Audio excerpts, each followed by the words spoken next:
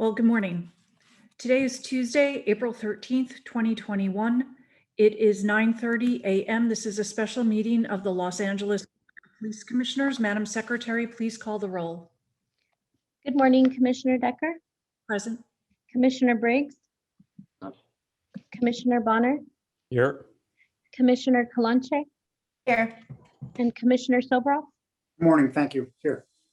Thank you. Let the record reflect that we have a quorum. Also present, we have the Executive Director, the Inspector General, the City Attorney, and the Chief of Police. Madam President.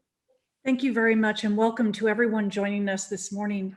Before we begin our agenda today, a few reminders, particularly those who may be new to our meetings. All public comment today will be heard on agenda item number 1, to which we will dedicate a total of 45 minutes. Members of the public have 1 minute per agenda item for a maximum of 2 minutes total. At the request of the speaker can be given 1 additional minute for general public comment for a maximum of 3 minutes total. Members of the public who participate in public comment are reminded that they can speak to any item on the agenda or a matter within the jurisdiction of the Board of Police Commissioners. Public comment is your opportunity to address the board. So you are free to express your opinion on matters before the board and to generally express when you disagree with other opinions expressed. However, directing your comments to other individuals who have spoken or attacking others who have expressed their opinion shall be deemed off topic and your public comment period will be concluded. To the members of the public, if you choose to participate in the public comment portion of today's agenda, you can do so in a number of ways. These are outlined in the agenda. First, you can submit written public comment, which many of you have already done. Thank you very much, to the Police Commission at lapd.online. Police Commission at lapd.online. If you have logged into today's Zoom call, you can raise your virtual hand. Or if you've called into this Zoom through the phone number listed on the agenda, you can press *9 if you wish to speak on an agenda item. If you wish to just listen to the meeting, you can also do so by calling into one of the numbers listed on the agenda that are designated for call-in and listening purposes. With that, we will begin with our agenda, and agenda item number 1 is the public comment period. Madam Secretary, please open the queue and call the first people who wish to speak.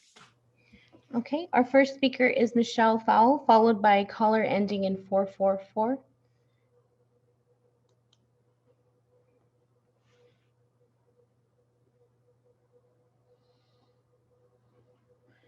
Michelle, you're on. Hi. Yes, I'm here. Hi. I was just calling to see if we can expand the public comment to more than 45 minutes. It's really difficult for a lot of people to get on the call, even at this time, and also to get every public comment done in that amount of time, because I know that there's a lot of interest. The other thing too is police brutality is just really a problem, and I would really like to see the city taking some of the money allocated to the militarization of the police and reinvested in communities, putting money towards like mental health and things of that nature. Thank you. That's it. Thank you. Our next speaker, please. Okay, our next speaker is caller ending 4444, followed by beautiful woman speaker.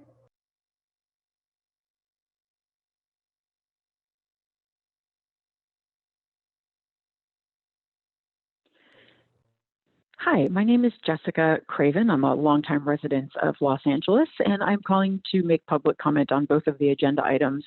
So we've all seen these reports on LAPD's violence during the George Floyd uprising, and I know I was at those protests, and I know many others who were at the protests and subjected to LAPD's violence. And these reports are, I'm going to try not to curse, but they're patently absurd. They are completed largely by police, so police policing themselves, which we know is a completely non-workable proposition. And they are also calling for new resources, trainings, communications channels, all this stuff that we know doesn't work. This is a complete repeat of a cycle we have seen over and over again, right? Where police do something horrible and then they are, we give them new training, we pour more money into an institution that is fundamentally broken, and then they do it again. These reforms do not work. This department needs to be defunded. Frankly, you all as a committee have shown yourself to be completely untrustworthy and largely complicit in this problem. So that's a problem too. But the LAPD's internal report also has several false accounts. I knew many people who were at these protests. The police were completely instigating violence. And that's a fact. It's factual. Anybody who was there knows this. You guys need to defund this department. Chief Moore needs to be fired. Nothing will change until Chief Moore is fired. Look at what is happening in Minneapolis. Look at what is happening every day in this country. Police will continue to exert violence and power over populations who cannot fight back. It's not an even playing field. I'm going to yield the rest of my time, but you guys need to do better. This is a travesty. These reports are a travesty. Thank you. Okay, thank you. Next, we have beautiful woman speaker followed by P. Minor.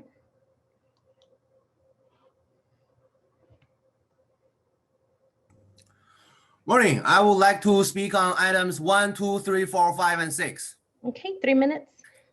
Good morning, Chief. Yes, first of all, I would like to start with my public comment. First of all, I would like to mention Commissioner Goldsmith is one of my favorite police commissioners. And then for some reason, the public continue to talk about the conflict of interest, which is nonsense stuff. And then, so right now, I actually have something different. Sir, you need to address something within the jurisdiction of the board. When I read the online in Los Angeles, when I recently read the news, that which is very, very interesting to me, I want to share with the public, since the commissioner continue to emphasize within Los Angeles, yes, this is within Los Angeles, I guarantee you.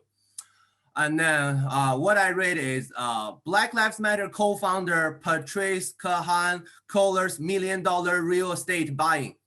So after the Los Angeles rioting and the looting Go to the from next speaker, last please, summer, Madam Secretary. He's off topic. is that he purchased more than 4 real estate, and then all of them are within Please, the Madam high Secretary. income. He's off topic. Next speaker, please. Okay, next speaker, we have P. Minor followed by Mike Witkowski.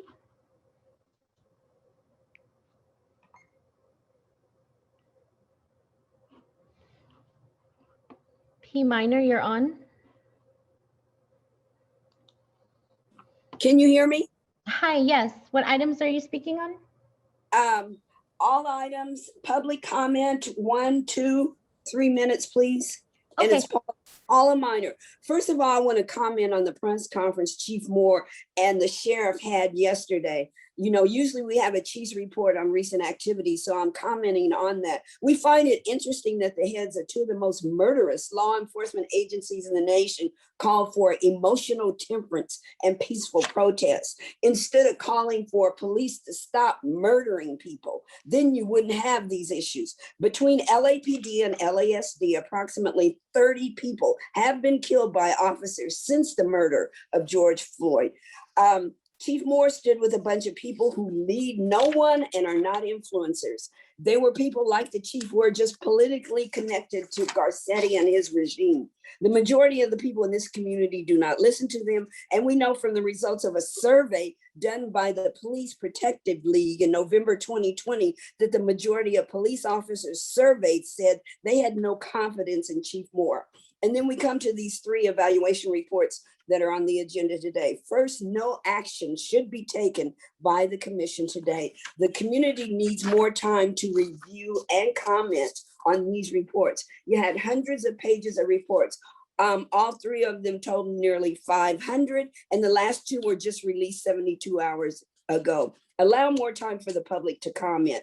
But each of these reports, as summarized in the media, did say LAPD failed, did extremely poorly in policing.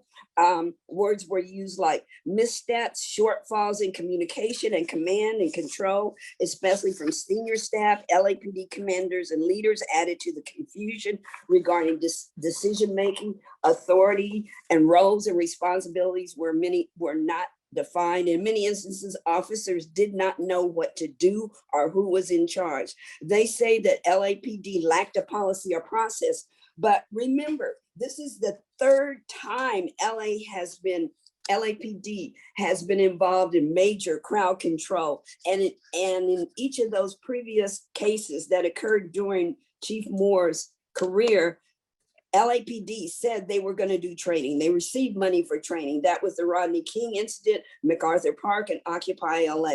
We feel the chief is responsible. He is not leading. Chief Moore must go. We have an online petition at tinyurl.com, fire LAPD Chief Moore, that everyone must sign. I yield my time. Okay, thank you. Next, we had Mike Witkowski, followed by Josh Nadell.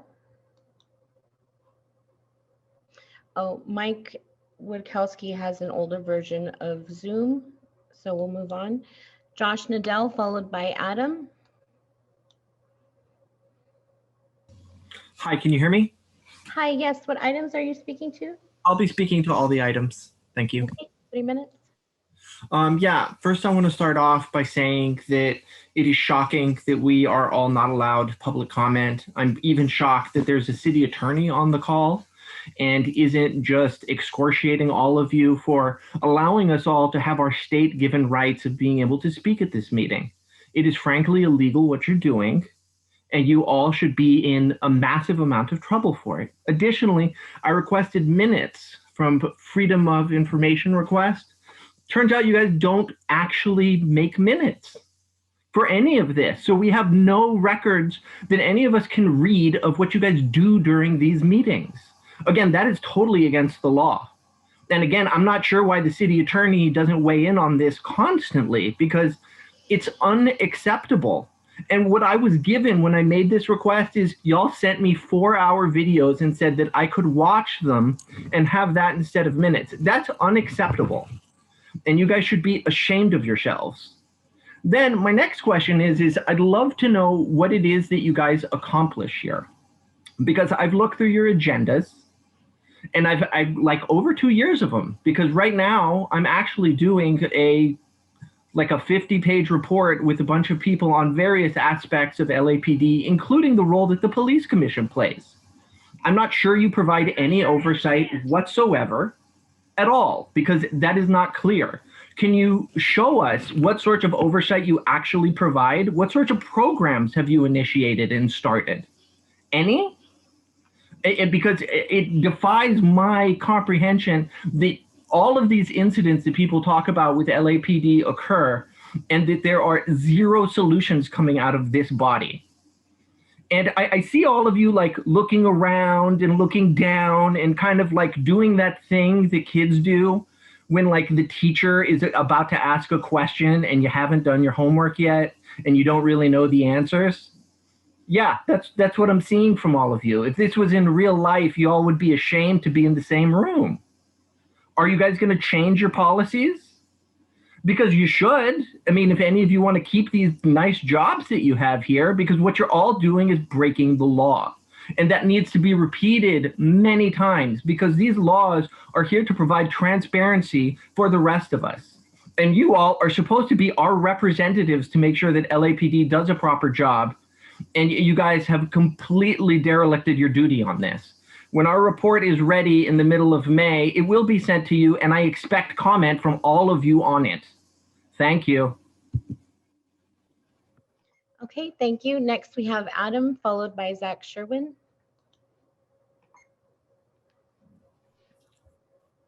Yeah, hi, good morning. Good morning. What items would you like to speak on? 2A, 2B, public comment and the chief's report. Okay, 3 minutes.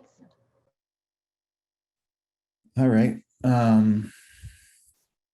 Yeah, I'll start with the chief's report. Where the fuck is that? Just curious why there's no report from the chief of police today. This is a police department that spends upwards to $8 million a day of, tax dollars. 54%, Steve. There's nothing Chief Moore considers worthy reporting on. Yeah, items 2A and B. You definitely, Ms. Decker, you talked about being able to, people can send in public comment by email. You never mentioned that it has to be in by yesterday. So I'm not sure why you even bring it up at the beginning of these meetings every week. We're here giving public comment on 2 agenda items where you'll be discussing millions of dollars just in the making of these reports.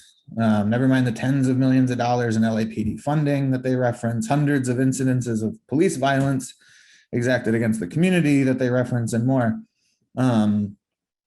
How can you all call, yourselves the citizens' voice in police affairs, but like not allow us to hear what you're discussing on these things before allowing public comment?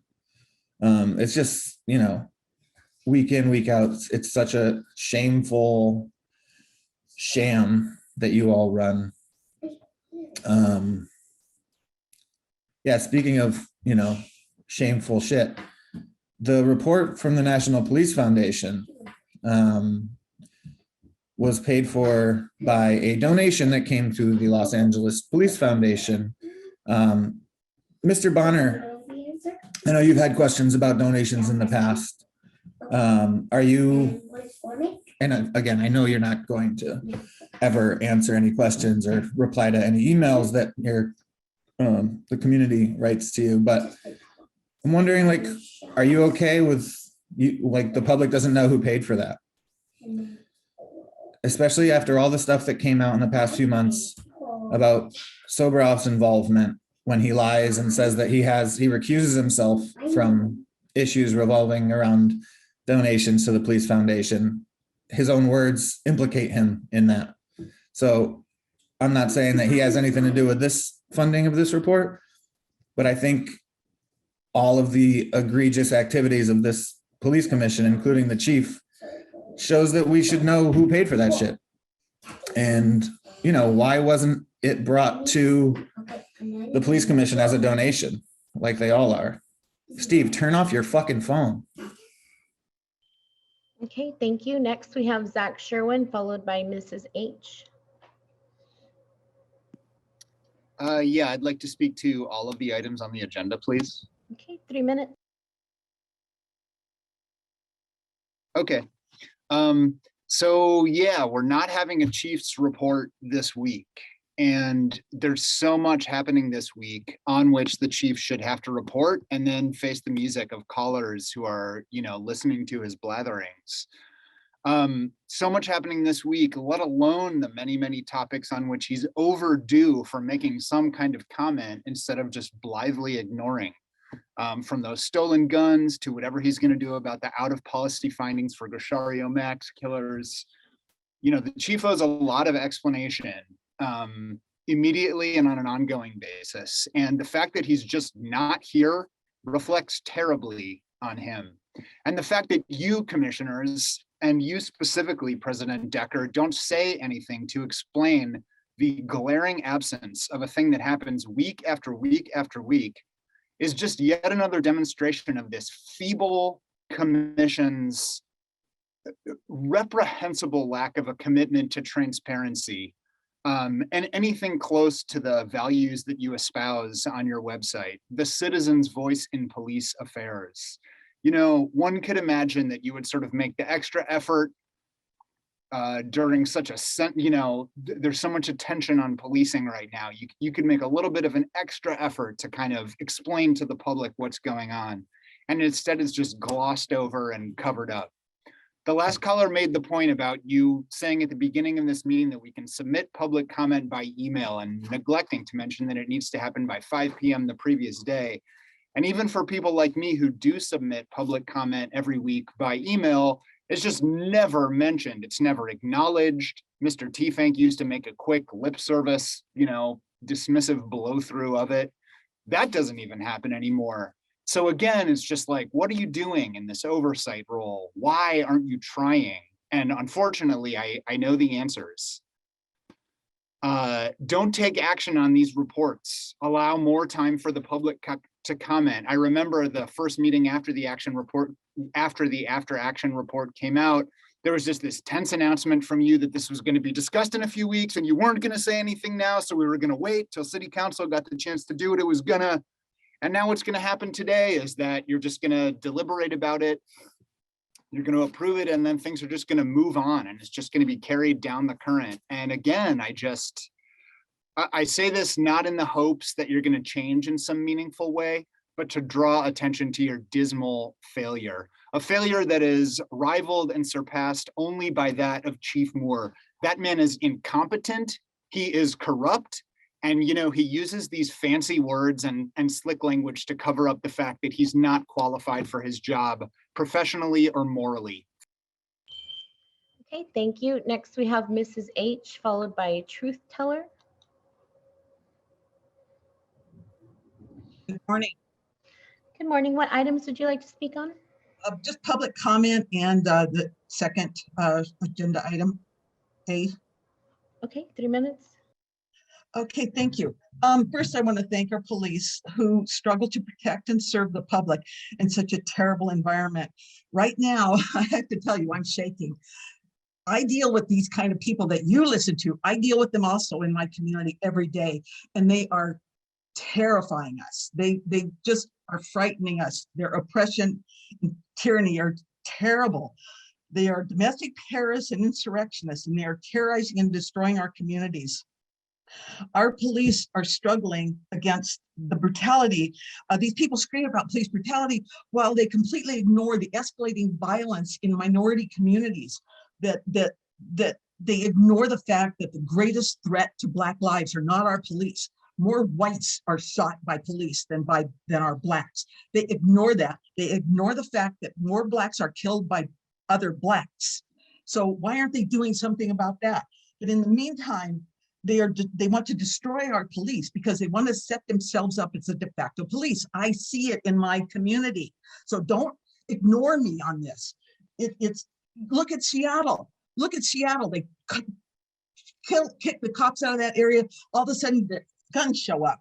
We need our police to stand up for our community. But how can they do that when our politicians pander to this evil and defund the police?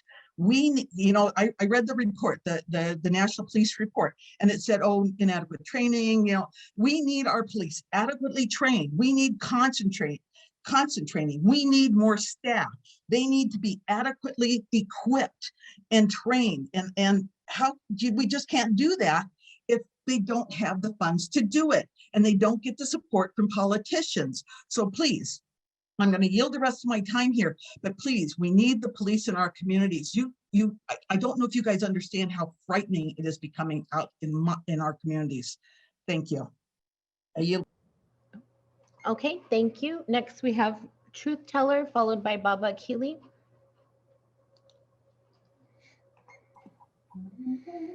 Good morning. Can you hear me? Hi, yes. What items would you like to speak on? 1, 2, and 3. Okay, 3 minutes. Thank you. I love Mrs. H, and what she said, I repeat. I don't think the police commissioners really do understand what's going on because they're not walking the streets, taking the bus, taking the subway, and living the life of the citizens in this city. They're living a privileged life, let's face it. And so they need to get out and they need to walk the streets and they need to see what's going on. This public agenda here, there is no chief's report. That's unacceptable. That's a neglect of duty on the part of the chief. If he cannot speak for some reason, he should have someone speak like Chief Gamala for him. That is unacceptable. To have public comment period come first before the presentations and discussion and possible board action regarding the Safe LA. And I'm going to call it a riot, okay? Civil unrest. Unrest sounds like it's a little bit of a, unrest issue. It was a riot in the early 90s, and what you're seeing in the streets are riots. Now, somebody used the term George Floyd uprising. Maybe you heard that before. Okay, I've heard it numerous times on these meetings. Uprising. What does uprising mean? It means revolution. Go out there yourselves and see the signs and see the people and see what they're about. They're about overthrowing the government. They're about attacking the police. I totally believe in the First Amendment and the right of legitimate people. And when I mean legitimate, people are not breaking the law and don't have the intent to break the law and don't intend to loot and don't intend to commit arson and commit assaults on police and citizens that don't agree with them. Okay, let's talk about what really is going on here. That's why I'm going by the name Truth Teller today. Get out there and see what's going on. The Chaleff report, lack of intelligence, go down to Little Tokyo. Read the signs that are up there in clear English and Spanish by Bob Avakian. RevComs. What does RevCom mean? Revolutionary Communist. I've mentioned that before. The Revolutionary Communist Party. It's refusefascism.org. It's BLM. It's a combination of groups that go by different names, but their agenda is always the same. You have to wake up and call things the way they are. Standing behind the wording of political correctness and vagueness and racial justice nonsense and social justice nonsense is not going to help the citizens of this city or this country. It is time to take an honest look and tell the truth about what's going on. That's not going to happen in this administration. Moore should resign for taking a knee to BLM. That was a disgrace. It's time for him to go, and it's time for a new mayor, and it's time for a new police commission that actually has diversity of opinion and authenticity. Have a nice day. Okay, thank you. Next, we have Baba Keeley, followed by Samantha.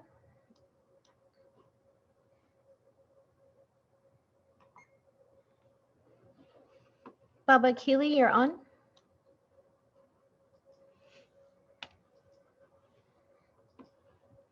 Okay, we'll come back to Baba Keeley. Samantha? Okay. I want to speak on all items. And you can hear in the background one of the things I want to talk about. But the first thing is that this is absurd to have public comment before you have a report. What are we commenting on? Except how bad the police have been, and we know that, and we've seen this before. We saw it in 65, we saw it in 92, we saw it at the May 1st protest. Over and over again, it's the same thing.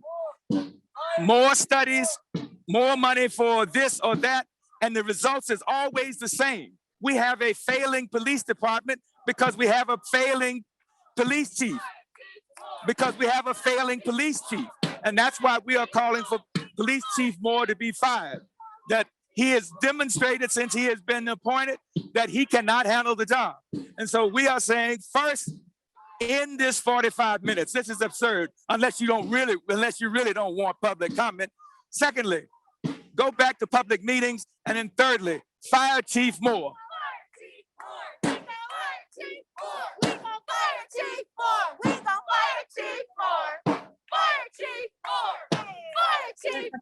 I yield the rest of my time. Madam Secretary, let's move on. Next speaker, please. Okay, thank you. Next, we have Samantha, followed by Betsy. General comment 2A and 2B, please. Okay, 3 minutes. Before any of us criticize, maybe we should go on a ride along or do one of those simulators where we have to make a split-second decision, risking our lives. I've seen officers up close dealing with these protesters. Keep in mind, there are hundreds of these protesters versus a couple dozen of the officers. Officers are clearly outnumbered. These protesters throw rocks, pipes, smoke bombs, frozen water bottles, and bottles filled with certain liquids such as urine. These protesters push at these officers with their signs, scream in their faces, jump on their cop cars, and physically assault them. We, the citizens, law-abiding, hardworking, trying to raise our families and kids, urge you, the commissioners, to do your job to decrease crime and the fear of crime. You have made that commitment to Los Angeles, and in my opinion, even before God, even if you don't believe in God. Shootings and homicides have increased so much. These numbers we haven't seen in more than 10 years. We are afraid there is not enough police and we won't be protected when we need them. Why are other parts of Los Angeles County better protected who have their own police departments? We also pay taxes and we need protection. What happened in Minnesota is not fair to demonize LAPD. That is a totally separate state. We have concern, though, that civil unrest, or more accurately, riots, revolution, and overthrowing the government will come here yet again, burning businesses down, looting, and mayhem. Is LAPD prepared for the outcome of the George Floyd trial?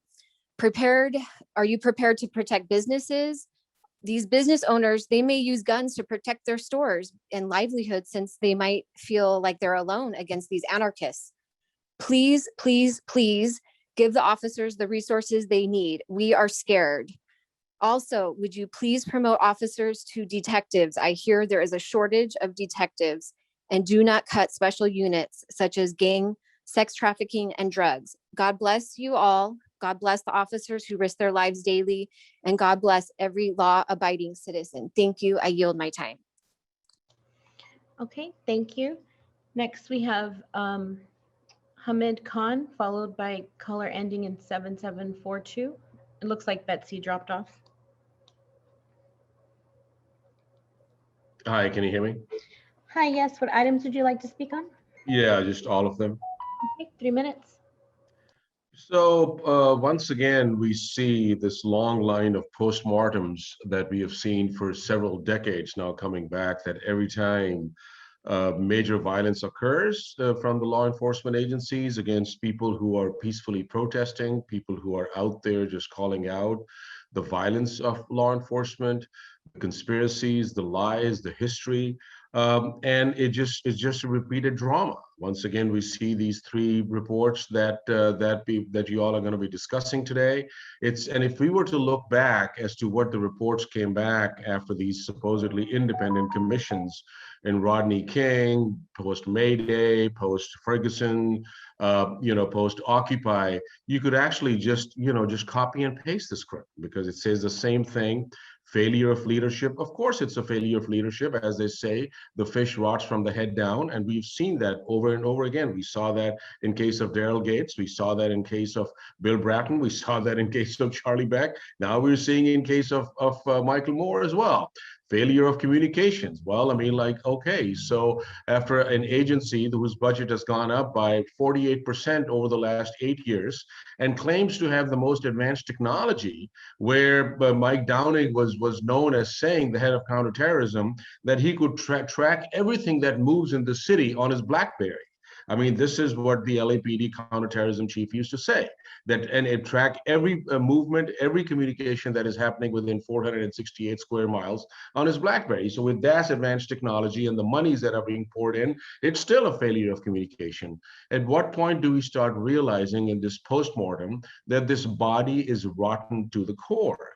That you can't salvage this, you can't keep on embalming this body, you can't keep on breathing life into this body, because year after year, decade after decade, it is shown that it is not geared for public safety. These are, as Professor Jody Armour calls them, these are violence workers. They leave home to engage in violence. And that's exactly what they would do, is the communities are never violent.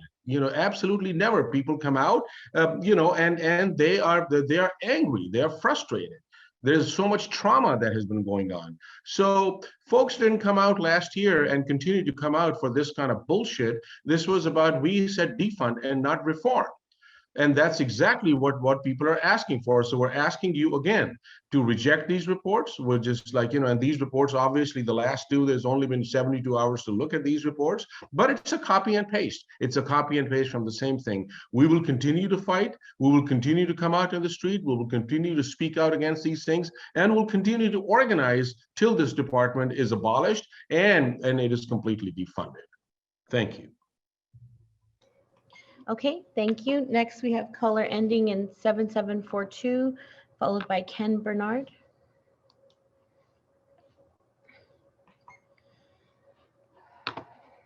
Caller ending 7742. Yes, good morning. Can you hear me? Hi, yes, what items would you like to speak to this morning? 2A, 2B in general comments, please. Okay, 3 minutes.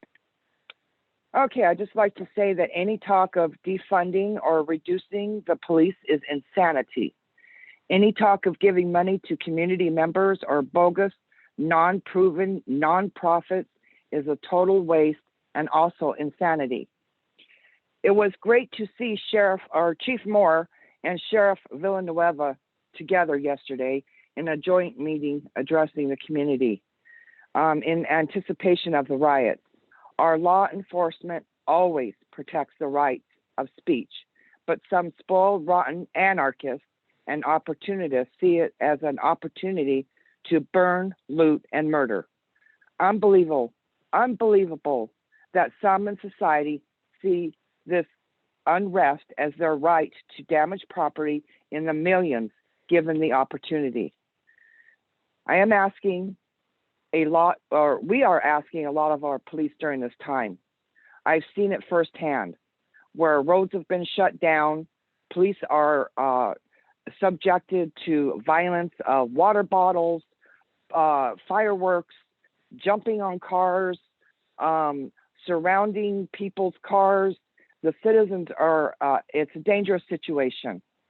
And I've seen it firsthand, and it's frightening, and I don't want to see any more of it. Also, the verbal abuse. Again, we're still in COVID. The rioters, and there's a difference, obviously, between protesters and rioters. But when someone gets in the faces during COVID to a police officer, screaming in their face, spitting, and carrying on is just unacceptable. Again, our police need a 6-foot distance where people stay away from them. I don't want to see anybody die because of COVID anymore. And again, this is all at the hands of anarchists who want our police to be their water boys and citizens to be victims at their whim. We've had enough. I'm sure the police have had enough, and it's time to put a stop to it. I would suggest that the LAPD adopt more of Sheriff Villanueva's position of no tolerance of riots. As he said before, people who show up in basically riot gear with poles, helmets, knee pads, they're there to fight. He knows the difference. The citizens know the difference, and those people need to be stopped. Thank you very much. Have a good day. Okay, thank you. Next, we have Ken Barnard, followed by Gina Viola. Good morning. Can you hear me? Yes, what items would you like to speak on? All of them, please. Okay, 3 minutes. Also curious why there isn't a chief's report, considering that we spend $8 million every day. It was very cute for the chief to have his little show and tell with the sheriff yesterday, but really sad we won't be able to hear from him this morning with all of the money that we spend on the police. No action should be taken on any of these reports. There's not enough time to weigh in on them. And obviously you're not taking into account anyone besides the police themselves. There were hundreds of thousands of people out in the streets last year as well as this year, and their opinions are not even considered in this report. The process, as many things associated with this board, is a complete sham. There is no talking to actual community members in this. And like someone said before, the public comment that we email in essentially just go into the trash bin as there's no minutes taken. These reports are going to be used to get more money and training for LAPD, I'm sure. This is not a training issue. Since Garcetti took office, there's been a 48% increase in the LAPD's funding. That money is wasted. Nothing has changed. And as we're seeing around the country, specifically in Minnesota, the most recent high-profile police shootings there were done by training officers. And in the case of Daunte Wright this weekend, the veteran cop who shot him was training a person as she murdered him. training is not the problem and more money is not the solution. Fire Chief Moore, change the time of these meetings so that people can go to the city council meetings and the board of supervisors. I'm also going to ask, when are we going back to in person? People are getting vaccinated. It's obvious it's more comfortable for you guys to hide behind your Zoom screens. I mean, nicer for you so nobody has to smell Steve Soborov's farts, but would love to get back in person at these meetings. Also just curious, who Let's runs... move on to the next speaker. No, ma'am, I am on... Actually veering terribly off topic when you start discussing things like that. Please proceed to the next speaker. Thank you. Okay, next we have Gina Viola, followed by Jason R.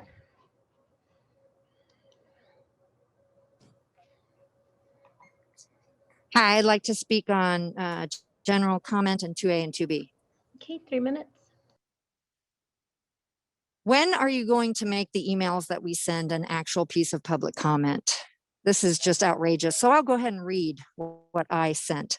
I saw the 3 reports on LAPD's violence during the George Floyd uprising that are on the agenda this week. Those reports ignore the community's experience and are written from, by, and for police.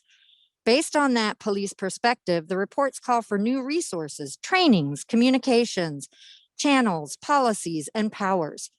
My God, this is a repeat of the same cycle followed by past examples of police cracking down on their critics, including during the Watts Rebellion, the 1992 uprising, the May Day demonstrations, and the Ferguson uprising in 2014. 1992 called and it wants its rhetoric back. Stop it. Time and time again, these sorts of reforms have failed to reduce police violence.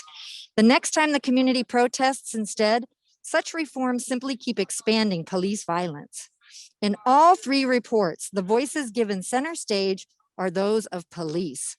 For example, the report by Gerald Chaleff spoke to over 100 police and exactly 10 community members, all from a list of hand-picked city council.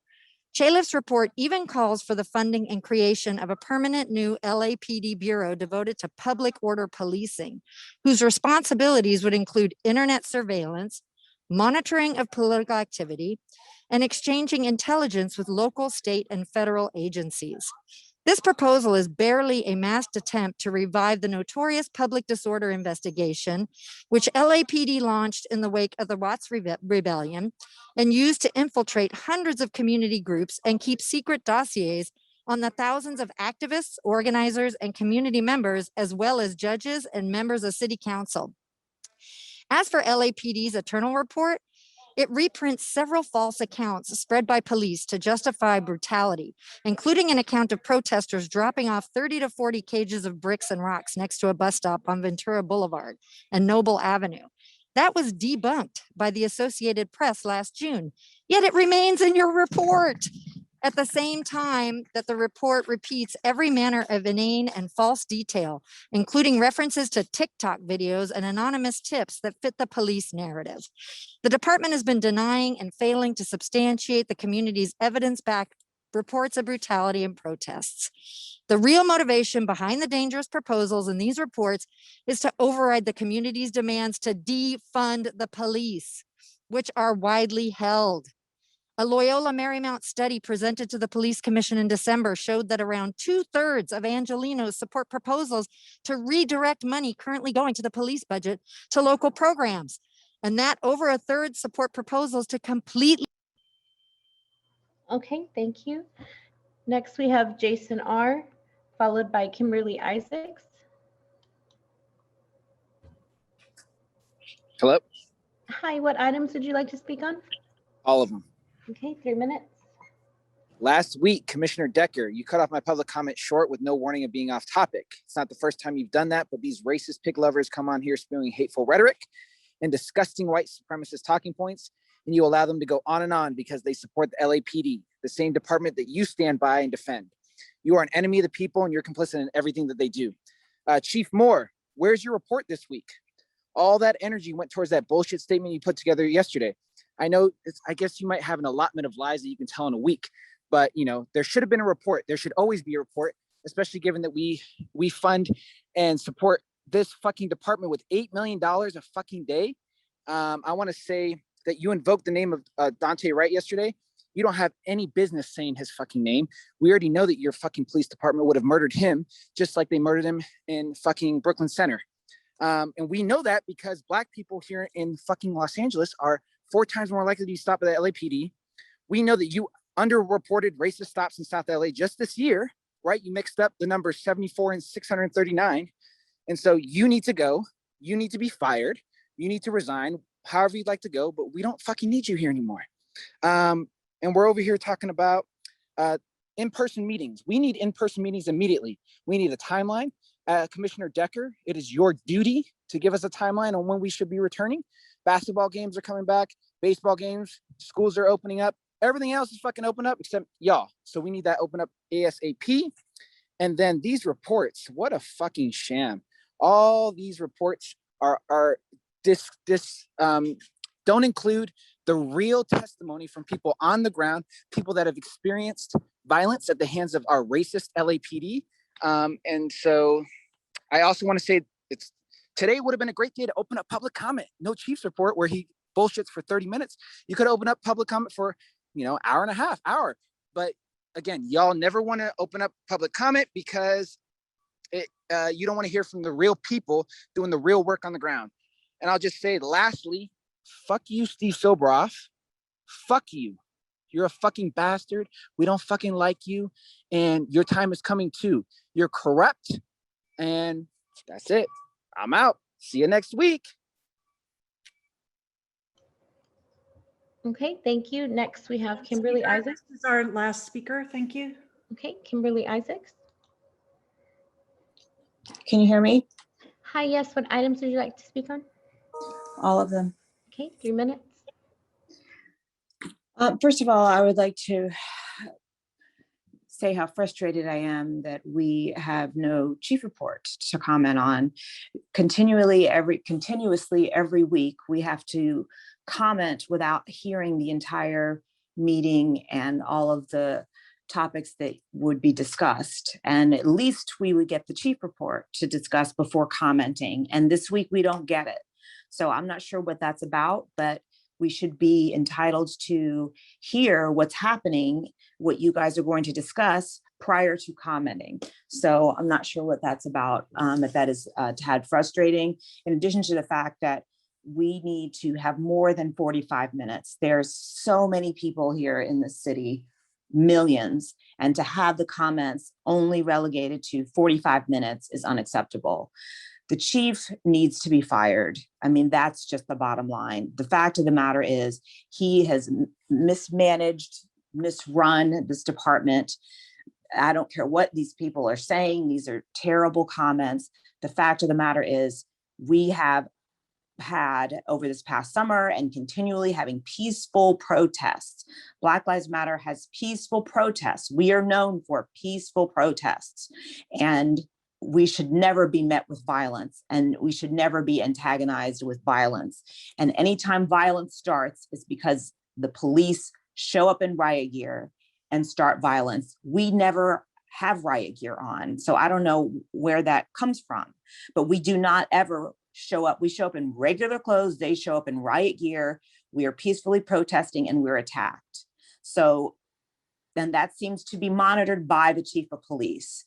That is not how the First Amendment rights, our First Amendment rights are supposed to be allowed. We're supposed to be allowed to publicly gather and protest. And when we're protesting police violence, police brutality, we shouldn't be met with more police brutality. I mean, that's ludicrous. It's basically proving what we're protesting against. So no, he does not need to still be in office. He needs to be removed. And we need to be back in person. I don't understand why every other area of our county and city are opening up because of vaccines and all of our numbers are down, but you continue to hold us to 45 minutes or not having us come in person. So you have to look us in the face again and tell us these lies about activity that we know is going on because we're there and we're participating.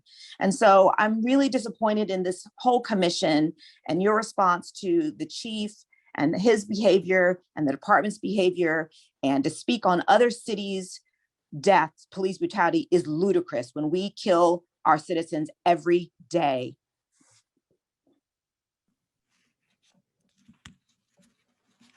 Thank you, Madam Secretary. That concludes the public comment period. Thank you to everyone who took the time today to call in to express your opinions. Colleagues, we're going to move on to the agenda. And as you know, we have before us 3 reports today. It was always our intent to have a single purpose meeting today to address these reports and issues related to the LAPD response to last year's protests. And by the way, as all you commissioners know, the agenda is set by the commission, not the chief of police. The chief is here. He'll be making comments later at the appropriate time after we hear the summary of all of the reports. I should add, commissioners, as you know, we received considerable written public comment. We typically receive that through the email address that is provided, and that is posted online each week. So anyone who desires to look at it has that opportunity. But with respect to the 3 reports we have before us today that are on the agenda and are hyperlinked on the agenda, we have the 3 reports conducted by the National Police Foundation, the members of the LAPD review team, and the team that prepared a report for the Los Angeles City Council that was led by Mr. Chaleff. We will have representatives of each of those 3 teams here with us today to first present a summary of the report and then take questions. So procedurally, this is how we will proceed.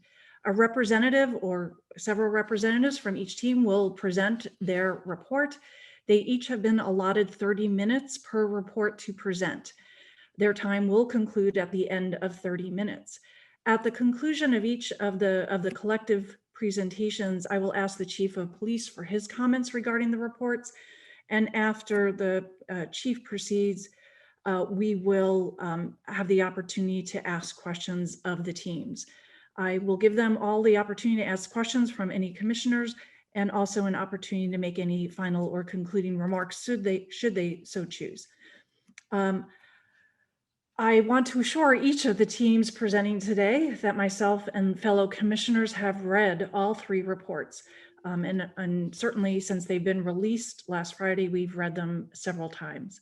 And on behalf of the commission, I do want to thank each of you for being here today, for your work in preparing these reports and for presenting. I also want to extend our thanks to the teams that stand behind you for their hard work and diligence in preparing these reports. I know that no one individual prepares a report on their own, given the depth and detail provided to us today, without a lot of people working on them. So we thank all who dedicated their time and experience to this effort. Commissioners, the reports that are offered to us today are critical for offering a deeper understanding and context to the LAPD's response to the civil unrest and protests that took place last year in the aftermath of the death of George Floyd. Perhaps more importantly, the reports provide the commission and city leadership with a roadmap forward, a path for improvement for the LAPD, for the city of Los Angeles, and I should add, for this commission.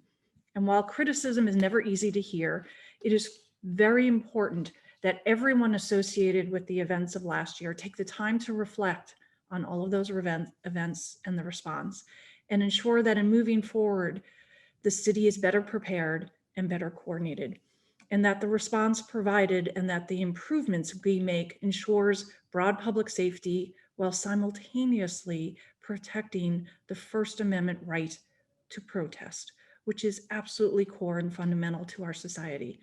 The reports offered to us today are an opportunity not just to reflect on the past, but focus on the future. It is important that we do both. Today's reports deal largely with the broader response, not the individual incidents that may have happened, whether it be a categorical use of force, non-categorical use of force. We will hear a report later today from Chief Marino and others regarding the general status of those investigations. There are separate authorities that deal with those particular instances, some within the jurisdiction of this commission, some within the city attorney's office. Those authorities are largely outlined in the city charter, and we will allow those processes to move forward. But today, We will focus on the broader response, the planning, preparation, and the response. And again, thank you to the three teams presenting today. Each report is important as we move forward. Each provides a perspective. It gives us a fuller picture of the events. Sometimes the perspectives are overlapping, sometimes they are complementary, but collectively they also provide, importantly, a robust list of improvements that we can undertake in moving forward. And so we are very fortunate to have the benefit of these reports prepared by experienced individuals. I'm going to first turn to the National Police Foundation and ask the Secretary of the Commission to please bring forward the representatives of the National Police Foundation. And as they are being brought to the panel and opening up their cameras, by way of background, and as noted in their report, the National Police Foundation was established in 1970 through a grant from the Ford Foundation and is the oldest nonprofit, non-membership driven organization dedicated to improving American policing. And with that, I understand that I believe Mr. Frank Straub, you'll be taking the lead, and if you would introduce your team and or begin your presentation, sir, the floor is yours for 30 minutes. Commissioner President, I have one clarification question, which I think I've been communicated it to, but it hasn't gone out here. And that is the purpose of today is to hear these reports, to gather comments on the reports. There will be no action taken today on any of them. That is not correct, Mr. Soboroff. We will take action today. Just to preview for commissioners, it is my intent that we do proceed in forwarding these reports, which are already public, to the City Council and to the Mayor. Also, I intend to make a motion, but I would like to do that after all the commissioners have had an opportunity to address their questions. And the motion will be for a report back from the department, taking all of the recommendations, consolidating them. Today, some of my questions will deal with whether there's overlap, differences of opinion, or nuances that perhaps I want to be sure we are appreciative of, but collectively come up with a broad list of recommendations that we can work with not just the commission and the department, but the elected leaders in this city as we move forward and ensure there's broad support for the reforms that will ultimately be adopted. So in one sense, Mr. Soboroff, it is a first step where we'll hear these reports. I don't expect the individuals behind these reports will be back, but there will be a report back from the department that I hope to get in 2 weeks. Okay, that clarifies. Thank you. Thank you, Mr. Soboroff. I appreciate that for laying the groundwork for the direction that we're going or intend to go. But I do want to hear from all commissioners since obviously we're not permitted to speak about these reports in advance. So with that, Mr. Straub, hopefully you're still there, sir, and you're prepared to proceed.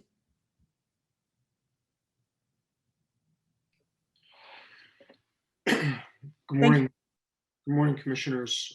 Thank you very much, Commission Chair Decker, members of the LA Police Commission, Chief Moore, and the LA community for giving us the opportunity to conduct this review as well as to present today. Today I'm joined by my colleagues, Ms. Jen Zunick, who is our Director of Local Programs, Dr. Travis Temaguchi, who's our Director of Research, and Ben Corbin, who is a senior researcher at the National Police Foundation. My name is Frank Straub, and I'm the Director of the National Police Foundation Center for Mass Violence Response Studies. The title of our report is A Crisis of Trust. We looked at the request of the LA Police Commission, the period of First Amendment assemblies and protests that occurred between May 27th and June 7th, 2020. Next slide, please.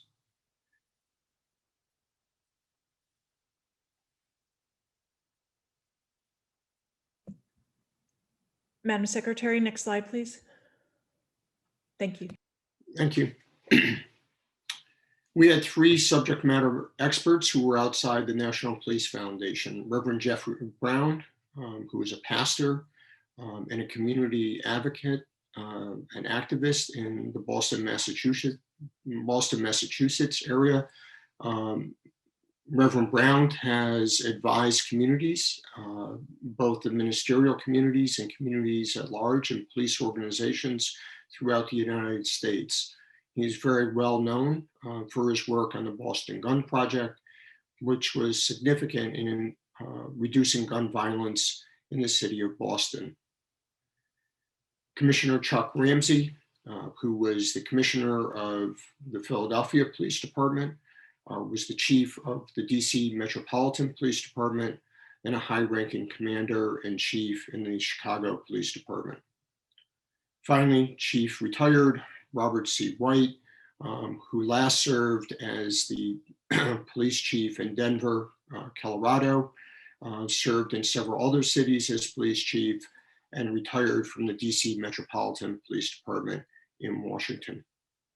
Again, our staff who worked on this project, myself, Ms. Zunick, Dr. Tamaguchi, Ben Corbin, Catherine Hugestein, Christine Johnson, and Yukon Yang.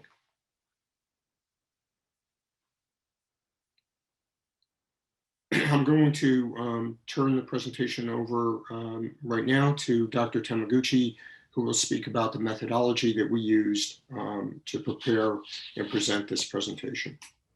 Thank you. So we took a very comprehensive approach to understanding the actions of the LAPD during these events. This included interviews, focus groups, and listening sessions with a variety of audiences from the LAPD to the community and elected officials. We reviewed a lot of data from a lot of different sources. This included things like training, policy manuals. We looked at arrests, incidents, property damage, pretty much everything that we could get our hands on in terms of spatial and temporal analysis. From that, we used the information to derive where major events happened and when they happened, and that information allowed us to really drill down into what was happening and talk to people that were at specific events during specific times to understand what their experiences were in those areas. We did a variety of mapping techniques, including looking at hotspots and heat maps and densities and clusters of events, and all of this information really helped us get down to the point where we could say that significant events were happening here, and let's talk to folks that were in those areas. So in addition to that, we looked at a lot of video data, a lot of body-worn camera data, a lot of photographic evidence, and all of that information was used to better understand what happened. In addition to those officially sourced data, we also looked at social media data, and we did text analysis on this to understand not only what people were saying, but when they were saying it, and what the agency, what LAPD was putting out and when they were putting information out via their social media channels as well. From all of this, we've created this e-report, which provides some high-level summaries of what the full report says, but also allows visitors to interact with some of these data and work with things that they want to do. So provides better insight and allows people to really understand what specific areas we looked at, when we looked at them, and what kinds of data were available in those places. Frank, if there's anything else you want to cover specifically, otherwise. No, thank you, Travis, appreciate it. So the report outline, we start off with an executive summary. We then discuss the purpose and scope of the report. We tried to put the report within the context of national and local issues. Specifically to the report, we looked at LAPD provisions and training, leadership and incident command, public communication and social media, officer wellness and morale, and community engagement and perspectives. We then provided our findings and our recommendations, and also some recommendations to help guide the city of LA and the LAPD and the community move forward as they continue to meet the challenges of policing and ensuring First Amendment protections.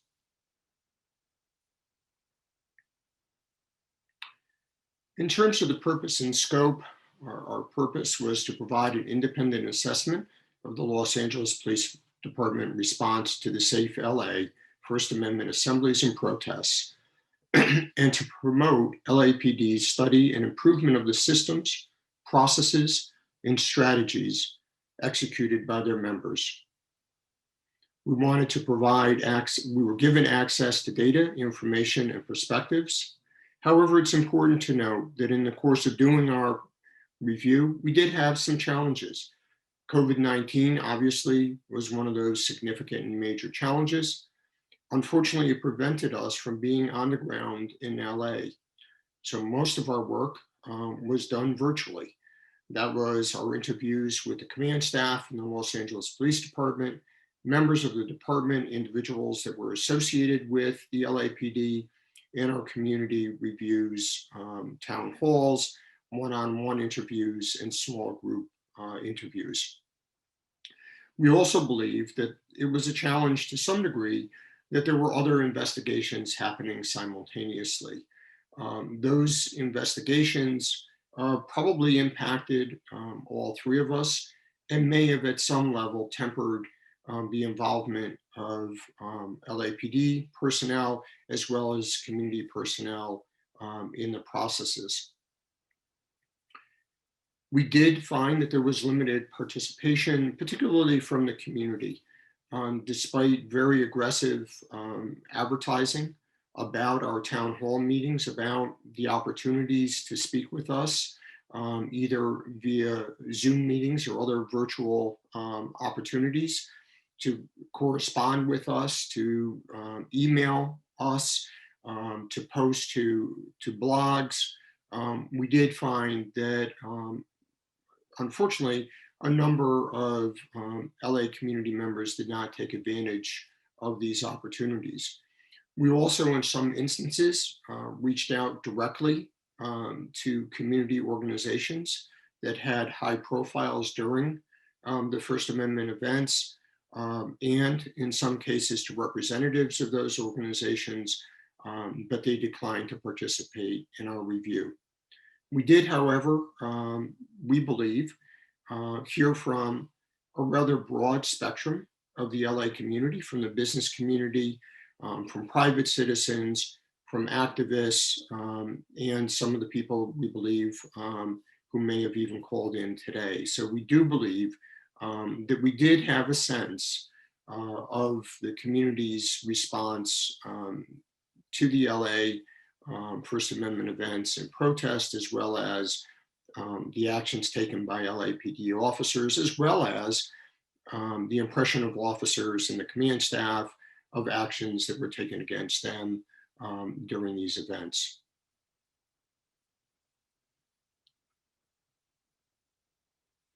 Next slide, please.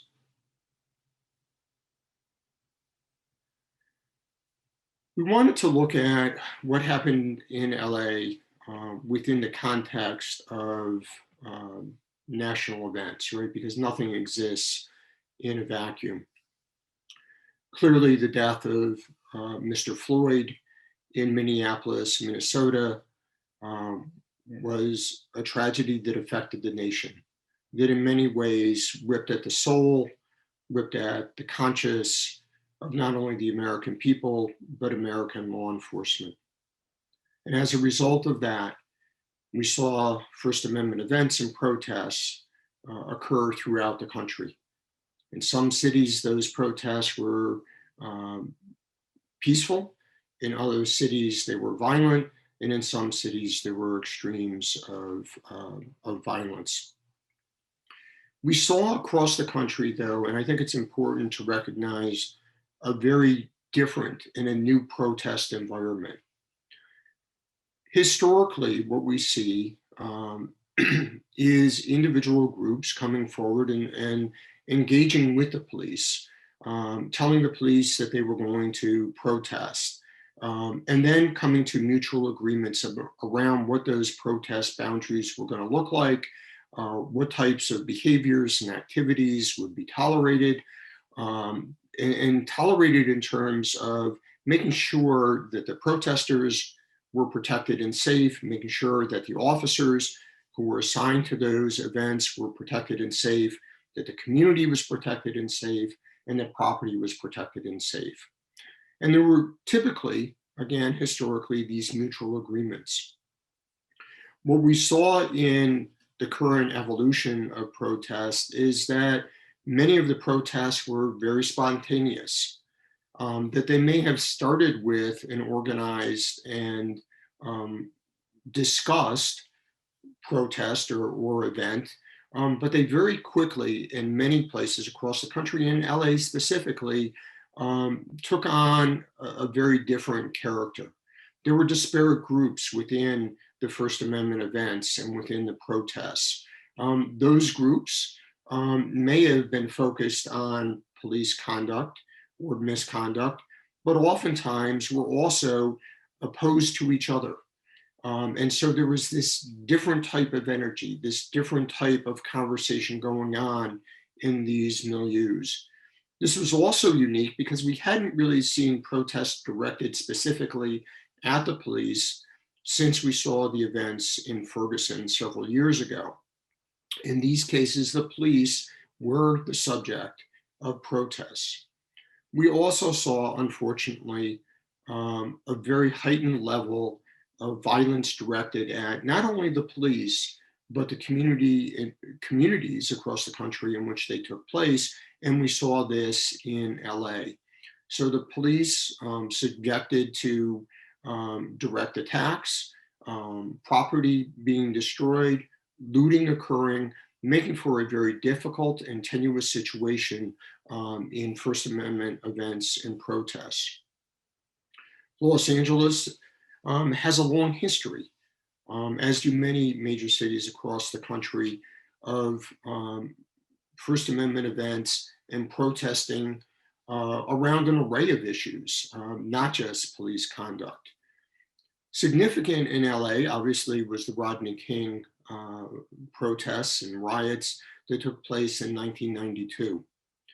We believe, and historically, we had done a report looking at the Rodney King events and the police response to it, that after those events ended, that there was a serious effort by the city of Los Angeles and by the Los Angeles Police Department to address issues that were raised around police conduct and the police response, not only to the Rodney King event itself, but the protests that followed. There was a period of reform and moving forward. However, in 2007, during the May Day event, we once again saw challenges to protest activities, First Amendment activities, and challenges around the police response to those activities. Then Police Chief Bill Bratton implemented some significant reforms in police conduct generally in LA, as well as the response to First Amendment events and protests. This really, we believe, continued through Chief Beck and through Chief Moore, that there has been a constant effort to look at policing from a very thoughtful and critical manner and perspective, to look at how crowds are managed in a way that protects First Amendment rights and freedoms.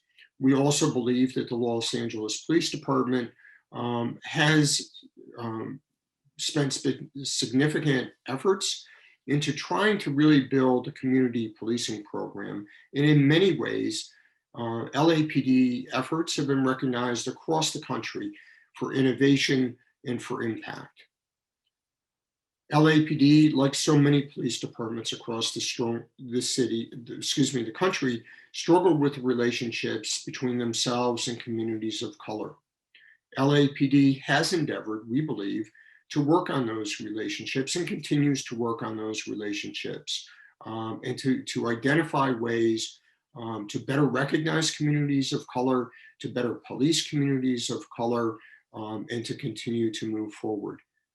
The public perception of the LAPD, like in many cities, is varied. Clearly, we heard earlier today, that there are individuals who are highly critical, that demand that the LAPD be defunded, that very serious and very direct reform efforts be put in place. But we also heard the voices of individuals who support the Los Angeles Police Department and support policing more generally.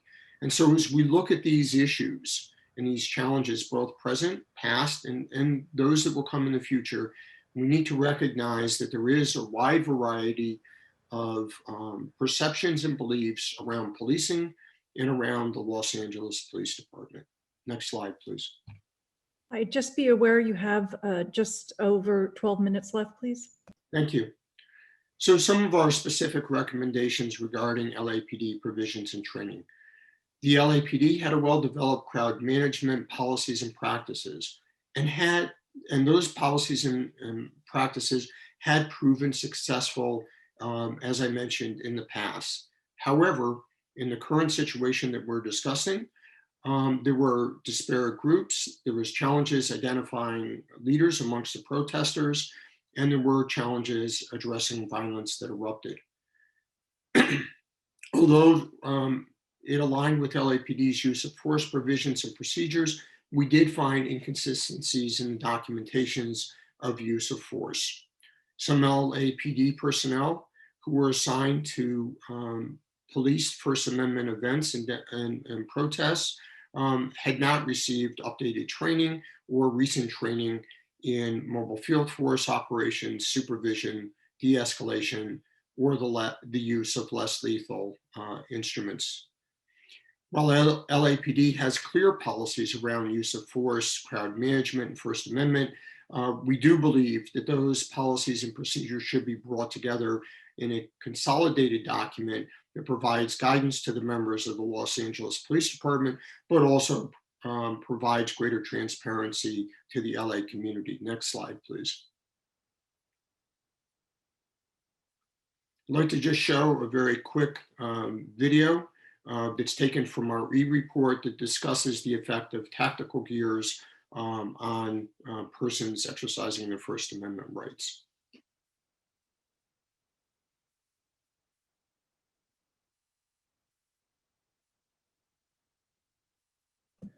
We do not have sound. Madam Secretary, freeze the clock for 1 moment, and let's try and get the technical issue handled. The sound on the generating computer has to be on for us to hear it, in case that's the issue.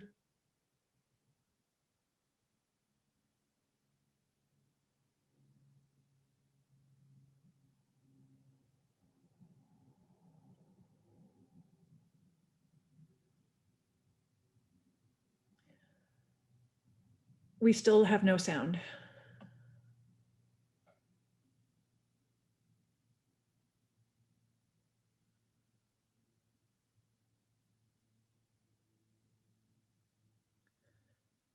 Still no sound.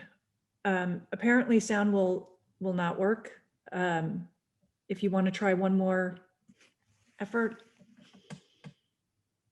In this case, was concerned because of the couple nights of violence that had preceded the Pan Pacific Park event. So I think there was concern for officer safety, for public safety. In most demonstrations, especially in the early stages, officers will wear their duty uniform, their soft gear. In light of this particular detail, in light of the events that occurred the days before, the officers were pretty much aware of the fact that tactical gear was going to be needed on the onset. When the LAPD was deployed to the Pan-Pacific area, full gear and the batons and the helmets and the protective gear, that sends a signal to those who are protesting that the police are prepared not only for engagement, but they are going to engage. That had an automatic adversarial effect on demonstrators that were there.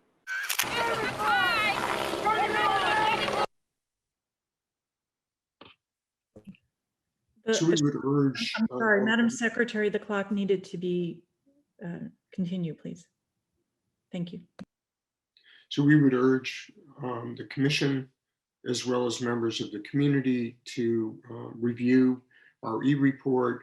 The video that you saw a snippet of actually analyzes 2 hours worth of body camera footage of the police response to a First Amendment event and protest during the time period. Going back to our findings and recommendations, the city of Los Angeles lacked a well-coordinated citywide political policy communications and law enforcement response. Communication within the LAPD, particularly within the first few days, was inconsistent. This created significant challenges regarding identifying cogent operating philosophy, determining operations, and establishing coordination and consistency between shifts. The issuing and cancellation of tactical alerts contributed to confusion and frustration among supervisors and officers. And we believe that the LAPD did not effectively leverage intelligence and information citywide, including publicly available social media, that may have enhanced situational awareness among officers and their ability to rapidly assess multiple venues and deploy resources. Next slide, please.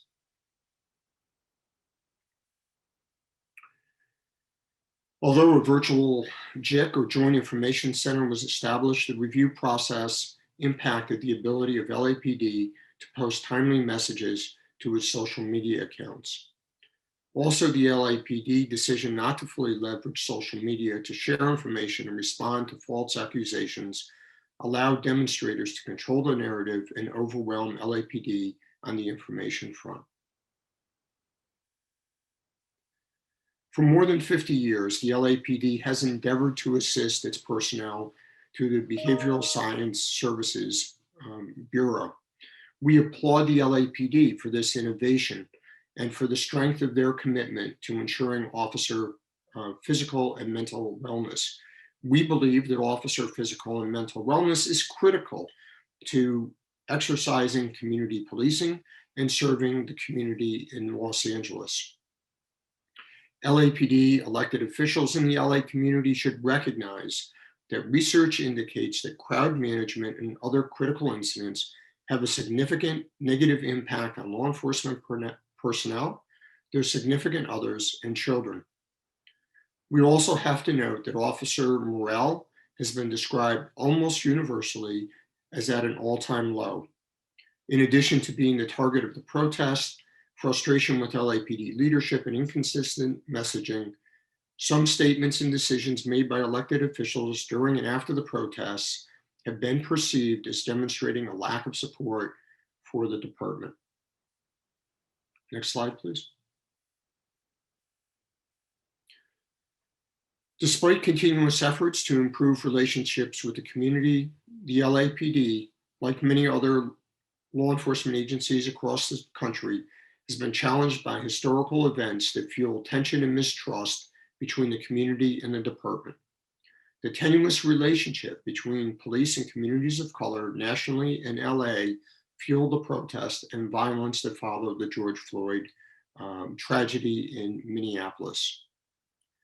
It is important to note, though, that after the initial days of the protests, the LAPD did and was able to leverage its relationship with business owners, the BID, community leaders, and activists to facilitate safe LA First Amendment assemblies and protests, particularly at the bureau level.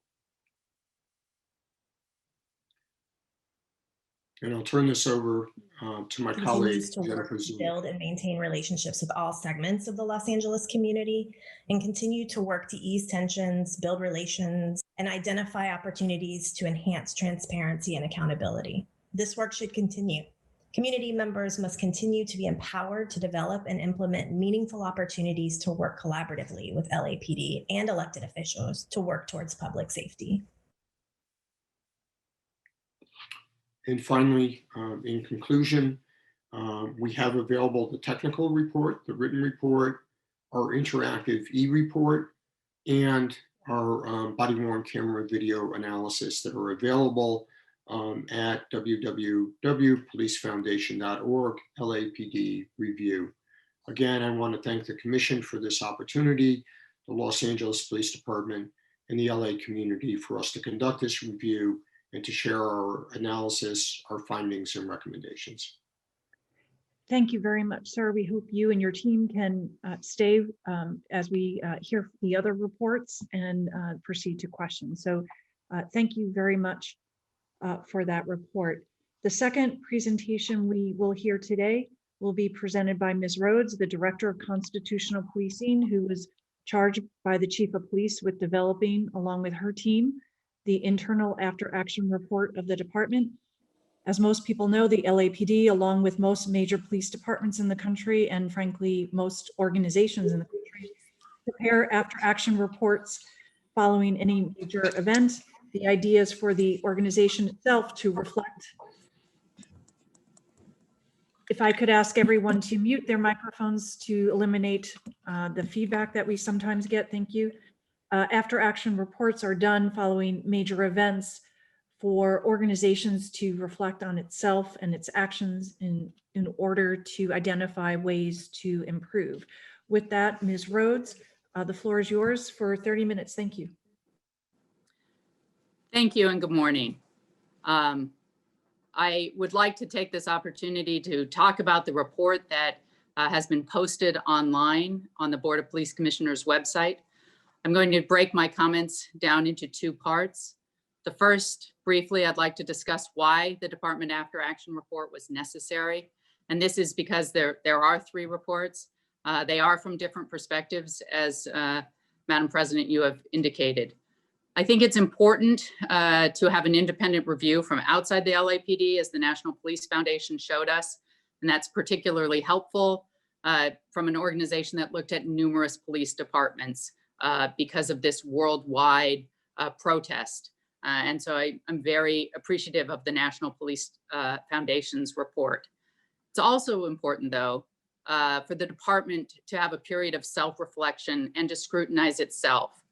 And I would like to take this opportunity to thank the numerous and many contributors to this report, and also the authors of this report. I'm just going to move my screen briefly to show the individuals who really were responsible for authoring this report.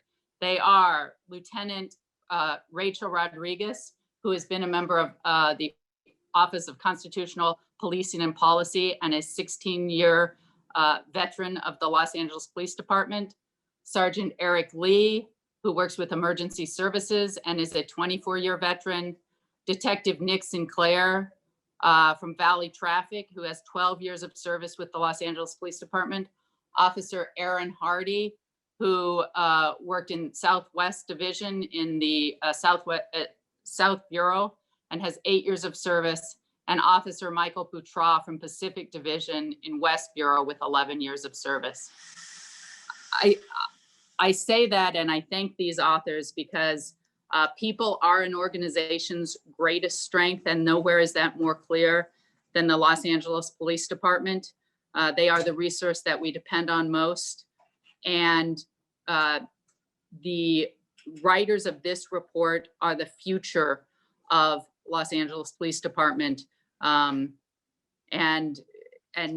they have long futures, as you can see by their terms of service. They were also people who were involved directly from their capacities as officers, sergeants, and lieutenants in the demonstrations. And so they bring to this report a real sense of knowledge from participating. I'd like to just talk about the fact that the department employees were interviewed formally and informally. And so the authors, the group of authors may be small, but the contributors to this report were very large. And I thank all of those individuals who we contacted, who gave us very candid remarks. And that will help the department, which is a department that seeks quality through continuous improvement, to make those improvements and to have a path forward. The report each of those people, however, brings only a snapshot and their own histories and views. And so the report talks about systems and systemic changes that we would like to see made rather than individuals. It also discusses changes that brought their own issues and the need to react.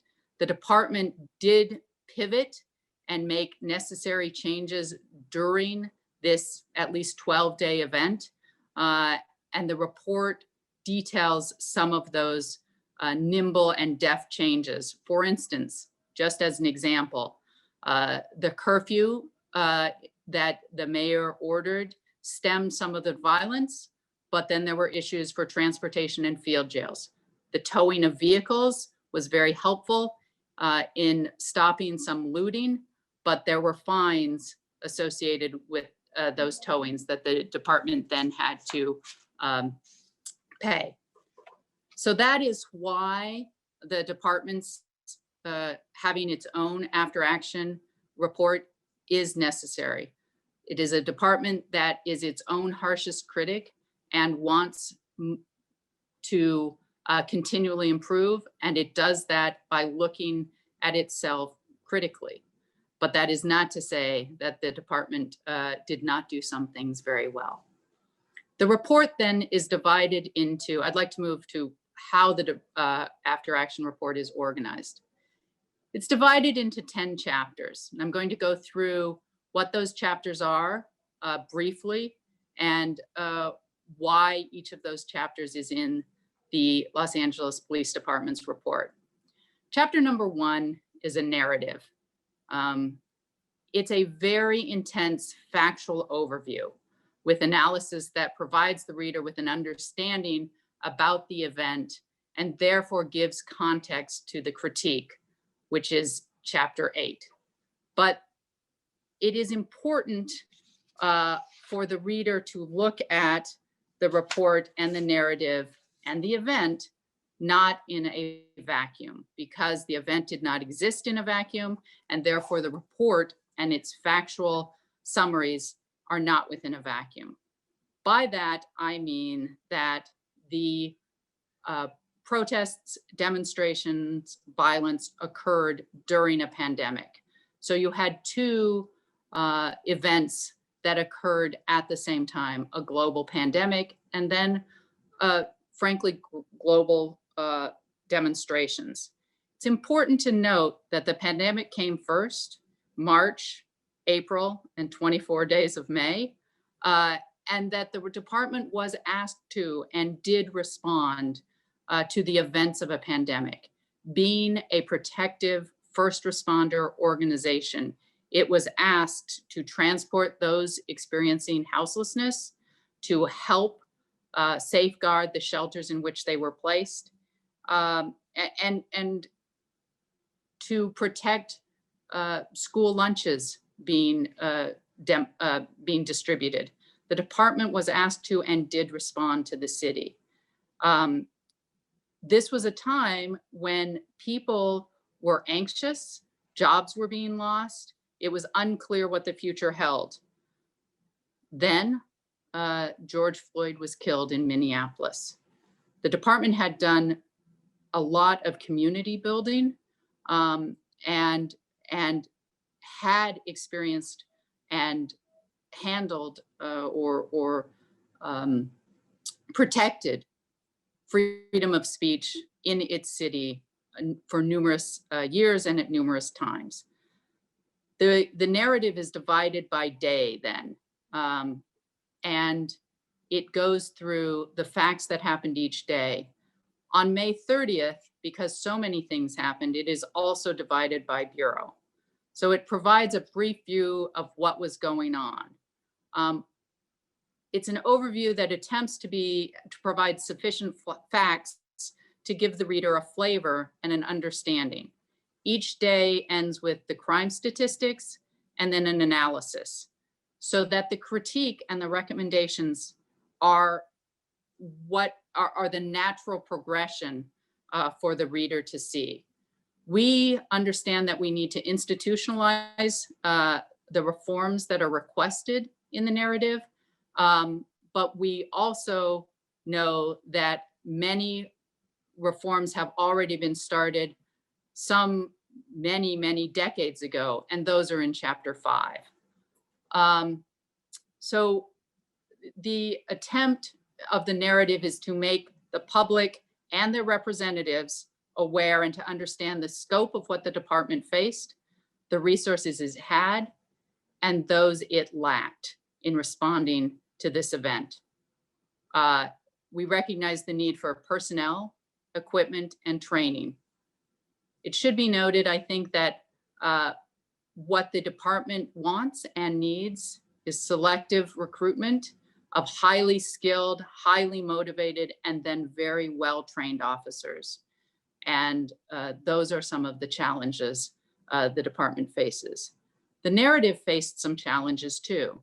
The challenge was to attempt to organize an event and let the reader see the event in a linear fashion, but recognize that it was a dynamic, fluid, and sometimes frenzied event. So that's what the narrative does. It combines both facts and suggestions and reasons for those suggestions. Chapter 2 talks about costs. I think that's fairly self-explanatory. There are both human and property costs.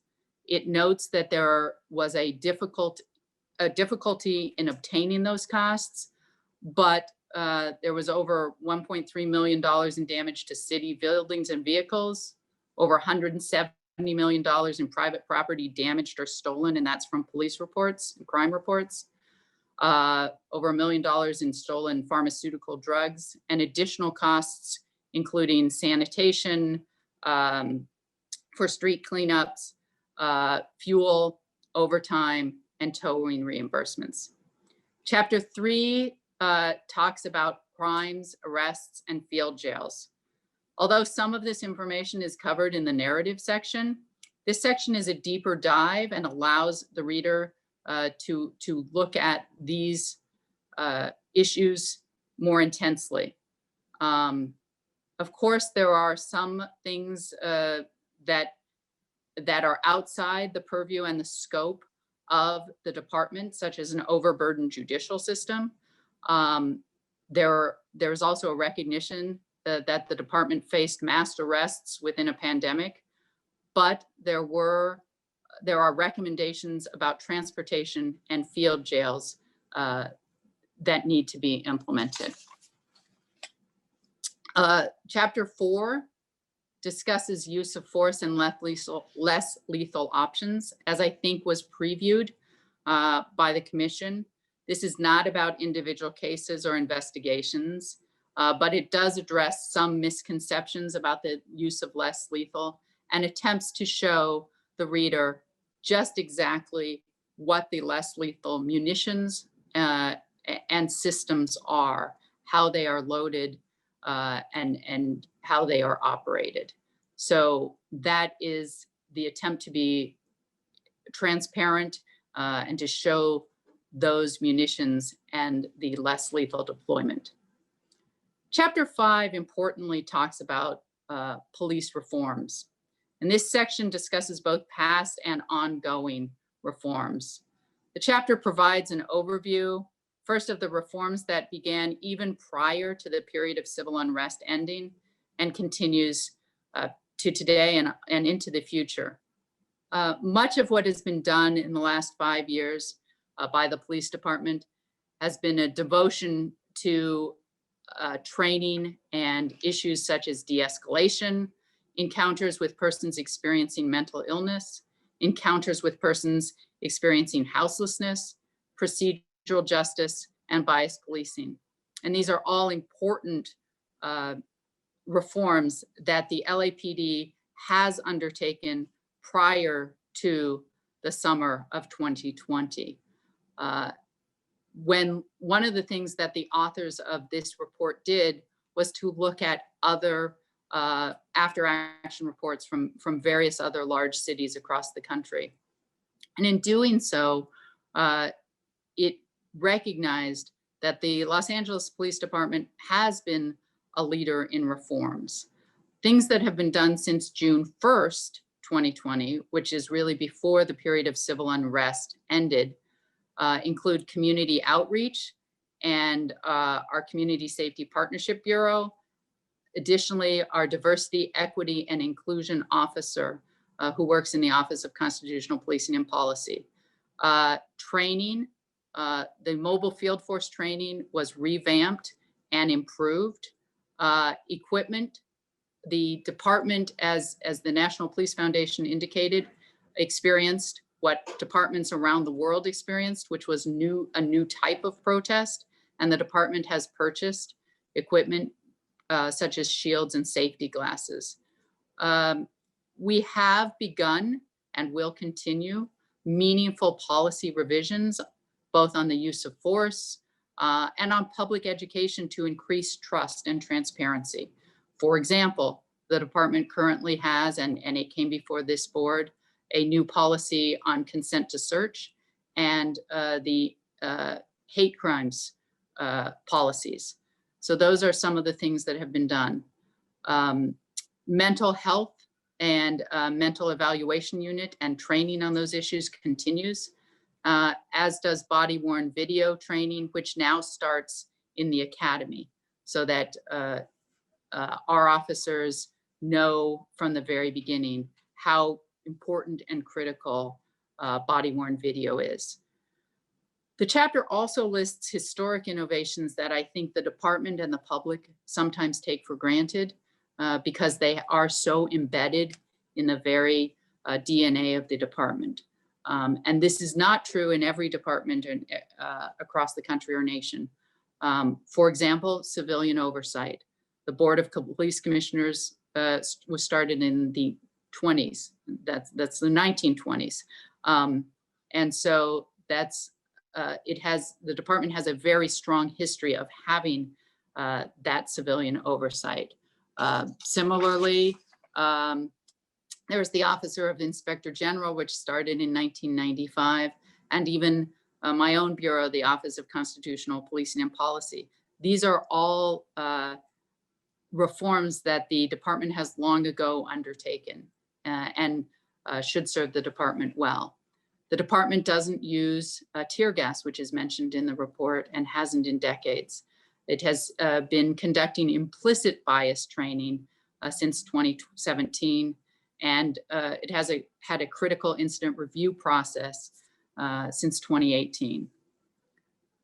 Chapter 6 discusses personnel and mutual aid. That is also again discussed in the narrative section, but it is important to note that while the department needed assistance from outside entities, and while the department gave assistance to outside entities such as Santa Monica, that came with its own set of challenges as well. And so there are recommendations on that. Chapter 7 discusses logistics. And then chapter 8, along with the narrative, I think provides the real heart of this report. Again, it's important to have this critique in context, which is provided in the narrative. There are 28 recommendations and 3 best practices. I think that may be a bit misleading because even when the department had best practices, the department's position is continual improvement. And so if there was anything that could be done better, the department sees room for improvement.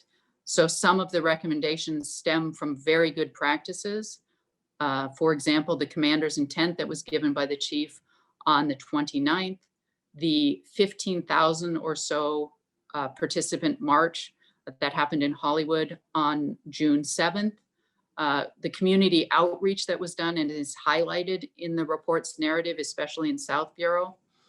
And frankly, the nimble way that the department turned from enforcing laws against those who would commit violent acts towards both property and people, and towards an unseen but protective entity that allowed for and facilitated free speech. Those were best practices, but there were also some recommendations for not just what the department did well, but what it can do better. An after action report by its very nature is critical to promote improvement. The 28 recommendations in general can be categorized in terms of planning and preparedness, the incident command structure,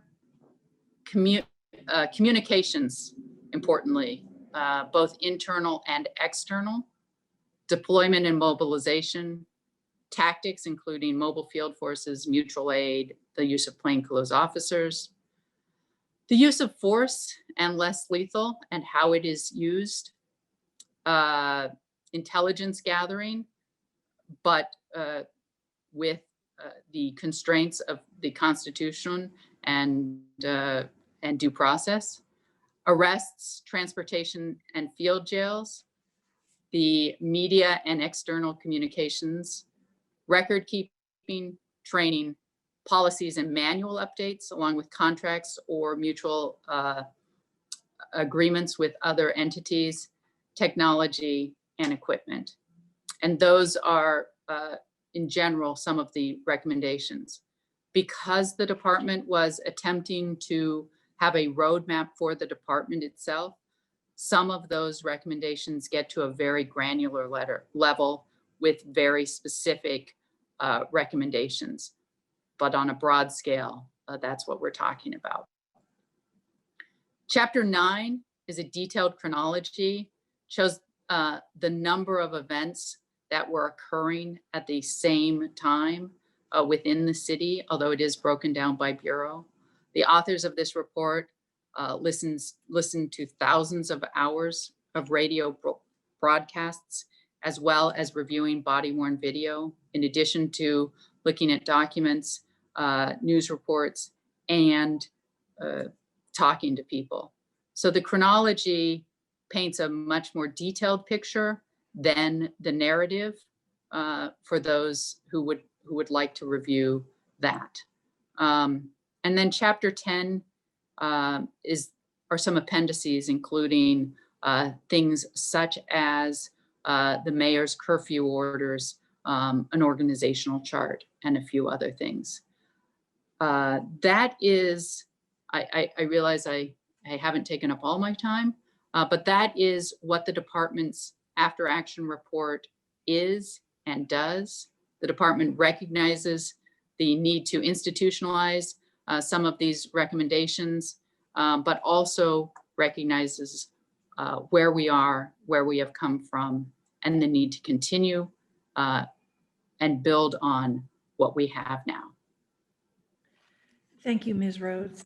And there's no penalty for finishing early. So thank you. Thank you for your presentation, and thank you to your team as well. Our third presentation today will be made by Mr. Chaleff, and as the board secretary brings him forward, Mr. Chaleff led the team responsible for preparing the report for the Los Angeles City Council. Mr. Chaleff, as I believe everyone is aware, is the former director of the Office of Constitutional Policing, among other titles he has held in the past. And he had the benefit also of having several former members of the Los Angeles Police Department on his review team. I'll allow him to identify those individuals. I should note very importantly that the Los Angeles City Council, the Public Safety Committee, already held a hearing on the report headed by Mr. Chaleff. That hearing lasted for several hours. I did listen to the entirety of the hearing. I'm sure many of my colleagues did as well. I do hope, Mr. Chaleff, in our questioning today that we don't repeat many of those questions, although I cannot guarantee that we won't. I suspect to some degree there's no way to avoid that. But Mr. Chaleff, thank you for being with us today. Thank you, as with all the other presenters. You have 30 minutes, Mr. Chaleff. If you could open your cameras, and I'll turn the floor over to you as soon as we are ready to proceed. Mr. Chaleff. I see former Assistant Chief MacArthur is here, and let me just see, give us a moment to get Mr. Chaleff online as well.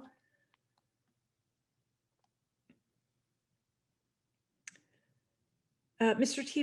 would you mind giving Mr. Chaleff a call? He might be having some technical difficulties, and I just want to be sure we can assist him if that is the case. Certainly, just give me a moment. Absolutely. I did see him online earlier, so I'm sure it's just a minor issue that hopefully we will take care of just in a moment or two.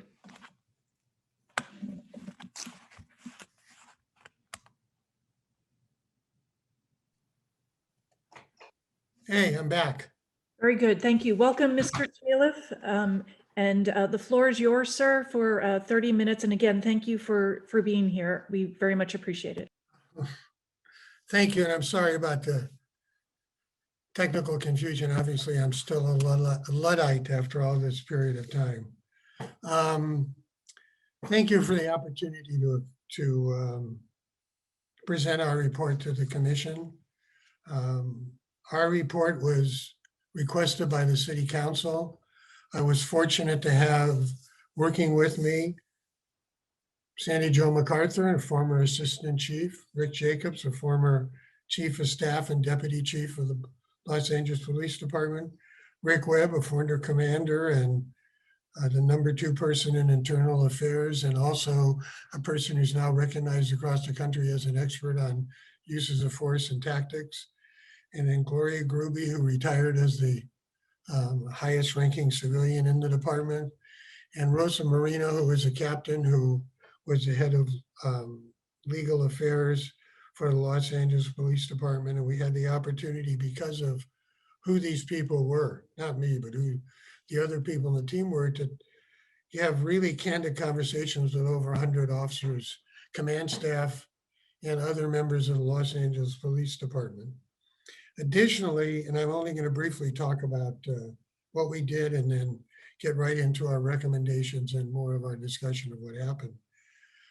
We had the opportunity not only to talk to some members of the community, but also to review all the lawsuits filed, and I discussed their allegations with the lawyers. I didn't feel it was appropriate to try to talk to individual plaintiffs, because that would put us in the middle of the lawsuit too. And I felt that we were able to get the information, what they say happened to them from the declarations filed in the lawsuits and from the discussions with the lawyers. Our report, we approached it as a systemic and institutional report. How could we help make LAPD better, at the same time help LAPD ensure that people were able to perform their First Amendment rights? The important thing is to ensure that people can state their grievances. What we did was we looked at it from an institutional systemic, or we only used individual situations to see if they fit in patterns. We looked at it from the underpinning of LAPD's history in Los Angeles, because LAPD has a unique history in Los Angeles, and its history impacts how people in the community view the Los Angeles Police Department, and how the Los Angeles Police Department views itself and how it views the community. One of the most important things that can be developed out of all of this is a greater level of trust between the community and the department, going both ways. In fact, when I was appointed to the commission 24 years ago, I was asked, what is the most important thing you're going to accomplish? And that's what I said was, if we could instill a greater degree of trust in the community, between the community and the department, we will have accomplished something. So we also realized there were going to be similar protests across the country in the future. And we can see it's already happened. It's happened in Los Angeles. It happened last night and the night before in Minneapolis again, or in Brooklyn Center. And it's going to just keep, these are now the new norm, these kinds of protests. And some of them will be peaceful, and unfortunately, some of them will have violence. And it's up to the department to figure out how to do that. And also how to be prepared for whatever tactics are coming so that they can ensure the First Amendment rights of those who wish to peacefully protest and not allow small groups of people to create chaos, commit criminal activity, violence, and to force the department to respond by shutting down the rights of others to peacefully protest. Whatever tactics occur, the department has to be able to deal with those tactics. You now have 3 reports. The city has the report commissioned by the commission, the internal after action report by the department, and the report requested by the city council and requested that I headed up that report. There are similarities in all 3 reports, although there are different perspectives, and there are times when we disagree on things. There are, I would say, trends that go through the reports that are that go through all the reports. For example, there is a belief that the department was not prepared. It was not planned. There may be different views of why there was a lack of preparation or preparedness, but at least there's a agree that they were not prepared. That the lack of preparation or planning led to many issues that occurred in command and control, in the use of the ICS system, in where the command post was, in staging, in the preparation for, and then the activity of mass arrests and the problems that occurred, the lack of messaging, and others. But I offer that there is some uniformity as to the problems identified. There may be some differences as a degree of the problem, and there may be differences as to recommendations.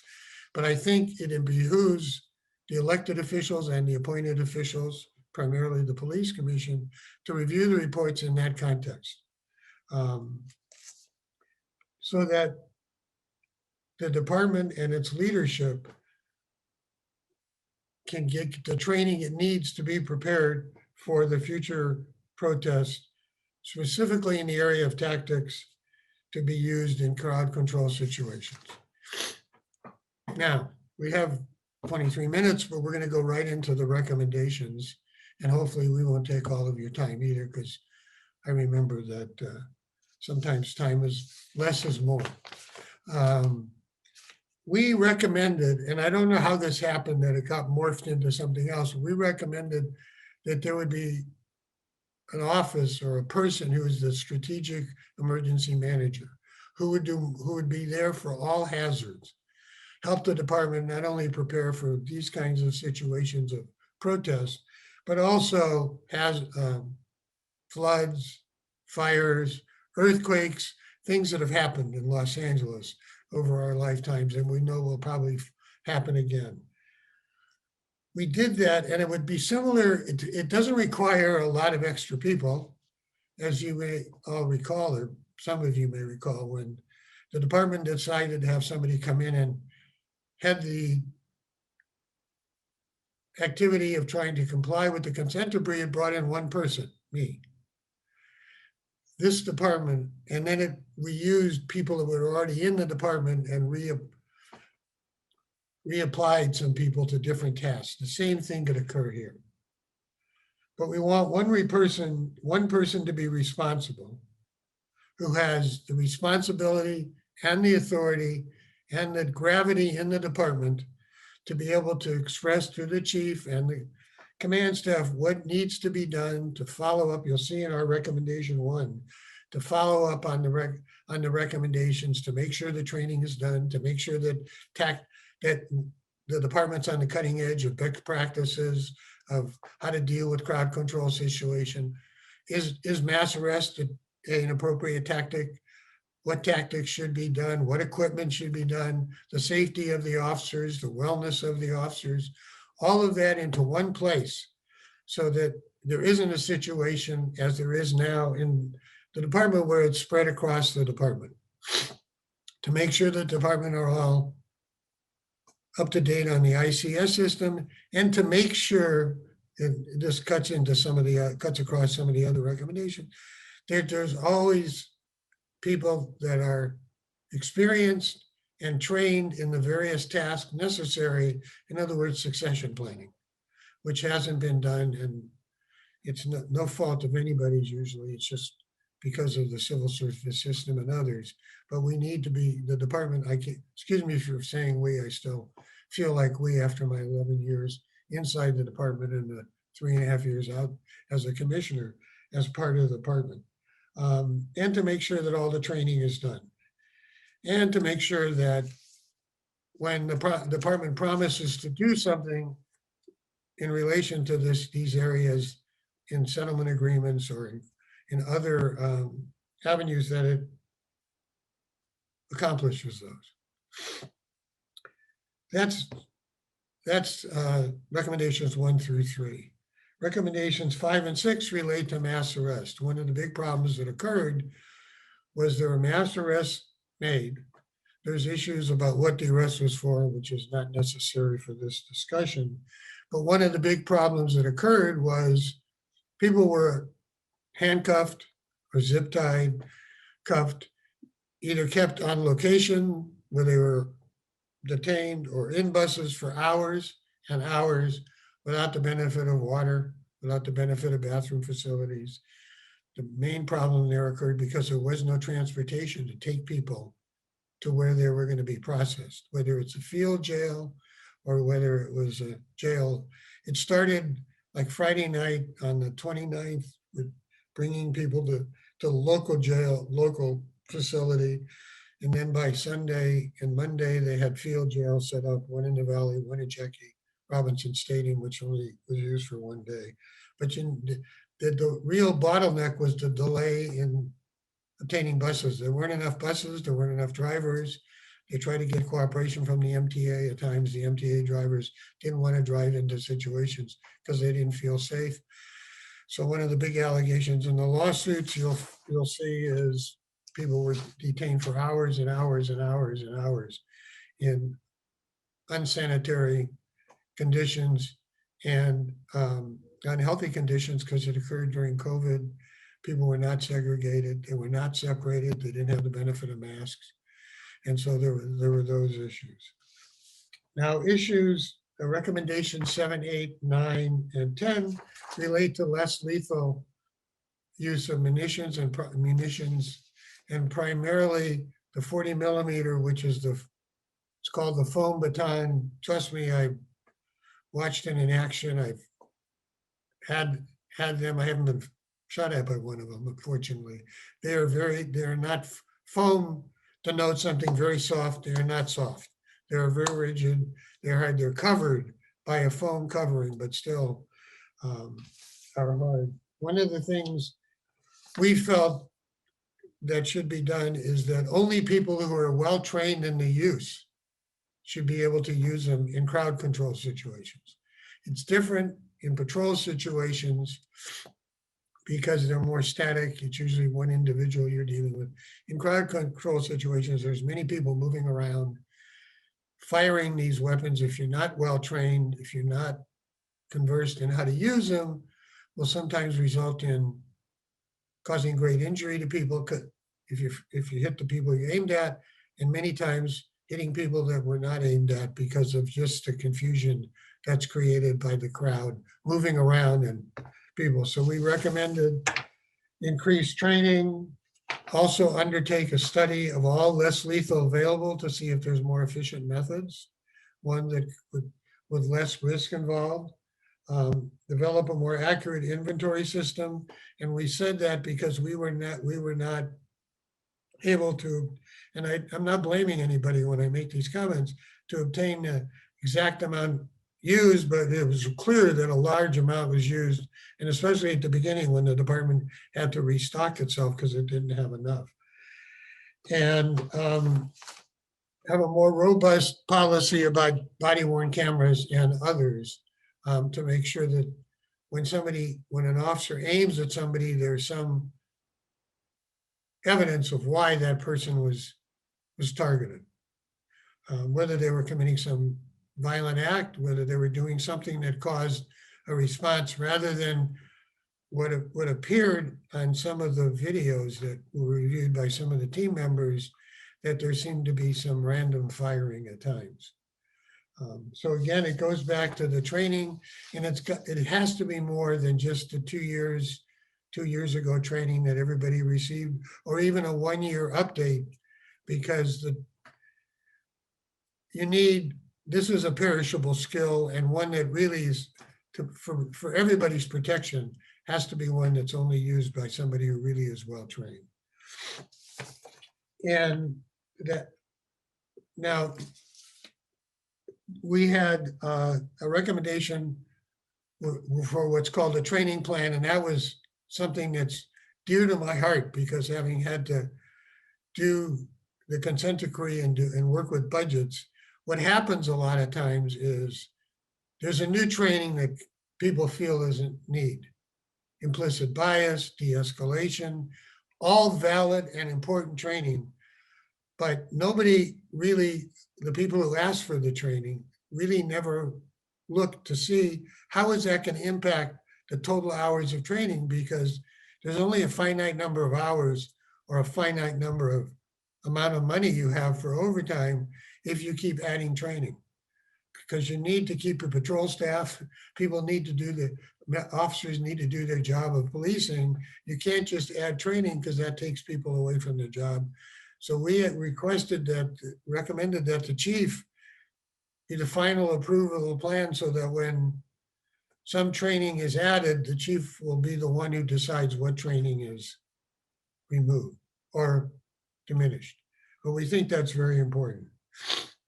We also added in a few things, recommendation for some intelligence software that is only for open source material.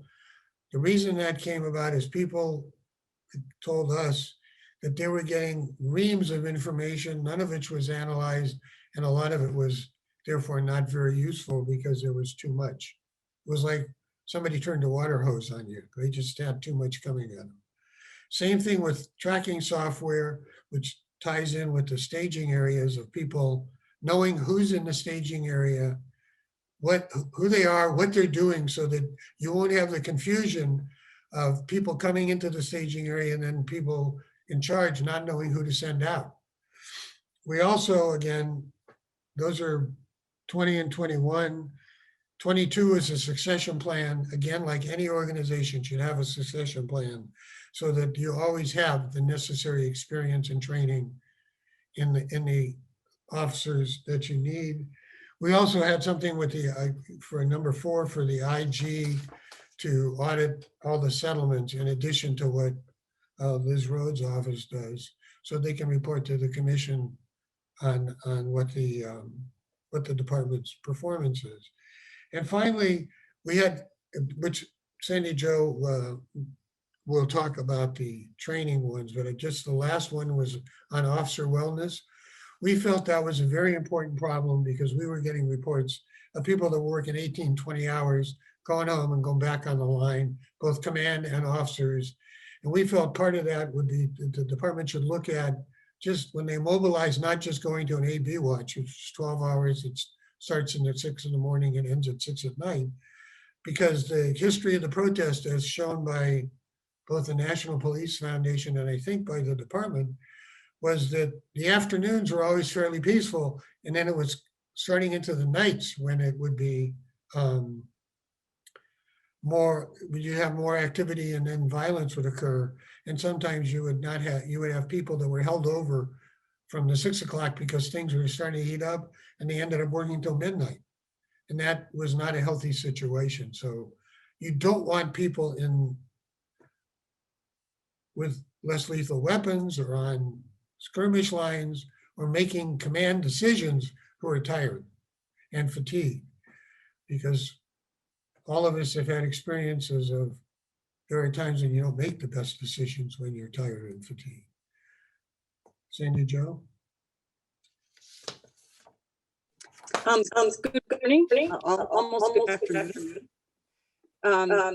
Jerry, you want to turn your so we don't have the background? Sorry. That's okay. There we go. Okay, so good morning. I'm going to just briefly take a few minutes to talk a little bit more detail about the training recommendations. You all have the opportunity to have read the report. And I think all of the reports, and I think one of the beauties actually of the reports is we're very consistent in terms of where we think training can help the department moving forward, and also how critical training is. One of the things that our report really focused on was how, and you can see that as it's woven throughout at least 10 of the recommendations. Training cannot be a silo of you. You can't look at training through the lens of an isolated training program. It needs to be woven throughout throughout training and throughout the organization if you're going to actually take reforms and then institutionalize the reforms. So we look through that lens as we were going through our recommendations.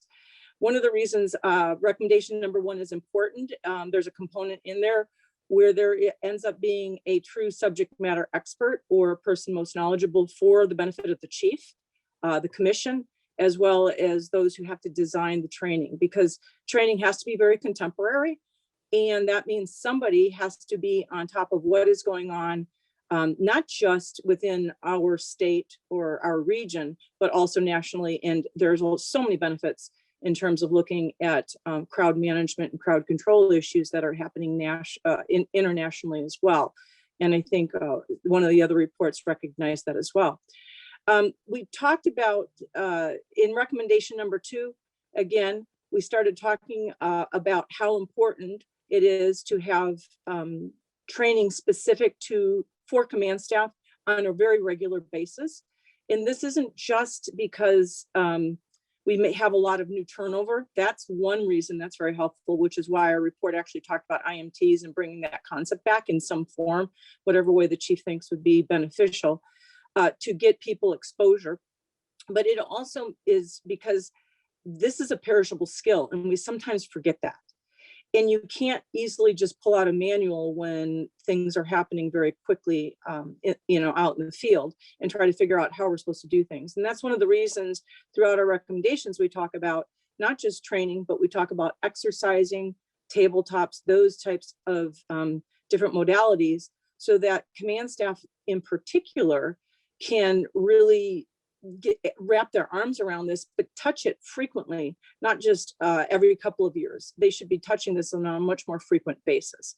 When you're looking at our recommendation number 3, we also call out the importance of training our detective bureaus, all detectives, not just detective bureau, but detectives historically have really worked to facilitate our field jails.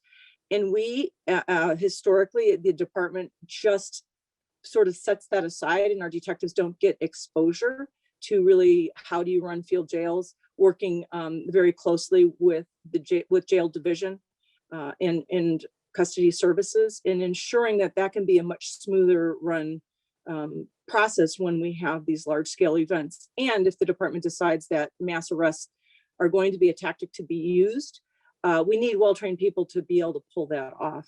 Also, in that regard, I think we need to delineate, or we suggest that we delineate a little bit more in more detail, who is responsible for what when we do the mass arrests in the field jails. And you look at recommendation number 10, we talked about well-trained individuals. Jerry already highlighted that about the 40 millimeter. There are a few things that we get into some granular detail about what can happen that wouldn't cost the department any more money. A lot of focus in public comment has been on budget. We tried to address in each of our recommendations the budgetary component, and having the chief really overview the 2-year training plan will help keep the training budget in check. But also there are a few things such as we have all of our officers, field officers, go to, once a year they have to qualify with the shotgun. During the time they're qualifying with the shotgun, that would be a great opportunity for officers to practice the manipulations with the 40 millimeter. And that would be beneficial to officers for patrol purposes in particular. So we really got into some of the more granular details of how the department can move forward with some of the training. We just think that training is a critical component when it comes to institutionalizing reforms. Let me just check. I think I've got two other areas that I want to talk about. Jerry already hit the highlight in the importance of ICS training. That was recognized by all the three of the reports. And I think, again, I just want to highlight before I turn it back, how important it is to really, when you look at the if you do a cross-sectional analysis of the three reports, there is so much consistency with the training components. And I think that's very, very valuable. Our focus on training, though, is to make sure it's not a one and done type of a training, that we really figure out how to make sure our training does not become something that is put on a back burner because other things become important. It has to be, we have to figure out how to keep training on a front burner with everything else that the department does. Finally, I just can't underscore the importance. We highlighted this in 14 and 17 of the hands-on training for officers and supervisors who are out there running those mobile field forces. I like that the department has already started to do some additional training, but I think what's really important is that we try to keep those types of tactics and skills contemporary, which means they're going to be evolving over time. As Ms. Rhodes talked about, a continuous process improvement, looking at different tactics and how to bring improved tactics to the department. That then means that we are going to have to be looking at doing hands-on training for the officers on the street, as well as the supervisors and lieutenants who are running those mobile field forces. And then also make sure our command staff are embedded in those hands-on training experiences, much like what they did this past fall in 2020 post June incidents. So that's just a really large, a big overview, but I really think that training can be a very important component moving forward with the department, and it just needs to be linked to everything else that the department's doing in terms of reforms. So I send back my time. Thank you very much for the opportunity. Let me just add a few, sorry, Irene. Let me just add a few more statements. One, our whole intent was, as I said, to ensure that to help the department with our recommendations so that they can ensure that everybody who wanted to had the right to peacefully protest and express their grievances. Second, I don't know how our recommendation of somebody to be in charge of strategic emergency management morphed into some kind of spy organization. It was not intended. There's no authority or powers recommended by us to give it to it. All its job was to do is to keep the department on the cutting edge of tactics, training, and others to ensure that the department can perform its function of ensuring the right of peaceful protest for people and not allow those who want to create chaos or to use protest to commit criminal activity to be able to do so, but able to isolate and remove them. And so other people can then peacefully protest. Again, thank you for the opportunity, and we made it under our time limit. Thank you, Mr. Chaleff and Chief MacArthur. Thank you both for presenting, and to all the presenters also for being very respectful of the time. I do realize it's a difficult task to synthesize everything in these very detailed reports, but you did so effectively, so thank you all. Before I turn it over to Madam Secretary, you can stop the clock now. Thank you very much. Before I open it up to questions, which I will start on behalf of the Commission, I'll ask the Chief of Police if he wants to have any comments. And in the meantime, Madam Secretary, my questioning at least will go somewhat back and forth. So if you could bring up, to the extent it's possible, to bring up the other presenters while the Chief is speaking, that would be helpful. Chief Moore, sir, would you like to make a few comments? Absolutely, Madam President, thank you. And let me first extend my thanks and appreciation on behalf of the men and women of the Los Angeles Police Department. Really, the future of this organization, I think, is indebted to these three reports. I want to thank the Independent Counsel, Jerry Chaleff. We've got an echo. The Independent Counsel, Jerry Chaleff, and really his entire team, all former LAPD alumni, each invested deeply in this organization and the safety of Los Angeles for decades. I want to thank them for their examination of the protest response, their findings and recommendations. have similar remarks in regards to the National Police Foundation, an independent firm, a think tank that I have a great deal of respect for. And I know that in law enforcement circles, we look at it as a critical eye towards how we can improve and become what we all envision as a 21st century department. To Frank Straub and his team, as well as to Chuck Ramsey and the experts, those are individuals that are proven leaders, and their findings, their recommendations, we take very seriously, and we're appreciative of their investment, particularly in this COVID time when the interactions were so difficult because of our lack of proximity.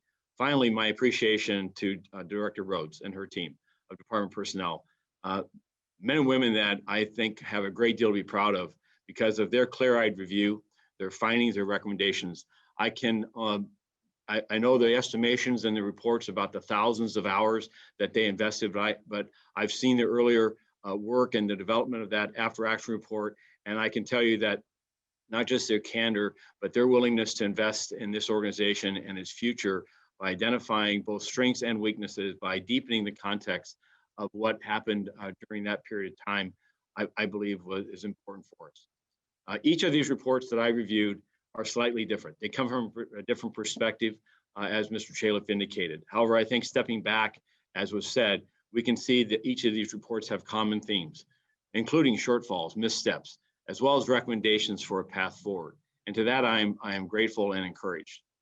I want to stress that most critical to me is that we end this reference problem of lost lessons learned, of how we can better prepare, recognizing our history, of ensuring that our command officers, our systems, our controls, and our execution of plans dealing with mass demonstrations and gatherings that devolve into acts of violence and property damage, that how can we deal with them, recognizing that field jail operations, command and control, communications of commander's intent, execution of the plan, we need to improve upon.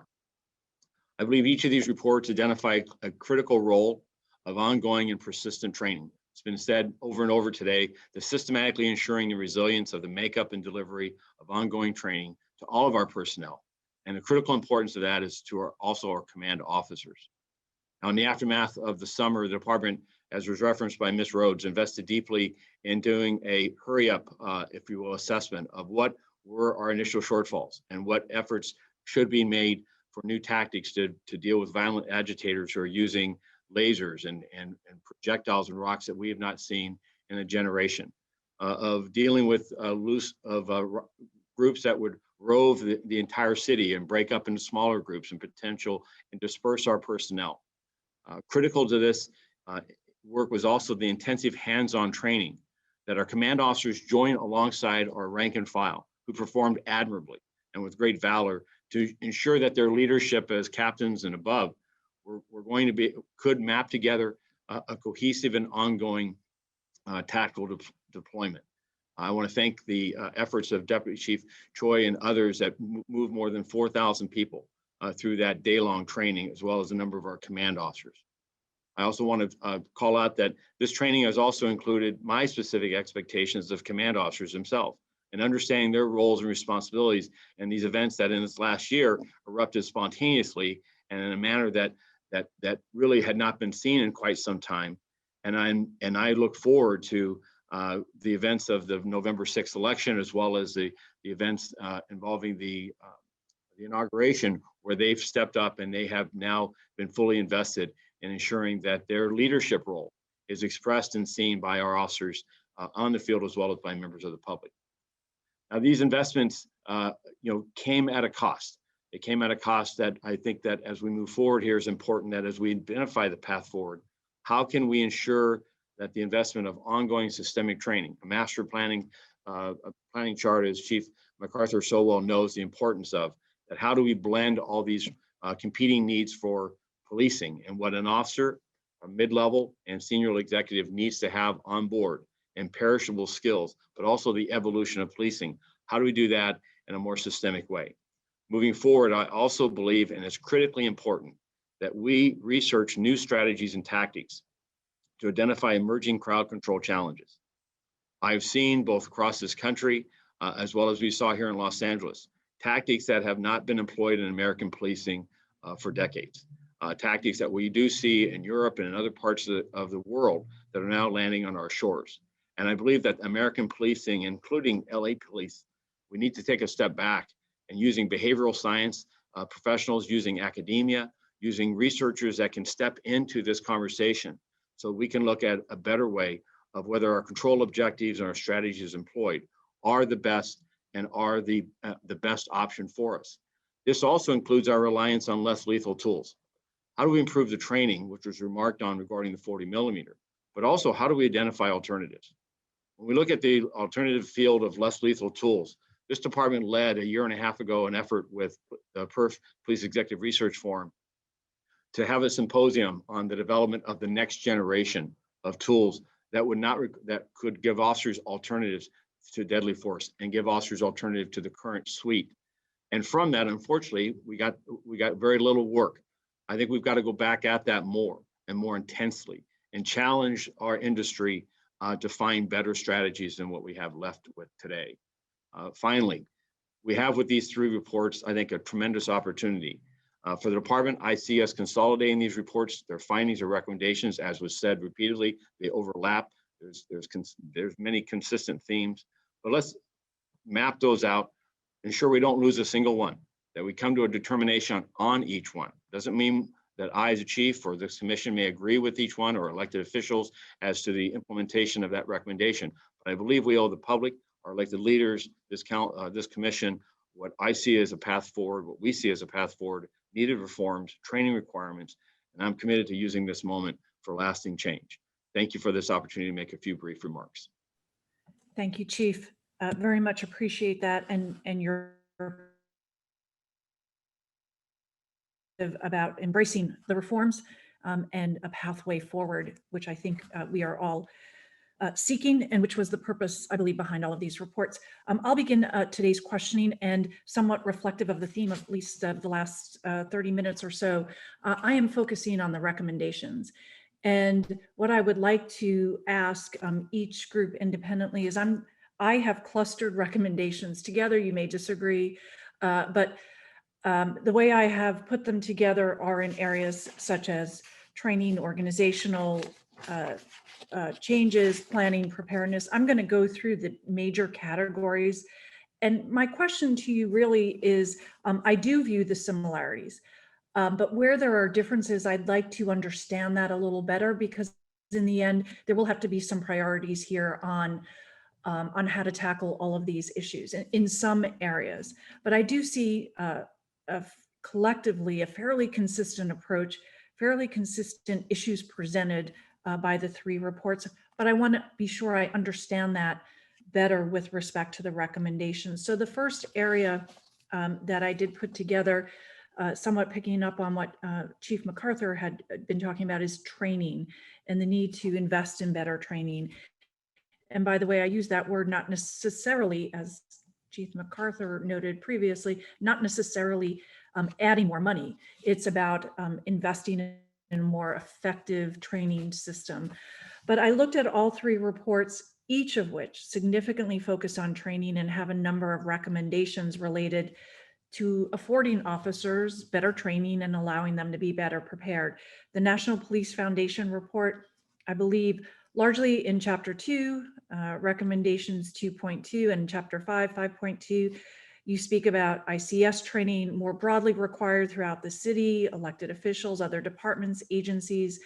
You also specifically reflected on First Amendment assemblies, mass protests, mass violence, and to continue implicit bias training and incorporate lessons learned from prior First Amendment assemblies. The council report that Mr. Chaleff and Chief MacArthur spoke of, it's almost embedded throughout many of your recommendations, but certainly 1, 2, 3, 10 that Chief MacArthur spoke about, but also 11, 12, 15, and 17 that talk about not just the command training, the all hazard trainings, Detective Bureau, 40 millimeter, but the 2-year training plan aligned to the state cycle to include litigation settlements, real life experiences, ICS training, mobile field forces, and public order policing scenarios. And then the LAPD report you have recommendations in 1, 2, 7, 10, 18 on ICS training, establishment of command posts, proper recording of events, command staff training on all lawful assemblies, and again, mobile field forces. When I look at all this, obviously I see a lot of similarities. So my first question to each of the teams is, am I reading that correctly? Is there consistency, overlap? And do you feel, based upon your evaluation and reflection on the other reports, do you have any opinion on the prioritization of these trainings, or specific training you recommend in your report, or steps we should take as a commission to prioritize implementation of these recommendations? Why don't I open it up first to the National Police Foundation? And Frank, why don't you go ahead when you're ready? Sure. Thank you, Madam Chair. So I come at this from somewhat of a unique position. I was the Deputy Commissioner of Training for the New York City Police Department at one point in my career. So I deeply appreciate the magnitude of the task ahead of the Los Angeles Police Department, particularly when you have so many competing interests in terms of the training requirements and the demands for training, and the variety of training that needs to be accomplished in a given year.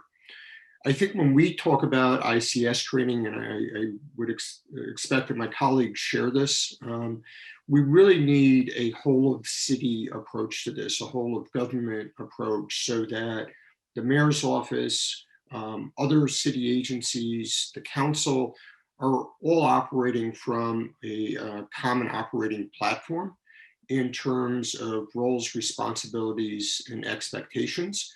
So when there's an event, whether it's a man-made event or a natural disaster, we roll out a very similar plan, a very similar approach, and we look at it as a team effort.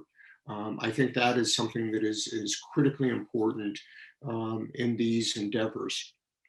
I think we also, in policing generally and in LAPD, have to be very open to what are the type of modalities that we can deliver training in today's day and age.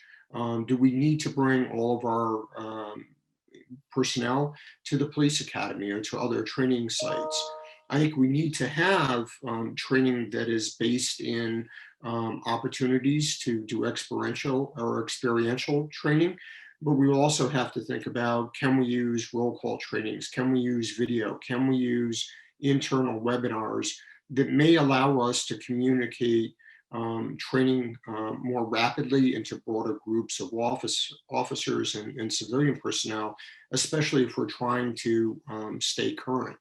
I think the other thing, and I think Mr. Chaleff's recommendation about having somebody in the chief's office whose job it is to really understand the dynamics and have immediate reach to subject matter experts, be they academics or practitioners, both nationally and internationally, in terms of what is happening. Not what is happening in terms of how do we counter protest techniques specifically, but how do we understand them? How do we give persons participating in these events voice? And how do we help this process go forward from a nonviolent perspective? How do we get ahead of the curve? How do we better engage the community? And I would just add as my last comment, I think we need to be thinking about how do we bring the community into the development of some of these training standards, not just in terms of transparency, but I think there are models in the US, like Charlotte, for example, where protest activists came together with the police department and helped them understand the dynamics of protests and understand how police behavior influences the crowd and how crowds, and in particular actions that individuals in a crowd take, affect police behavior. Thank you, Mr. Straub. Appreciate that. From the council report, I know Chief MacArthur, you had already talked about training, but did you want to add any perspective on that? I'll just do it very briefly, but again, I think it's really critically important that we use the history. not just LAPD history, but history and policing as a foundation as we build out training going forward. In order to be able to do all of the training that we need to do, what I call A to Z training, which is not just what we're talking about today, the integration component, how do you integrate different components into whatever training you're doing is really important. And that takes people who have the experience and expertise to do that. And I think that's really critical for moving forward. I couldn't agree more with the National Police Foundation in terms of the ICS training being a citywide approach. We've done this historically through the lens of fire, but we need to do it through the lens of all risks, all hazards, which includes police as well. And that's something that I think should be embraced by the city. And that way we exercise the city with all of its integrating parts together rather than isolated training. And I think that's really, really important. Experiential training is important. We've got to be careful. We have to really look at what are best practices. There are some things you can do through webinars and things like that, but there is the value added of actually doing hands-on training.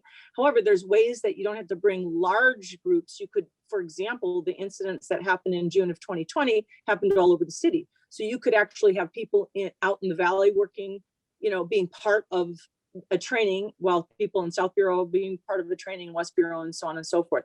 We have to be very innovative in looking at what technology brings to the table for us to do more innovative type of training experiences. And just look at it from a 360-degree perspective. I want to also underscore the National Police Foundation's comments just a moment ago about the importance of what I refer to as the psychology of crowd dynamics, which includes how the police presence and how they respond to crowd behaviors really has a huge impact on how the behavior of the crowd responds, but also then really understanding, and we've got some expertise inside the department on crowd dynamics, psychology of crowd dynamics. So it goes both ways, and I think that's really important because if we don't get that right, then people cannot go out there and peacefully protest. We've got to get that right.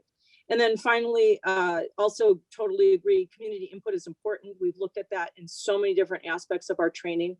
And I do think community input, that's going to be a harder nut to crack, how to best do that when you're dealing with crowd and crowd management, but there's so much value.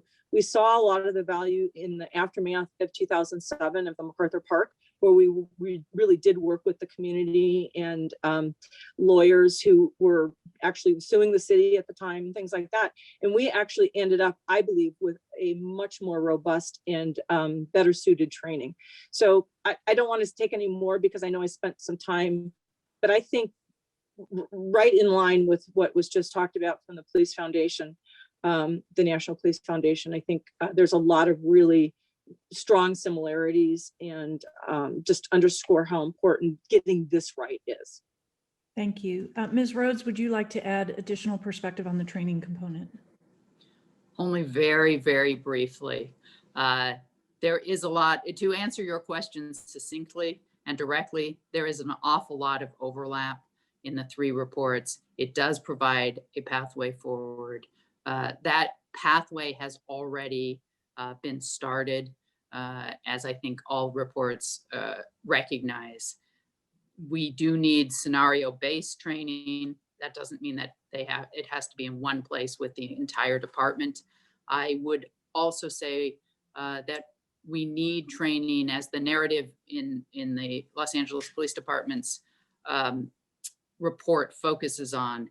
There were things that happened during the summer of 2020 that were not what we had become accustomed to, like working with community and event organizers and protest organizers. So the different scenarios that need to be trained on include when we do not have help from the community. But that said, I think the similarities far outnumber the differences in these reports. Thank you. That's very helpful to know your perspectives on that. I'm going to turn to an area where I think there might be a difference of opinion, although I'm not sure. and that is with respect to organizational changes to be made or recommended. The National Police Foundation, as I read the report, recommends to consider developing a special unit to establish the contact with activists and demonstrators, as was previously noted, and to establish the citywide incident management team. The council report indicates establishing a Department Strategic Emergency Bureau. An LAPD report indicates establishing a major incident response team. I may be misreading the recommendations or wrongly clustering them together, but I viewed the underlying purpose of these recommendations to be similar in the effect they're trying to obtain, and that is more effective planning and response. And I view these recommendations as directly related to the planning and preparedness recommendations that, again, all three reports highlight. And I think there's a lot of similarities in those recommendations. So I wonder if each group could comment on what I'm calling organizational changes that you're recommending. And Mr. Chaleff, if you don't mind, I'd like to start with you because your recommendation perhaps is a little bigger in terms of recommending a bureau to address this. Well, again, we recommend a bureau because of the institutional acceptance, but I envision it like what happened with when we instituted the consent decree bureau with the LAPD when I joined in 2003, that it places in one place all of the diverse recommendations that you've received and gives somebody responsibility to make sure that all these things are being done rather than spreading it across the department. And it's one place where the chief can go, or one person who can go to the chief and discuss the issues that are necessary. So it basically gives somebody the responsibility and that person the authority to get things done. And I don't know if it's really different in some ways than maybe what the Police Foundation recommended. It's certainly more, I think a little more than what the department recommended. But don't get scared off by the term bureau, because like I said, when I did it, it was me, and then we took some available resources. But I think it's important. It's important so this doesn't happen again. And the department can do what I'll say it again, ensure that everybody has the right to peacefully protest. Thank you, Mr. Chaleff. Mr. Straub, would you like to comment? I agree with Mr. Chaleff's recommendation. I think the chief needs somebody at his right hand to help move this process, this strategy forward. The only piece that I would add is that we did recommend that the department consider some type of police dialogue unit or police conversation team that would be, if you will, at the forefront of the police response to protests, so that there's an attempt made to engage individuals exercising their First Amendment rights and protest to resolve the situation. That is clearly, under some circumstances, incredibly difficult, if not impossible. But I think it would serve the department as it has served departments in the US and internationally, to have a police dialogue unit or community conversation team. Thank you. Ms. Rhodes, would you want to add any comment to that? Yes. So the department's position is that there needs to be a more broad-based training and responsibility. A single person, as Mr. Chaleff suggests, a bureau made up of a single person with responsibility and authority could also be a singular point of failure. If that person is on vacation when a spontaneous protest erupts. Moreover, as I think is very important and laid out in recommendation number 12 of the department's report, and was discussed at least in the National Police Foundation, actually by all three reports, about when violence occurred. it wasn't necessarily just on A watch or just on B watch, but during the late evening hours and early morning hours. So the department's position is this is not a one person job or even a one bureau job. It is something that the department feels so strongly about in terms of the facilitation of freedom of speech, freedom of assembly, and other constitutional rights, that the department has to take that on as a whole, and all of the chief's direct reports, including the Office of Support Services, which includes training, the Office of Constitutional Policing and Policy, which includes policies, operations, and special operations, all have to be attuned to that, working with the chief to promote the most robust system it can. Having said that, the department does have a response team, and the recommendation was to make that more robust, but not to have a single person. Rather, it is a police function and needs to be adopted as such. Okay, thank you very much, all three teams for that. I understand the difference of opinion now with greater clarity. I also understand and hear from you, your objectives largely are the same.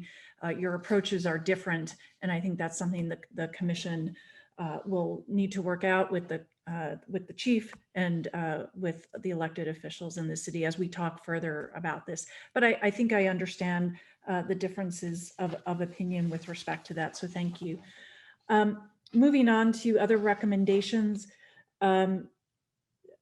All three reports recommend a number of policy updates or creation of certain policies, specifically the Police Foundation report, largely Chapter 1, but also in Chapter 2, guidelines for coordination, facilitation of First Amendment assemblies, protests, clear policy on the use of less lethal munitions in response to First Amendment assemblies, overarching policies regarding protests, civil unrest, and uses of force, updating the emergency operations guide relating to mass demonstrations. The report for council, recommendations 2, 3, 9, amongst others, about updating the emergency operations guide, including field jails guide, updating use of force tactical directives, the tools to be used during demonstrations, field jail guides I mentioned, and the department reports 7, 11, and 15, ensuring pertinent documentation of events during demonstrations, update dispersal orders, and the field jail manual again. When I read these recommendations, again, taken from different perspectives, but I view them all as complementary to one another, and that they're not in conflict as far as I read, and that we should be able to proceed forward with all of these. I just want to ask each team whether you concur with that conclusion or whether you're seeing something, a nuance here that I'm perhaps not appreciating. Mr. Straub, your view? So I think from the National Police Foundation perspective, we compared LAPD's department manual online to some other national large agencies. And what we saw particularly, and we included it in our report with the Metropolitan DC Police Department, is that everything, and San Diego recently did this as well, is they took their policies and provisions related to First Amendment assemblies and created one document that was then released to the public. And that makes it easier for the public to understand and for activists to understand where everything is versus trying to go through a 5-volume department manual. So our recommendation is just to bring all of the different places where things are into one so that activists clearly and organizations and community members clearly understand the use of force policy, the policies around blocking traffic, policies around what they can and can't do, just to make it more clear to them. Thank you for that. Very much appreciate that. From the Chaleff Group, I'm not sure if you wish to comment on the policy recommendations. I think we all agree that the policies need to be updated, and how the department wants to group them again, it's up to the department, but I think Frank comment about having things in one place is always very helpful. And that would be the kind of thing that this strategic emergency manager, we recommend. And I just have to say that when I talk about having one person have responsibility and authority, obviously, if that one person's on vacation, there is somebody there who has the responsibility, the authority, and the background to do it. As when I would not be there every day for the consent decree, we had other people that could fill in. Anyways, I agree. I think we understand that, Mr. Chaleff. Thank you. Ms. Rhodes, with respect to overall policies and any inconsistencies or concerns that perhaps I'm not understanding the nuance of? I don't think there's any, no, the department doesn't have some. On protest guides, we actually have started to work on something like that for an overarching policy. And the annual use of force report is a version of that that makes the public aware. More clarity is always better, and it is a work in progress. And I think the National Police Foundation's recommendation is to focus on the First Amendment assemblies, protests, and make it very clear to the public what the policies are with respect to that, so they can always pull that out in a more digestible version. So I think I understand. Thank you very much. I want to move on to the less lethal munitions, which obviously is each report spent time on, reflected on, and for which I think there's deep concern about broadly. Each of you make some recommendations, including starting with some basics of proper documentation of the use of less than lethal munitions, but also having clearer policies on when they are to be used, particularly in crowd control situations, and ensuring updating the body-worn video policies to ensure that it's being documented on video as well, and to review best practices across the nation. I think I'm synthesizing all of your collective recommendations. I will say,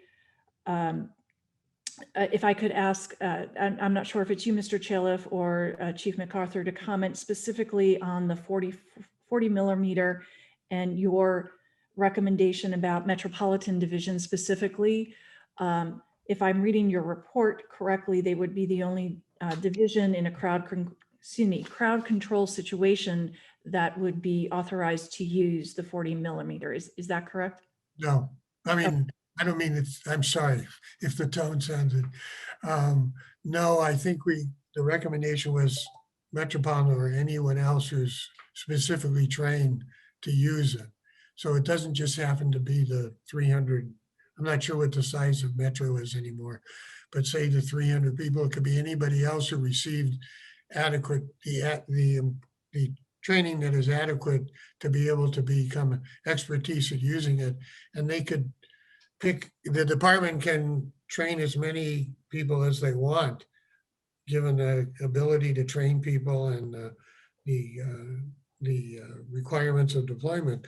But no, I think what we really were just trying to point out was we want people that are highly trained and who have experience using the weapon to be able to use it to cut down on the risk of those using it. Understood. So, I'm sorry. No, I'm sorry. I didn't mean to cut you off, sir. Go ahead. Oh, go ahead.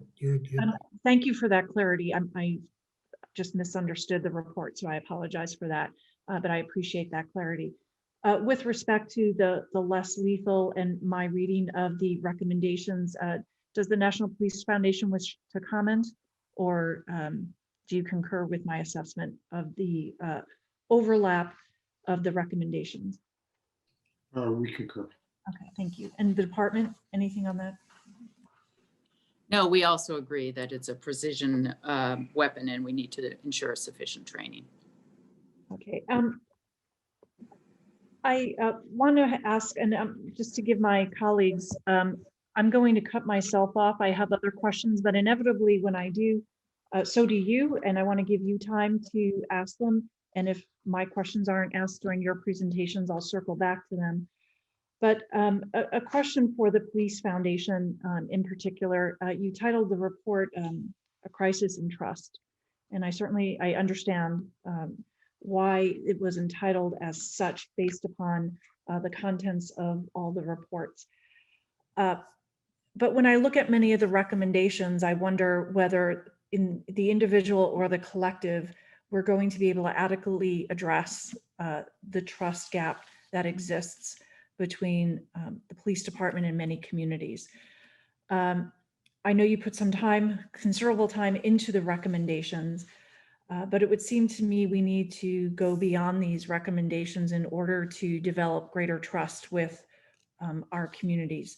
I wonder if you could comment on that with respect to the recommendations that you have presented in your report. This is obviously a less granular question, it's a much bigger picture question. I take it you believe your recommendations are a start along that path, but if you could comment on that, I'd greatly appreciate it. Sure. So I think that we think the events that happened in Minneapolis and the death of Mr. Floyd and subsequent events have really challenged the nature of policing and the nature of police community engagement. And it was a shock to the system. I think a shock to the community and a shock to policing. But with crisis comes tremendous opportunity. I think the fact that the city of Los Angeles engaged 3 different groups to take a look at this issue, to explore findings, to make recommendations, to hopefully in our own way and in our combined way to set a path forward, creates that opportunity to address this crisis, which is national. It's not just limited to the city of Los Angeles. This is a process. It's not something that there's a series of quick fixes to. There's nobody, I think, that is on this Zoom call today that would say that if we implemented all of the recommendations, that this would immediately repair police community relations. It's not. We have to be thoughtful, we have to be deliberate, and we have to be engaged as the community, as the police department, and as elected officials, that this is our goal and our objective, that we're going to have in-depth, facilitated listening sessions, conversations, and try to build consensus on how best we move forward. And more importantly, how do we continuously take the temperature of the communities that we serve? And instead of waiting for crisis, how do we respond to incidents immediately, transparently, and thoughtfully to build trust? And I think much of what we've talked about today has been about transparency. It's been about accountability. And I applaud Chief Moore and Chief Beck and Chief Bratton and the women and men that have come before them, that I believe that they get up every morning trying to do this right. I believe that the women and men in the Los Angeles Police Department get up every morning to try to do this right. There will be challenges, there will be events like this, but the proof is, how do we respond to them and what do we do to move forward? And are there ways that we can anticipate events like this and deal with them and prevent them effectively? But I think to do that, it has to be a whole of community endeavor. So that would be our thoughts on this most generally. Thank you very much for that. With that, Mr. Briggs, do you want to pick up the questioning, sir? Thank you, Commissioner Decker. Can everyone hear me okay? Yes. First of all, I want to thank all of you for the time, the effort, thoughtfulness, and analysis that you brought to bear on something that impacted not only Los Angeles, but was felt nationwide, if not worldwide. We are struggling still to deal with it, but we're trying to look forward on how to prevent some of the incidents that were complained about from happening again. and all of you are contributing to that effort. So I want to thank all of you on behalf of the Los Angeles Police Commission. I have some questions that I do want to focus on. I'm going to try not to be duplicative of Commissioner Decker, but the theme that I keep coming back to that I see as consistent through every single report is training. Training, training, training in various issues from the command staff down to the officers on the street.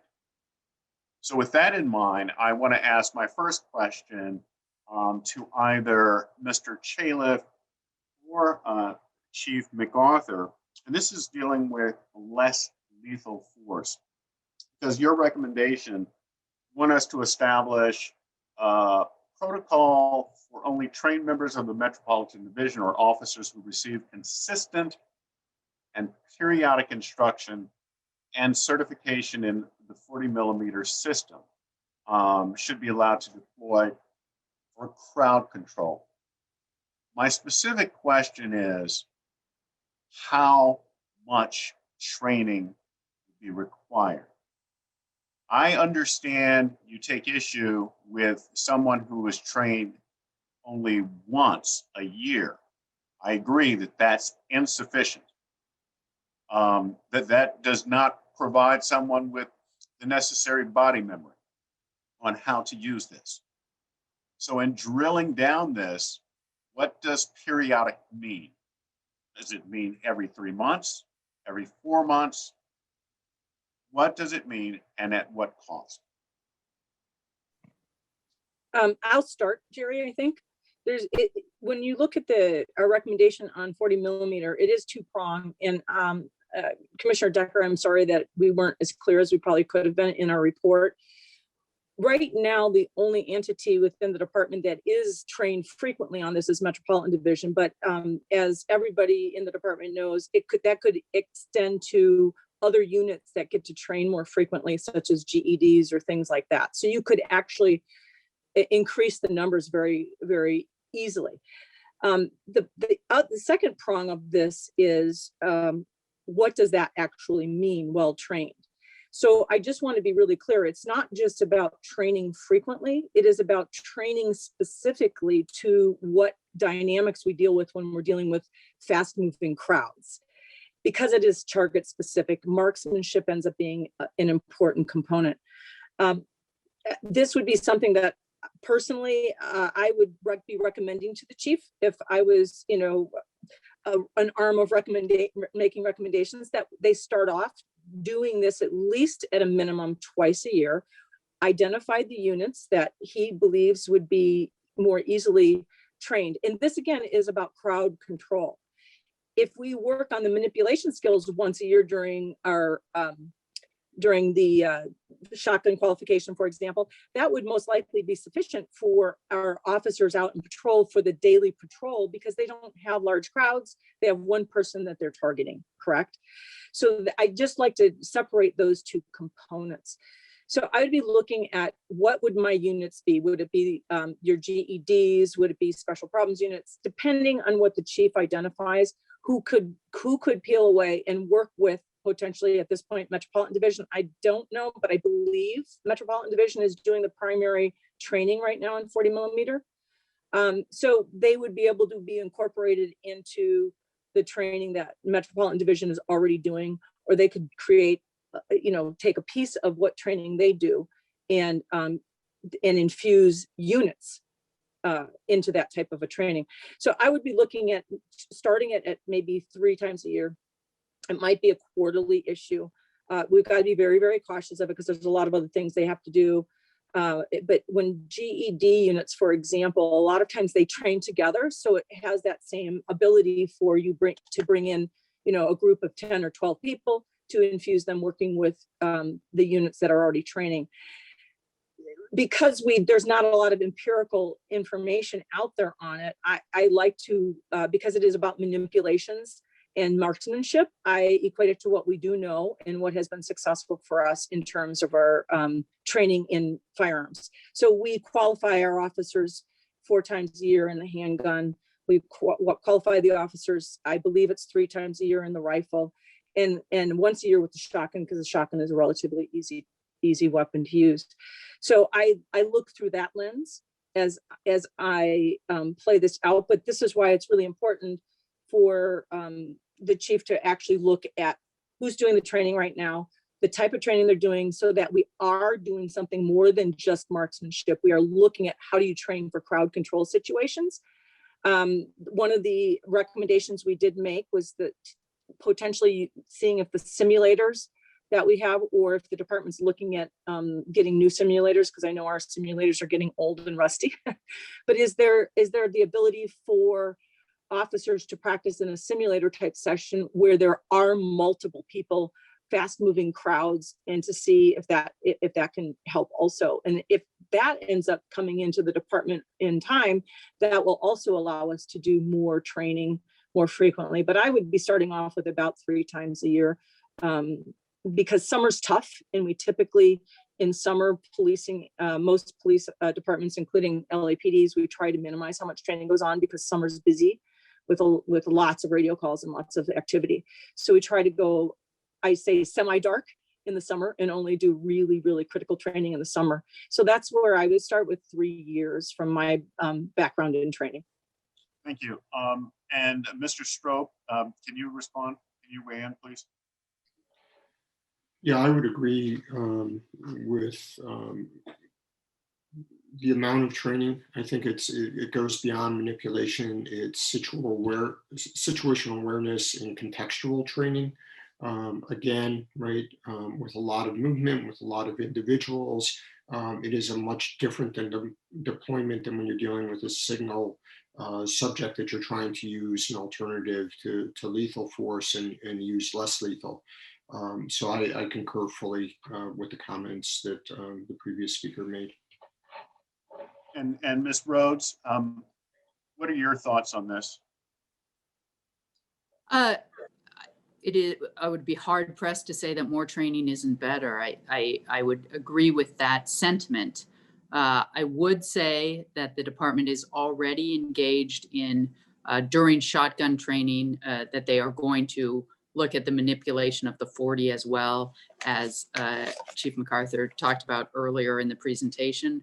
I would also say that we have the Los Angeles Police Department's after action report looked at exactly how the 40 millimeter was manipulated and the various steps that had to be taken between each expulsion of a 40 millimeter. And it is not in rapid succession. And during this event, the enormity of it worldwide, but certainly in Los Angeles, meant that more than Metropolitan Division or GED was out in the field working to facilitate protesters and the exercise of free speech, so that vehicles and individuals on foot didn't, come into poor contact with each other. So I agree that more training is necessary, but I also think that one has to look at the reality of the situation, which is that there was more than just Metropolitan deployed during the events of the summer of 2020.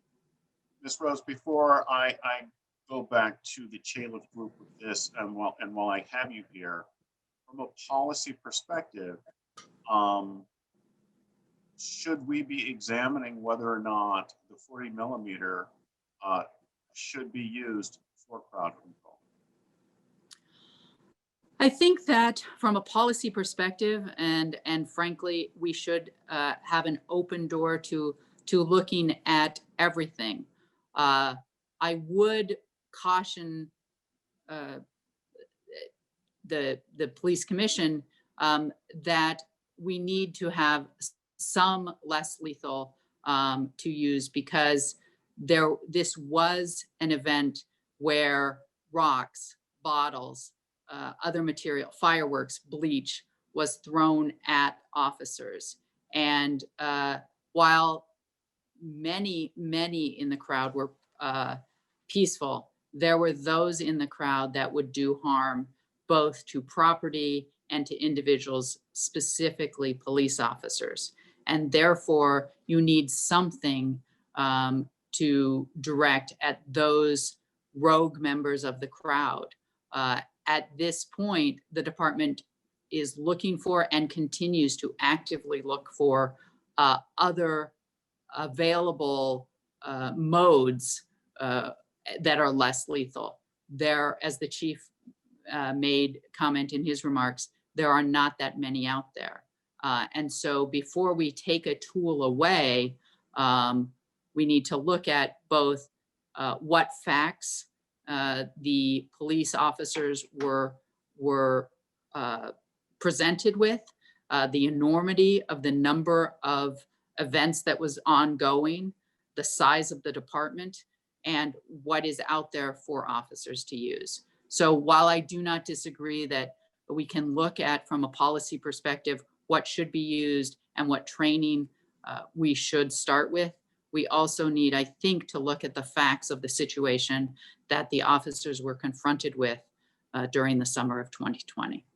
Thank you. Mr. Chaleff, what is your position with regard to whether or not we should consider removing the 40 millimeter from crowd control, given your statement that, while it's stated that the front end of the 40 millimeter is foam, it really is a hardened foam, one that can and does sometimes inflict injury.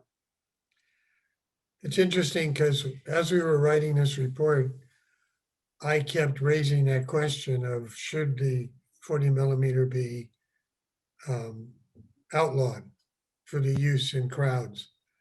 The team I was working with convinced me, almost in the same language as Ms. Rhodes, that the department and the officers need something that they can use effectively and safely, but that the department, and that's why we made a recommendation about studying going forward, should try to find something else that could be as effective with less chance of serious injury to those either who are targeted or especially the people that aren't targeted.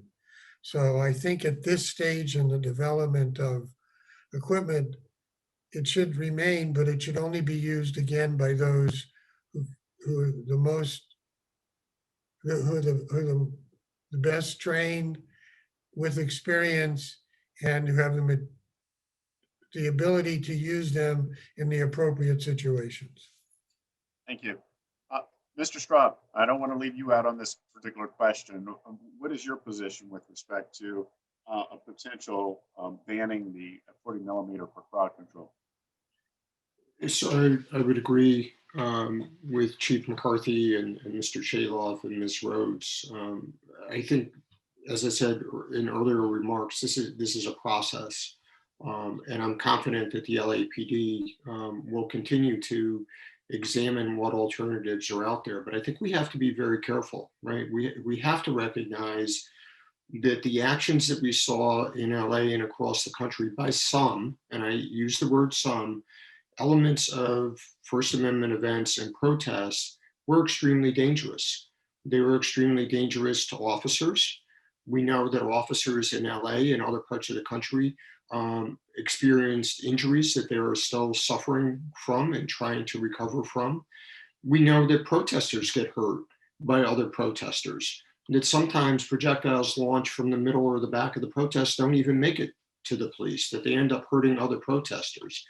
And there has to be a way to disperse individuals who fail to comply with lawfully issued orders to disperse or to change their behavior. It's not a perfect world. It's not one that we want to see the police in any way use munitions to move a crowd.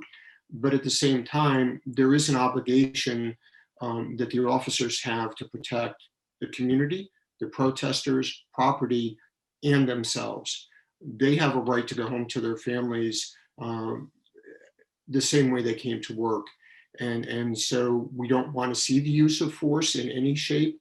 But unfortunately, sometimes it becomes the reality of what we have to do when faced with very adversarial individuals and individuals that really seek to do serious harm to officers and other individuals. Thank you, Mr. Schrupp. I want to go back to the Chaleff group for a moment. It was pointed out in your report that there is an attrition rate of nearly 50% of high-ranking officers. What is your recommendation, if any, to stem this decrease in the police force high ranks, and or increase the ranks so that we lift it up? Or do you have any recommendation on that? I'll speak to a little bit of that. A lot of it is totally out of people's control because people decide, either they're timed out from the program that they are in for they're forced to retire, or LAPD has really put a lot of people out there as chiefs around the country. So a lot of the loss that we are experiencing has been going on now for a couple of years. And so the best way, I think, to stave off the loss of knowledge is really, and this is hard, but really trying to figure out how to have a very robust succession plan, because succession planning actually means developing and training people so that there is at least a couple of people to step up when somebody is gone. This is complicated a little bit by, and we've looked at this historically, it's complicated by civil service rules. However, there are ways that you can do that. And a lot of it has to do with potentially bringing back the IMTs that we had a while ago, probably 10 years, 12 years, 13 years ago. But it was at the same time, about 13 years ago, when we were losing a lot of upper management to retirements back then as well. And so the IMT teams actually afforded us a really good opportunity to get a lot of hands-on training and experience through mentoring in real live scenarios. Today, we have every day there's things going on throughout the city. So the IMT concept, and I am talking from the perspective that Chief Moore is well aware of when we brought it forward years ago. From that perspective, that can give a lot of people at varying ranks incredible experience, and not just through an exercise, but actually through real scenarios that are out in the field. And I think that is probably one of the best ways to move forward. And then on top of it, do the exercising like we talk about in all three reports, do the tabletops and stuff like that. So I do think it's doable, but we've got to be, we really have to create a sustainable succession planning without violating any rules of civil service. Chief MacArthur, I don't necessarily want to put you on a point here, but I mean, does this not go hand in hand with increased recruitment? Increased what? Recruitment. Oh, yes. Yeah. And again, I oversaw recruiting when I was there. Recruitment is a really important component in general, right? So who we bring into the department is really, really important. But also looking, and when I use it, recruiting, and maybe that's just where you were getting to, Commissioner, I think we need to look at developing our lower ranking individuals in the department and sort of recruiting them to step up and look to the future.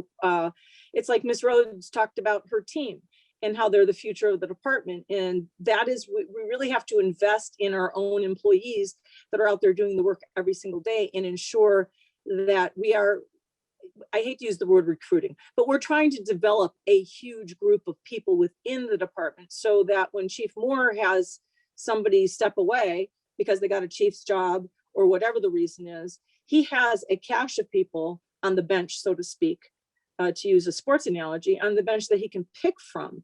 And sometimes when there's a fast loss of personnel, that bench gets thin very, very quickly. So that is why I think this creating a sustainable succession plan ends up being really critically important for the organization. Thank you. Ms. Rhodes, do you have any thoughts on this topic? I completely agree with Chief MacArthur that we need a broad and a deep bench. I would only add to that I think, as the commission is well aware, January 20th, we started off with 10,049 individuals. And as of last pay period, we were at 9,615. And that is sworn. We have also suffered losses in civilian, and we currently have 37 individuals in the academy. I completely agree with the need to develop individuals to come up and take the place of those who have gone before them. And I do believe that even in writing this after action report, the individuals who do it, who have done it for the department and who will do it in the future, are a huge service to the department. And we need to have those individuals continually come through both initial recruitment and up through the ranks so that the chief has a broad and deep bench to choose from.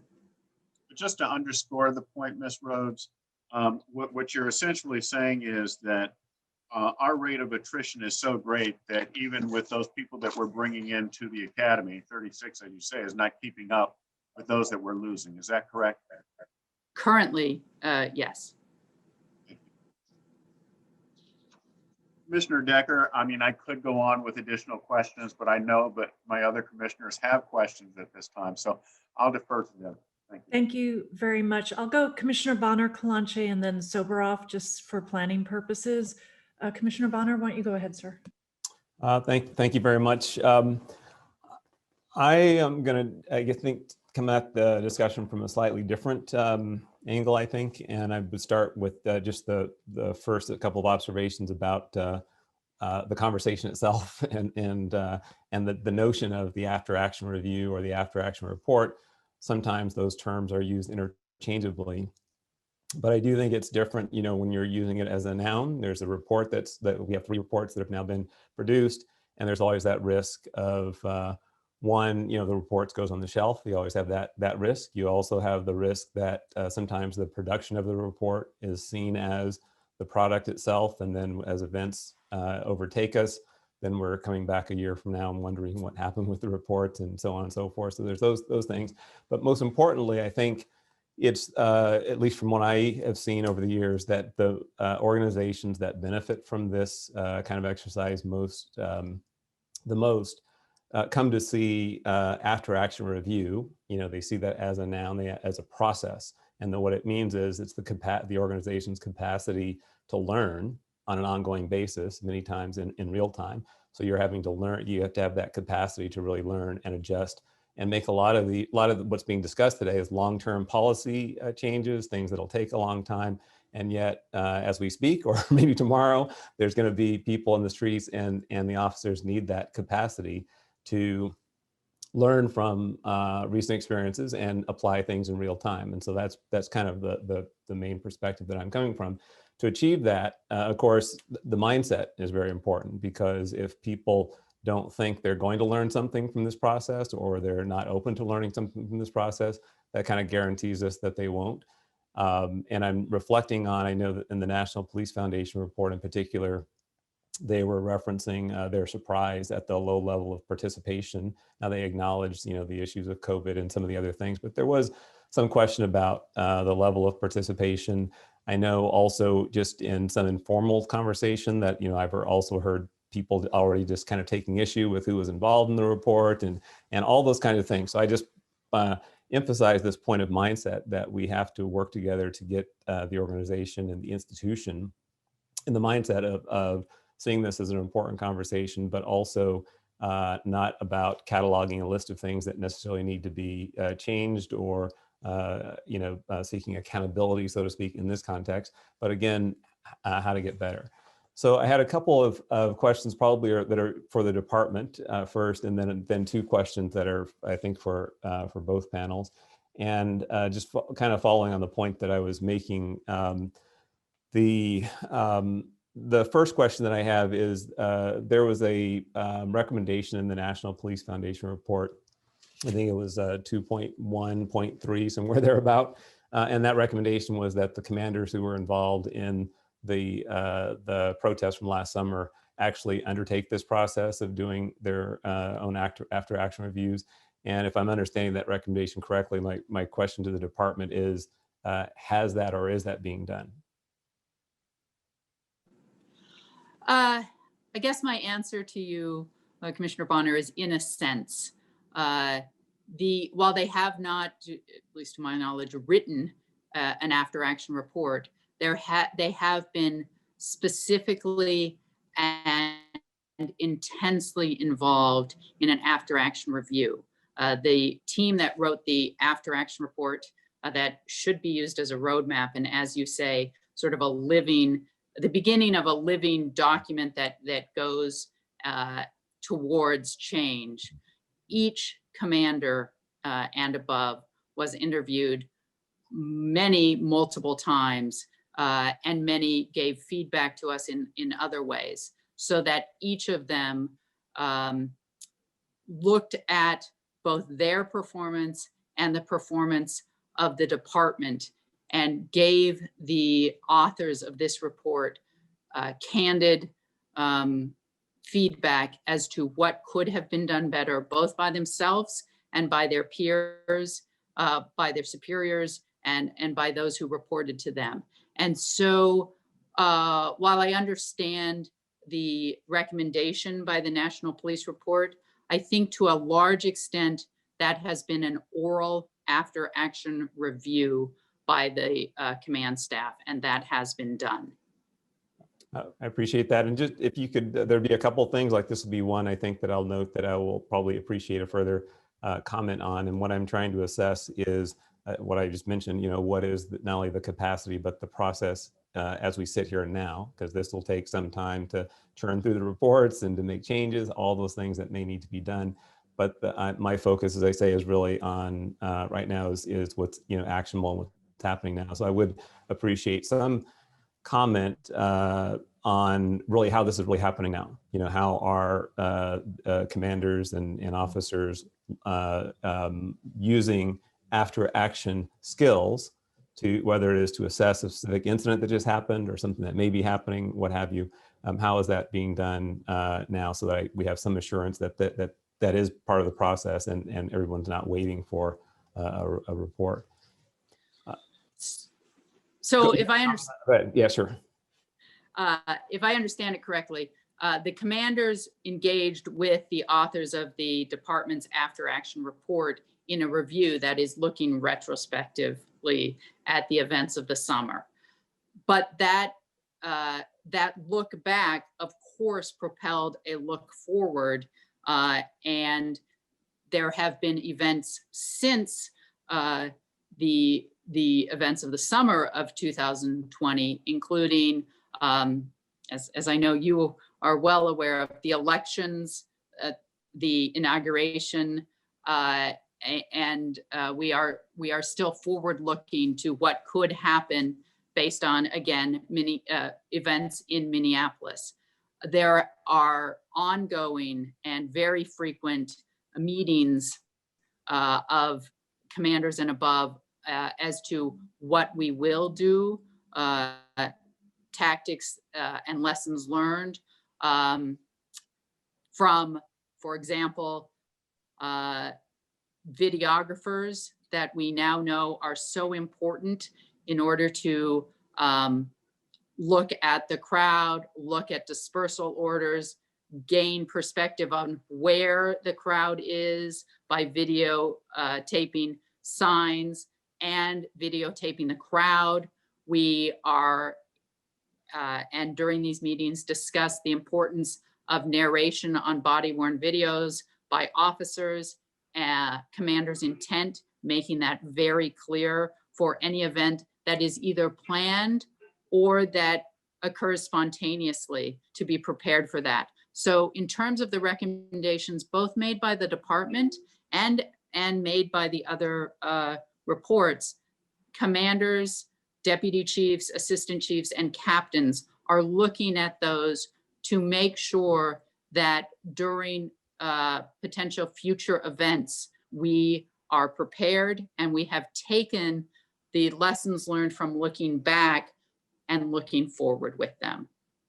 So I appreciate that, and I would just close this part off. I would underscoring that and clarifying that I see this also as a training issue. This wasn't a recommendation that I saw from any of the reports, that the idea of training commanders and officers on the process of after action reviews. I don't mean how to take months and draft a report and do what we're doing here. I'm talking about if something does happen, starts tonight and it goes on for 3 weeks, what assurance do we have, again, that they are trained on this ability to do much of what you just described, that maybe that they are doing to some degree, but to in real time adapt and to learn and apply lessons on an ongoing basis. So I see that as a skill and as a capacity that I'm trying to make sure the department has. So just if you could take note of that. And I would also, not asking you to comment here in the interest of time, but if you could also maybe send a note or something. I'm interested in, if you think about here, we're in almost a year now after the protest that has been the subject of a lot of these reviews. And there's been a number of assemblies, protests, what you want to call them, since then. So one would expect that there have been adjustments made, and that if the reflection that you just characterized is ongoing and has ongoing, one would expect that some of that learning would be incorporated into the responses we've seen, even to some very recent protests. So I would like a little note on with just maybe a couple of examples of what we've seen along those lines. And then I guess the two questions that I just closed, or the two questions that I have for both of the panels. One is kind of on the same theme of lessons learned. And I know that I'm in the camp that we use that term a lot, but I don't really think that you consider a lesson to be learned unless you also have seen it put into practice and delivering the outcome that you're seeking to deliver. Then you know that it's really a meaningful lesson's been learned. And so that's just my view. But the example I would give is two things I saw, and I don't recall which of the reports are they. I think these were consistent themes. One was this ICS issue, the command and control issue. And that's a theme not only for these three reports, but it was also, I think there was reference in the Christopher Commissioner report. It was a topic of discussion after the '92 riots, this idea of not knowing who's in charge. I recall reading the stories between, you had Chief Gates and Maury Hannigan and Sheriff Block and all these, kind of going around who's going to do what.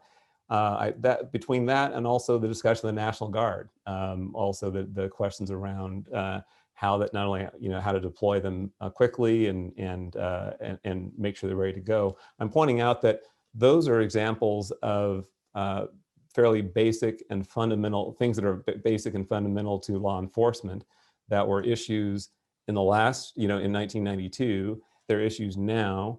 And so again, to me, it kind of raises this question. The underlying circumstances are different, but it suggests to me that even after those prior after action reviews and even the learning that's gone on since then, that there's still some challenge of being prepared to speak clearly to the incident command process and the deployment. So I'd appreciate it just either whoever, I know that this was in at least two of the reports, so I'd appreciate a comment. Anybody who wants to comment on why those issues are so difficult to pin down. I guess I could take a stab at it, Commissioner Bonner. I do believe that much of the department's energies have been focused on what it has seen in the past decade or maybe even 2 decades in terms of protests and other police functions that it has taken on. And I referenced those a little bit, but we have focused, and I think to our benefit and to the city's benefit, on de-escalation tactics, working with those who are experiencing mental illness, those who are experiencing houselessness, and other events. That has taken up and I think appropriately taken up significant amounts of training. That is not an excuse or to say that we should not be focused on these other things that are now emerging. But we have been working on those things that happen more frequently in our city and have made us a better police department. I would liken this sort of to knowing how to drive a stick shift automobile. It's not that you forget how, but when you first start up again, there may be some, and it's a different car than you were used to driving. It takes a moment to retool those things. And so I think as all the after action reports show, the beginning was more bumpy than where it got to. And again, I would reference the protests of June 7th and the 15,000 plus that marched in Hollywood with the support of and the facilitation of the Los Angeles Police Department. So I understand your concerns and your comments, and I hear the department hears what you are saying about, are they really lessons learned? And you can only say that they were learned after a period of time.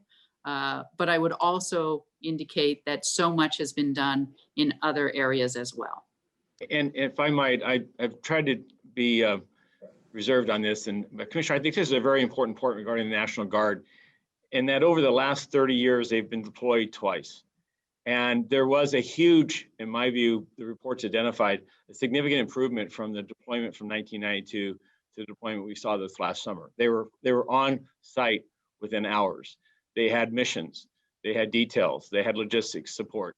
I think we support the recommendation that we ensure we have good command and coordination with them so that we have that mechanism, that it's fluid, that it works effectively. But I would be remiss because of the performance of the National Guard and the men and women that came to this city and stood very effectively at fixed posts, and also the department and the city that didn't deploy them into parts of the city that we heard and listened closely to the community say, we do not want the National Guard in our communities.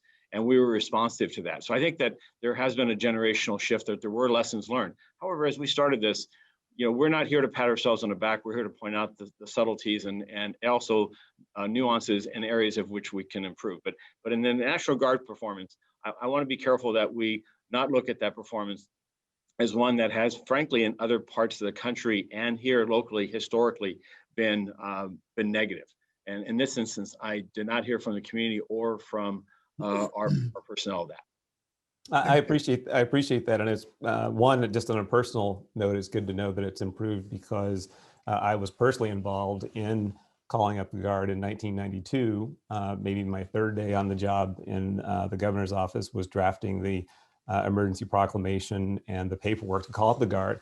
And some of the surprises were, one, that they weren't very well prepared. There was a lot of questions about how much equipment they had, did they have the ammunition, and so on. And you may recall that it was so complicated that even there were active duty troops that ended up being deployed because they were not really that ready to go. But part of what I'm pointing out is that there were the questions, not just about how to get them here, but also this question of, okay, they're here. What do they know about the rules of engagement? What do they know about really what they need to do? And I agree with you. I'm not knocking the Guard at all. When I'm reflecting on the process, this idea that something big happens and we're learning lessons from it, and ideally it would be so that we not have this issue again. So I'm just pointing out that's one that strikes me where we need to sort out much more efficiently, not just how to get the Guard here, but when they get here, how to get them put to use effectively.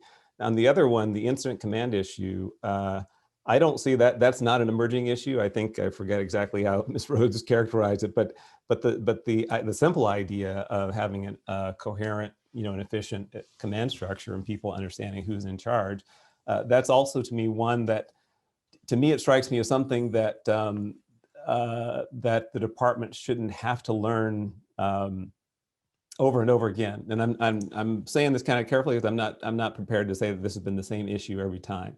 But I think what I'm asking for is, again, it was an issue in 92. It was an issue raised in a couple of these reports here, the idea of really being clear so that officers, I think they're entitled to kind of really have this clear sense of who's really running the show, who's making decisions. So I'm asking, maybe it's appropriate for you, Chief, but why is that such a difficult issue? Why is it still on the list of lessons learned that where we've got to continue to revisit it? And is what you're seeing in these reports that have come out recently, what's on the table now, does that address this issue such that we can have that clear assurance that when things get very chaotic, that officers really do know who's really in charge and who's really calling the shots on which issues? Absolutely. I think, again, this is an area that the issues in 1992 and subsequent issues in 2000, 2007, 2014, that we talk about command and control as a broad subject, and there's different variations or different aspects of it that we address. For instance, the mayor and I were in regular communications during this event, both in the immediacy of it on Thursday, Friday, Saturday, Sunday, and the days that followed. In 1992, that was not the case, as we all know historically. In regards to commander's intent, my commander's intent Friday morning with the command staff, senior levels, that by our survey of our personnel did not reach levels of the organization that I would have expected it to. That is a matter that we've paid a great deal of attention to in regards to this last year to ensure that the commander's intent is known. As to continuity of command and ensuring that senior officers, chiefs, assistant chiefs, deputy chiefs that are in the field, that we recognize that it can create confusion as to an importance of being in the field, having a presence, understanding what the sense of what's going on, but can that undermine and can that be a distraction to officers that have lieutenants, captains, and their own commanders? Those are something that we took notice of in that last instance. Again, I think that as we worked on the day-long training of our entire organization, from all staff levels down to captains, including lieutenants and sergeants, this was an area of focus, as well as when we saw the plans executed for the 6th of November, as well as the 20th of January, we ensured that we paid particular attention to command and control as to the operation of the DOC, Bureau Command Posts, individual command posts that have individual protests and demonstrations. And so that we have addressed it. And all these reports talk about, though, is the shelf life of that, the half-life of that experience, is that how do we memorialize, institutionalize this so that those types of shortfalls are not learned, reminded, and then, as to Ms. Rhodes' point, the next second or third or fourth day, we remind ourselves how to drive the stick shift, but that we pull into it with a much more robust performance on that first day, on that second day. And I'll close by saying our field jail operations and other aspects, logistical needs, those are all matters that we've addressed head on, but we have more work to do. And our commitment is to learn from this and ensure that we address the matters before us today with the Chauvin trial and the coming end of that trial. And as we remarked yesterday, the outreach and engagement to our public to remain peaceful, to recognize the fear and trauma that they're feeling, the frustration. But we're looking at all of our operations as a whole of city as to how, if it were to devolve into violence, instances of turmoil in the street that we saw a year ago, that how will we recognize our performance of the past and make up and ensure that our performance is what all Angelenos deserve. Appreciate that. And Madam Chair, I just say I'm going to close with a question. I would appreciate someone from each of the panels to address if they could, because it's also, at least from my own view, I think one of the most important issues that was alluded to but not directly addressed in any of the write-ups. And there's clearly lots of not only forms of protest, there's also lots of reasons for people to be protesting, whether it's abortion rights, women's rights, lots of issues. But I think that the issue that, in my opinion, pervades this entire conversation, or at least should, is the complication of preparing officers to deal with a protest when they themselves are the subject of the protest. So, and there was a lot of, or I think a good good reference and acknowledgement of the mental health and emotional issues. I mean, there's a lot of pain all the way around. And so you have to understand, or they need to be prepared to understand the pain on behalf of many of the people on the streets. There's lots of people in the crowd, as the reports have mentioned, but you have that reality of what's drawing people to the streets, what's the catalyst of the protest. And then you have, the officer's ability to kind of perform in that environment.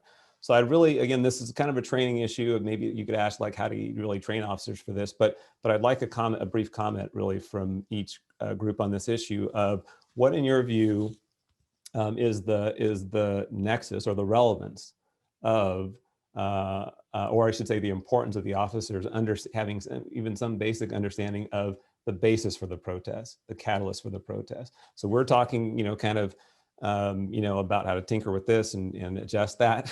but this is really, I think, part of the core issue that can influence performance. So could you each just comment on that question of is it important for officers to have some basic, you don't want them to get involved in the effort and to be part of the politics and all that stuff. You don't want them to do that.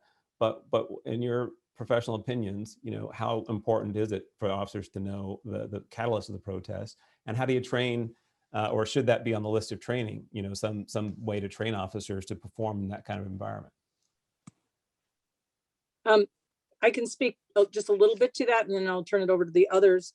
I think there's two pieces, and it is somewhat important for us to understand. You asked about the ICS, and I think it's important for us to understand ICS is a perishable skill. And when you look historically from 1965, you go back 27 years later, it's 1992, 25 years later, it's 2007. And then 2014 to me is a critical point, because that is when the focus really turned towards police being the subject of the protests. A real focus. It started a little bit in 92, obviously, but it was more specific to incident. Where 14 with Ferguson, and then of course again in 20, the police became the only focus really of the demonstrations, right?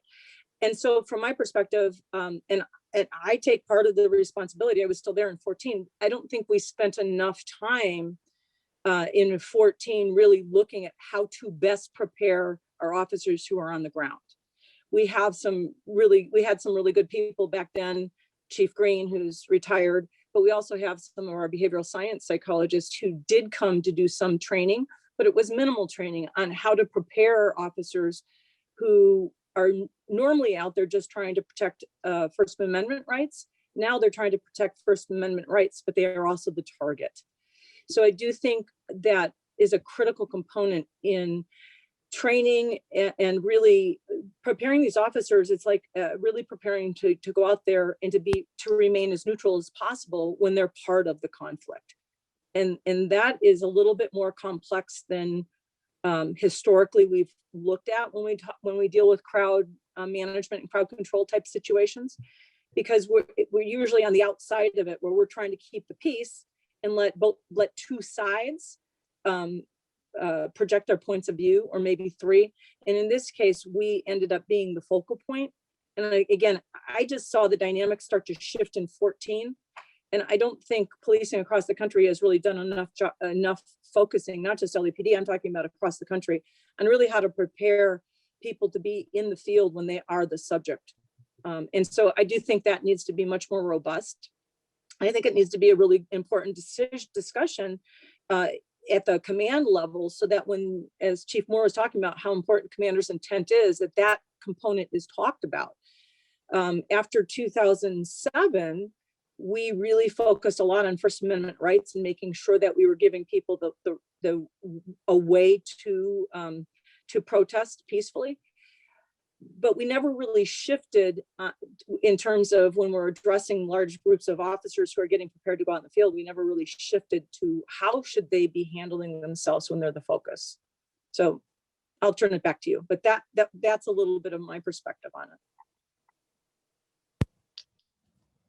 Anybody else? I know the National Police Foundation, they had this term, I forget what it was, something about the coherent operational philosophy here. I forget the term, but it strike me as related. But so I thought they may have something to add on this as well. Sure. So thank you, Commissioner. I think that there has to be a recognition of trauma. And I alluded to this in my remarks. There is very deep-seated trauma in communities. There is very deep-seated trauma within the police department, and I would argue in their families. When we talk about the new dynamics of protests, this is probably the first time, and I spent 30 plus years in the business, that we saw family members targeted in schools and online in the community when it was learned that their parents were police officers. And so I think we have to look at the trauma that is going to come from this and the trauma that was probably there before that, right? I think, though, that the LAPD is very blessed in a sense. When you look at the focal point of the Rodney King riots in '92, they were predominantly in the South Bureau, right? But look at the current evolution. There was little or no protest in the South Bureau. In fact, we saw many people in the South Bureau rallying around their local command and their local officers. I think the creation of the Community Safety Bureau and taking the commander from the South Bureau and putting her in charge of this really shows and demonstrates the department's commitment to doing this right.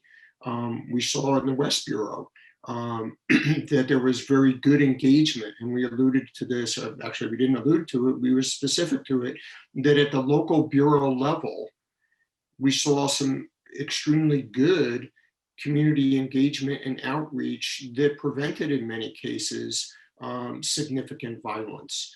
And so I think there are things within the department right now that are working incredibly well that need to be studied and replicated department-wide.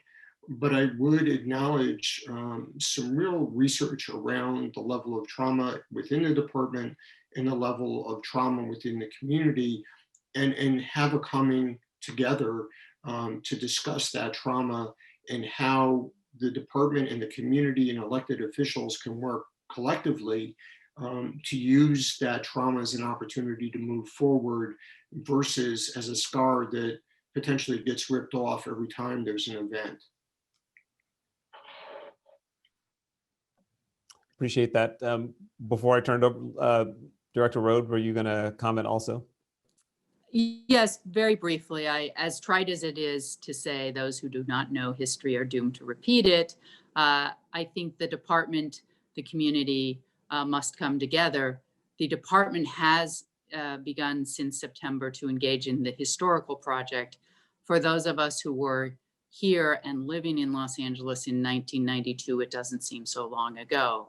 For people in the academy who may or may not have been living in Los Angeles or even living, it may be very long ago. The community may remember. The department needs to make sure it knows and educates its personnel on its history and the history of the community so that together we can move forward.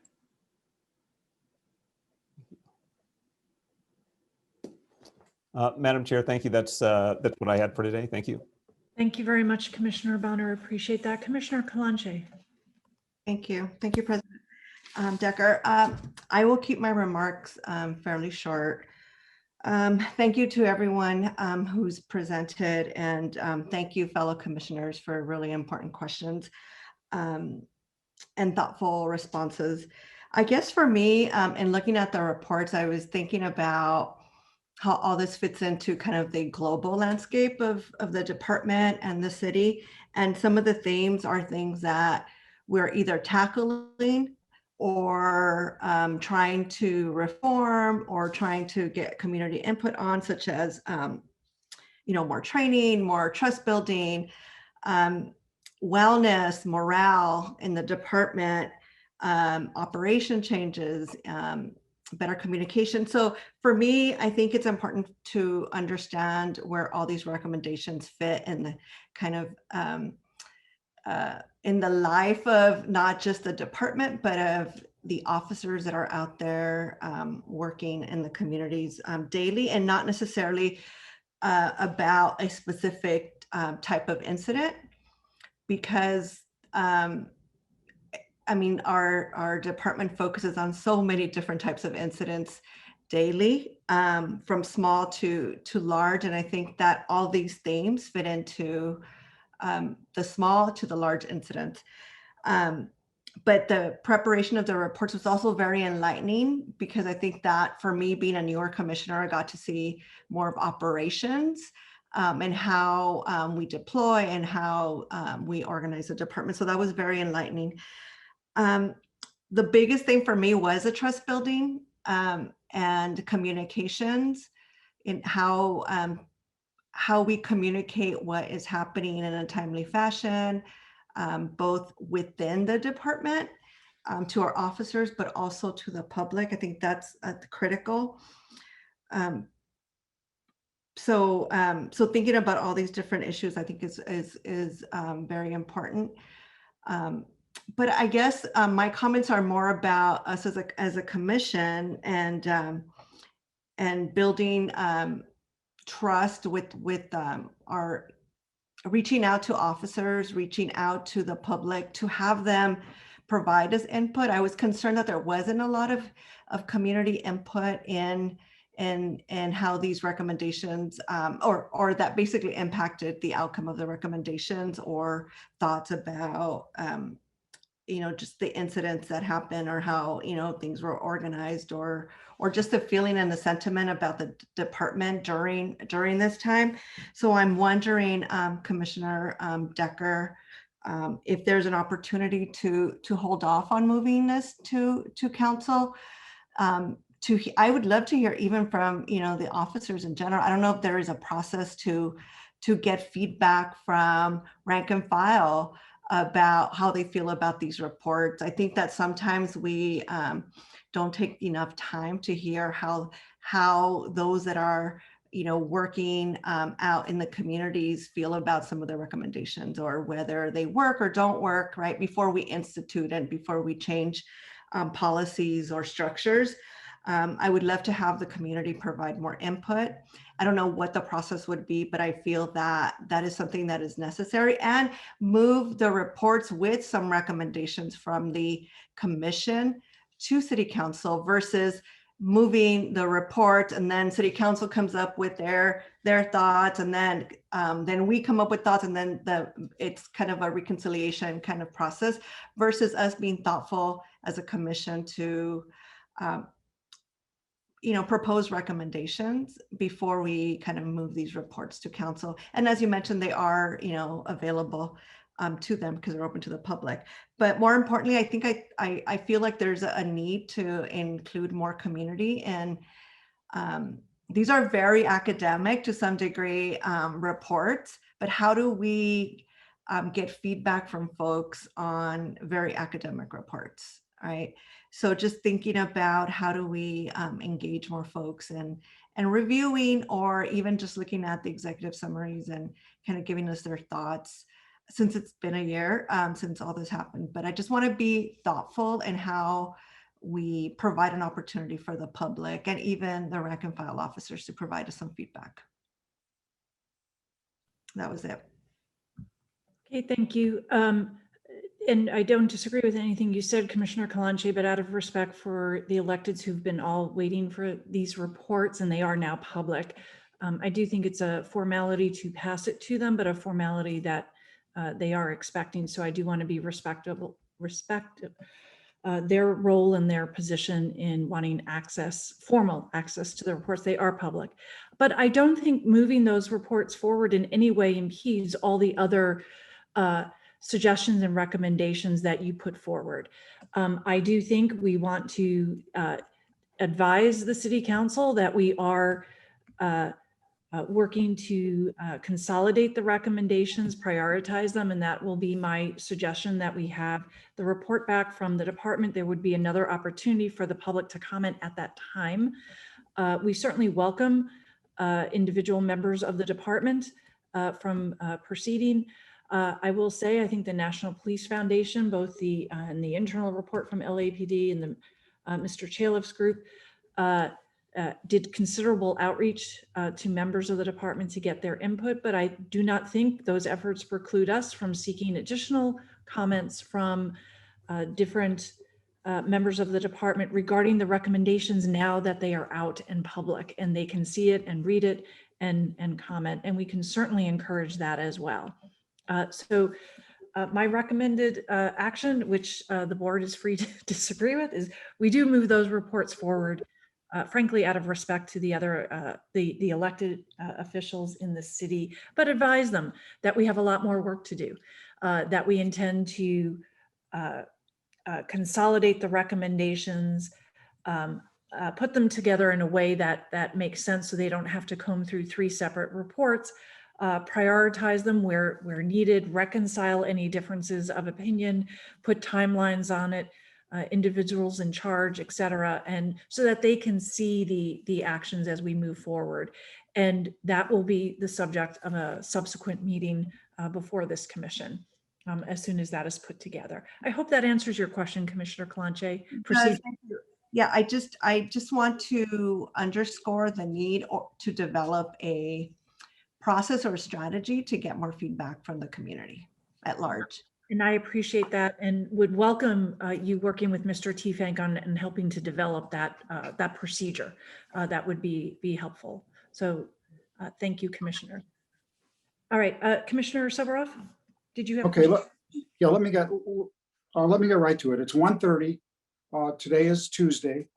In 2 weeks, there's going to be the prioritization of these issues is going to be discussed and analyzed by the department, by the commission. Hopefully there will be additional input like Commissioner Kalanche recommended, and you did too, Commissioner Decker, not only to the commission, but a mechanism for any of the people who've written their reports, or a mechanism for any of public or groups, also to provide their input to those who made the reports and to the department. So there's a lot of, if all the ingredients are going in the oven right now at 1:30, there's a lot of baking to be done before the cake comes out correctly. I've read the 3 independent reports that you all have done, after action reports, and complemented, to me, supplemented by a couple other reports. One that just came out was a First Amendment Assembly working group of the Major Cities Chiefs Association, law enforcement response to First Amendment best practices and tactics. And also, one thing that you've all said, the variables have changed. The input has changed since the consent decree. The tactical assessment, the New York City Police Department report, tactics used by anti-government extremists, malicious actors against law enforcement officers. All these are variables. So there are 474 pages. There's 111 findings, and you don't have to spend time on the findings. Just assume they're all right, even if they come correct, even from different perspectives. But there are 118 recommendations. And these recommendations in the next 2 weeks need to be weighed. They need to be prioritized. They need to be tweaked. There needs to be additional input, like we talked about. But when I read them 3 times, I wore 3 different pair of glasses. One, I interpreted through the lens of this group and of law enforcement. And then one, I read and interpreted through the lens of First Amendment peaceful protesters. And it looked a little different. But then I read it through the lens of non-peaceful protesters and the defund activists and the fire the chief activists, many of whom we've heard today, and that everything's wrong and nothing can be right. And I came up with a totally different input from the different reports based on what how I read them. Let's say 3 implicit biases. So my question, which I think is an important thing to end on here, is this department is a different department as a result of the consent decree and the Christopher Commission and the activities and actions are different as a result of improvements that have been made and mistakes that have been made right up until today. But I have a question of Mr. Chaleff. Jerry, is this, in looking at this and advising this group for the next 2 weeks, is this consent decree 2.0? Do you see parallels? Do you see a result where there should be a list, a prioritized list, and then it should just be implemented? What are the parallels between this and the consent decree, and how can we improve on the great job that was done on the consent decree? Because everybody believes that. Sir? Thank you. It's an interesting question. I think that it starts in a different place because I think the consent decree required much more work to get to where we wanted to go because the department was starting from a much lesser place.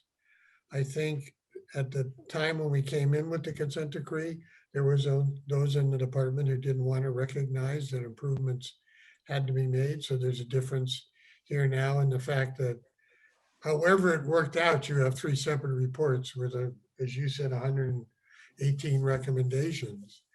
And I think the city, the department, the public, everybody is much more willing to accept changes than they were when we started the consent decree and even started negotiating the consent decree in the year 2000.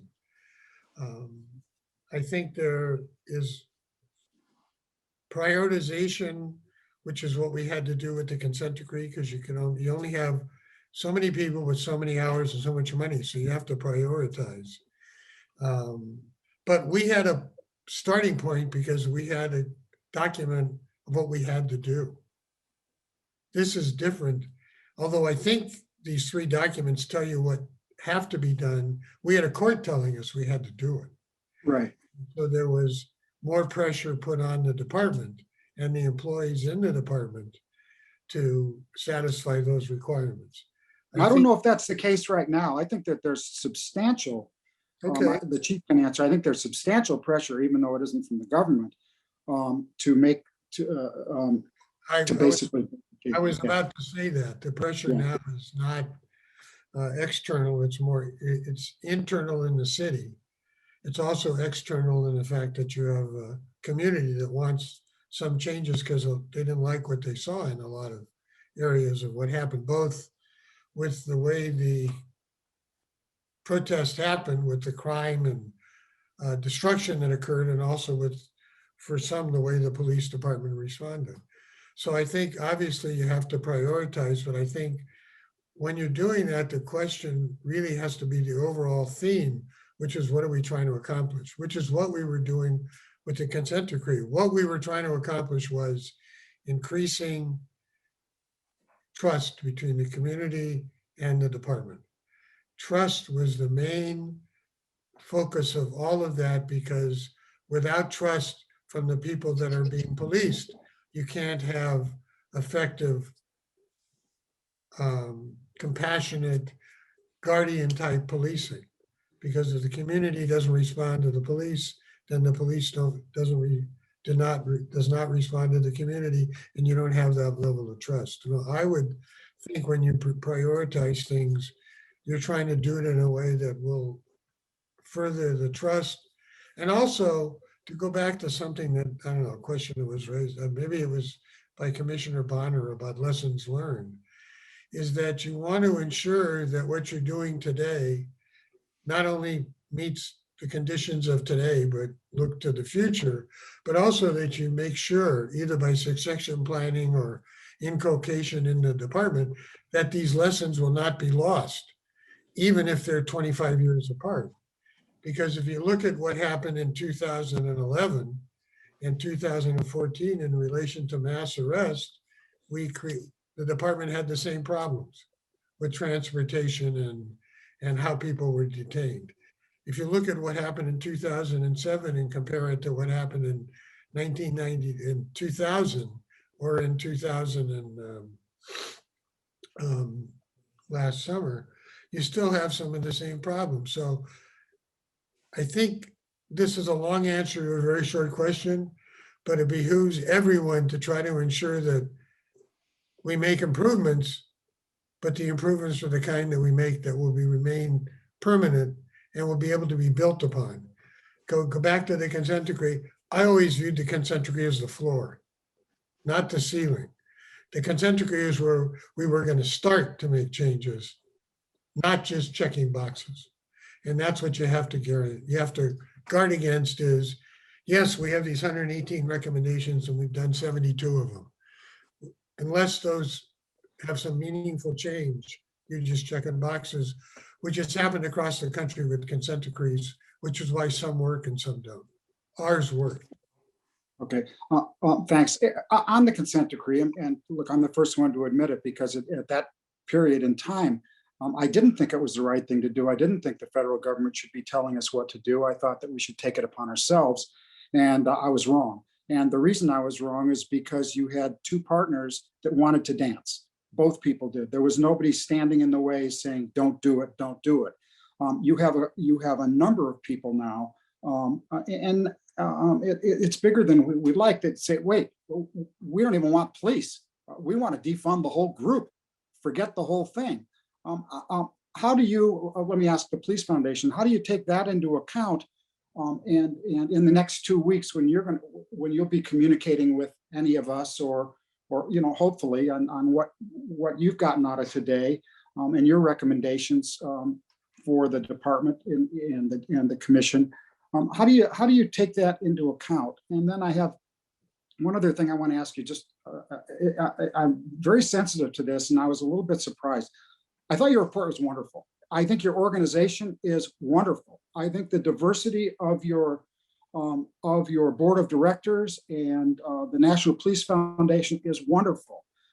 I was surprised at two things. Well, one was the lack of diversity of the staff who handled this project.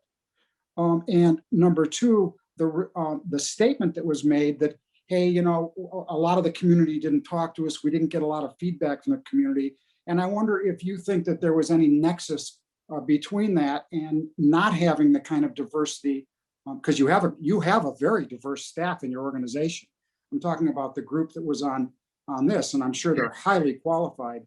But in a point where everybody's really sensitive about a lot of things and about perception, who paid you, who did the work, am I on a certain foundation, and except I just want you to comment on both of those things. Sure. So I'll go with your last comments first. Okay. So I think if you look at our subject matter experts, they were all persons of color. I saw that. Who had both local recognition for their leadership and their commitment to community policing, but also had national reputations. I spoke about Reverend Brown, who has been at the forefront of community police interactions in Boston and nationally, and mobilizing faith-based organizations across the country around issues of civil rights, of equitable treatment, advancing communities, advancing policing through effective and difficult dialogue. I think when you look at the team of Police Foundation personnel that were assigned, you also see significant diversity. You have men, you have women, you have different ethnicities involved. I think some of the pieces that don't necessarily come out in the report is our board of directors and our president after these events, not just in LA, but nationally, brought together a very, very diverse group, predominantly women and men of color, to form an advisory board, an internal commission, if you will, within the Police Foundation, to look at the issues of race and equity in policing and to give us advice and guidance. And members of that group did see this report, did have an opportunity to opine about the language that was used, to opine about the findings and the recommendations, to opine about the potential impact that the report would have on diverse communities, not just in LA, but across the country. So I think there is an awful lot of diverse input from the Police Foundation, from the team, and from others that we gathered from outside the Police Foundation to take a look at the report before it was sent to the commission. That's good to know. And on the other issue, the additional input of a group, whether it's nationally or locally or however you define it, that nothing's good enough. This is defund. This is get rid of the whole thing, replace policing. How does that impact? How is that changing? How you guys analyze the situation? I think the most important thing that we can do right now, regardless of where we are, right, is to listen. We have to listen. We have to be empathetic. We have to recognize, as I said earlier, the deep-seated trauma. A quick reaction, a shift left or a shift right, is necessarily not going to bring us to a successful conclusion. But we have to bring voices to the table that we don't necessarily want to hear, and we have to listen to them. But those voices also have to be willing to listen to Chief Moore, to listen to the commission, to listen to the findings and recommendations that were brought forward in these three different groups. And it is communal dialogue that is going to advance policing in LA as well as across the country. There's not, as I said earlier, there's no quick fix to this. There are lessons and there are opportunities in the dialogue that comes from all of the different directions and the different voices that are out there. And so we have to figure out, how do we listen to those voices? How do we, just like you're going to do, cull 118 recommendations down to the most important and prioritize those recommendations? And so we have to listen to the individuals that want to defund the police as much as we want to listen to those individuals that want to throw more money into policing. And then with that, find a consensus of how do we advance this and how do we hold policing, not just in LA, but nationally accountable? How do we have a community voice and a community commitment with elected officials that helps us move policing forward so that we're giving the communities we serve the kind of policing that they want? Good. Well, that's very introspective and very helpful, frankly. Last to the people that are going to be in charge of implementing, and that's to the chief and to Liz Rhodes. Today, you've heard from a lot of people between public comment and these groups. A lot of Monday morning quarterbacks and a lot of best practices. But I think they all have one thing in common, and that is that they want things to improve. Like you say, Chief, because you've always been an advocate for we're never going to be perfect, and we can always do better. Tell me, how has this helped you in what you're going to be doing during the next 2 weeks? A, and B, what other help do you need during the next 2 weeks from any of us. I'm volunteering the Police Foundation, I'm volunteering the Chaleff Group, commissioners and the public. What else do you need to do to help you with the prioritization and the implementation? How's this been helpful, and what else do you need? Liz, do you want to start, or Chief, do you want to start, or Ann? I'm not sure. Sure, I can start. We have been able to review the Chaleff report and certainly our own report. I am certainly working with Chief Choi from Office of Support Services, that includes the Training Bureau. And as I think it's been referenced multiple times, there's a lot of these recommendations that focus around training.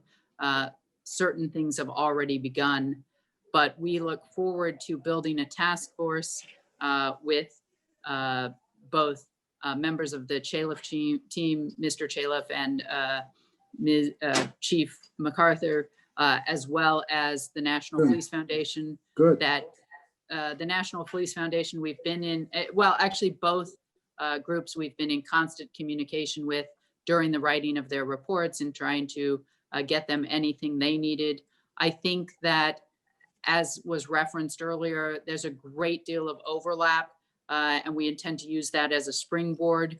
Also public comment, and if we can, as Commissioner Kalanchi says, if we can involve more, we do have a short period of time. We will try to do everything we can in that period to involve community, including the community of the officers.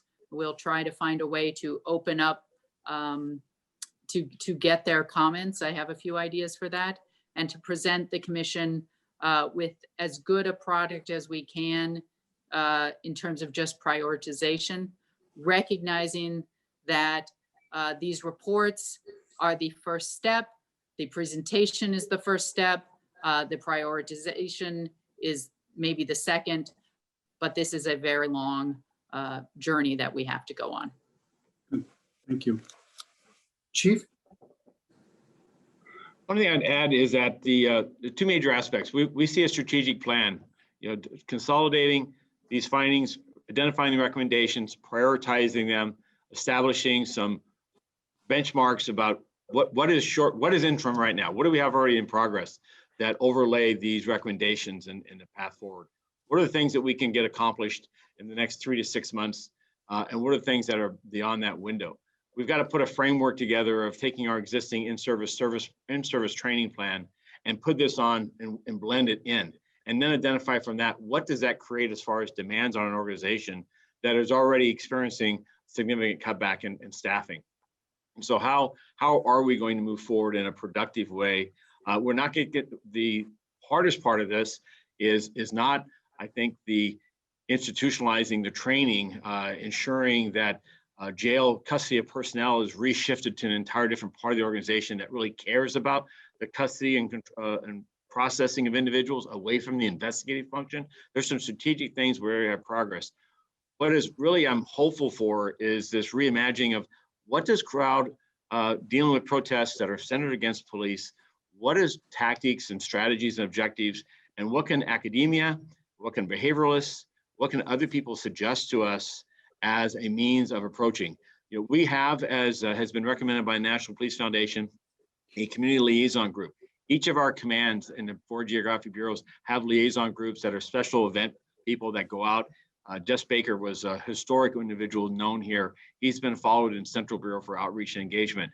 There's some things that are engaging already, but I'm most interested in what I can't guarantee you is the uncertainty is how do we identify that new 21st century policing for the next generation, seeing the protests, seeing the challenges that we see today.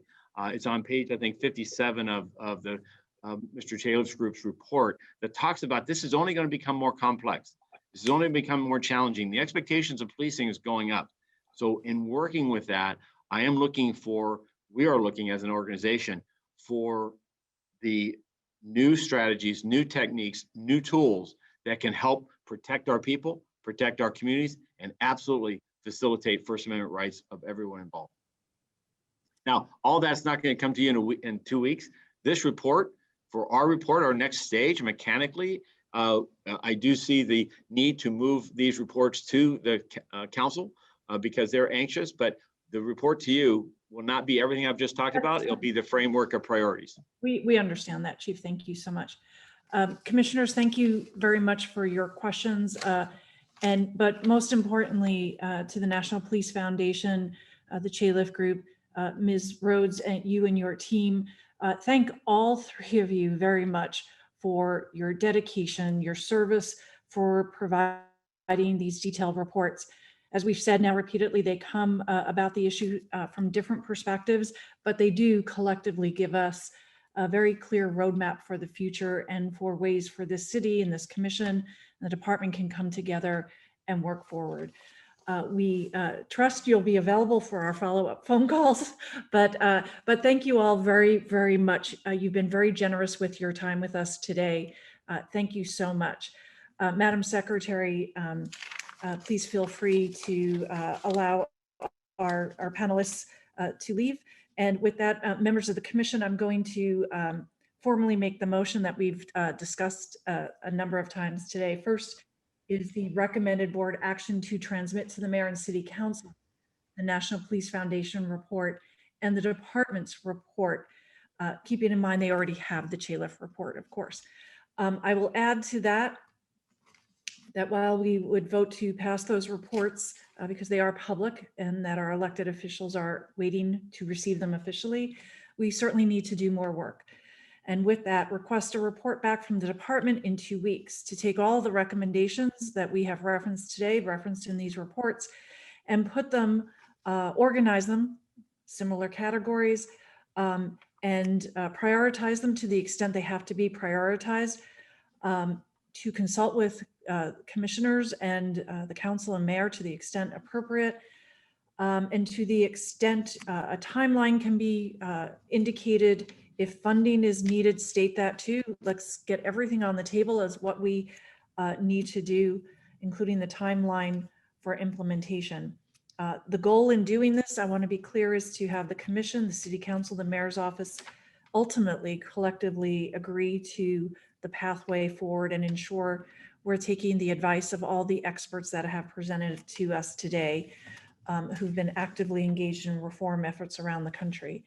I would also add that we have previously asked for a report back on training. I think we need to get that scheduled so that we can begin the process of a deeper understanding of all of the training processes that go on.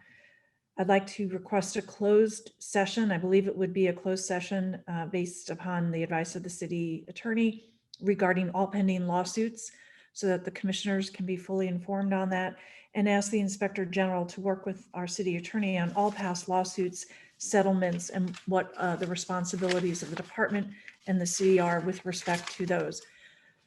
Commissioners, that would be my motion. Have I left anything out that you have on your minds or that I did not put into that?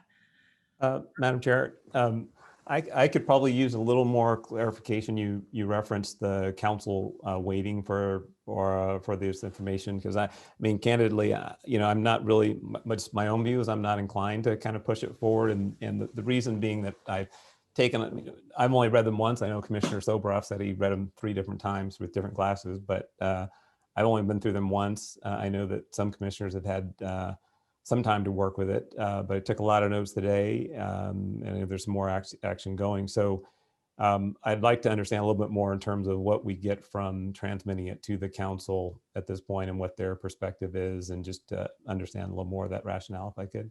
Oh, absolutely. Mr. Chiefan, can you, since you've had the communications with council, if you wouldn't mind?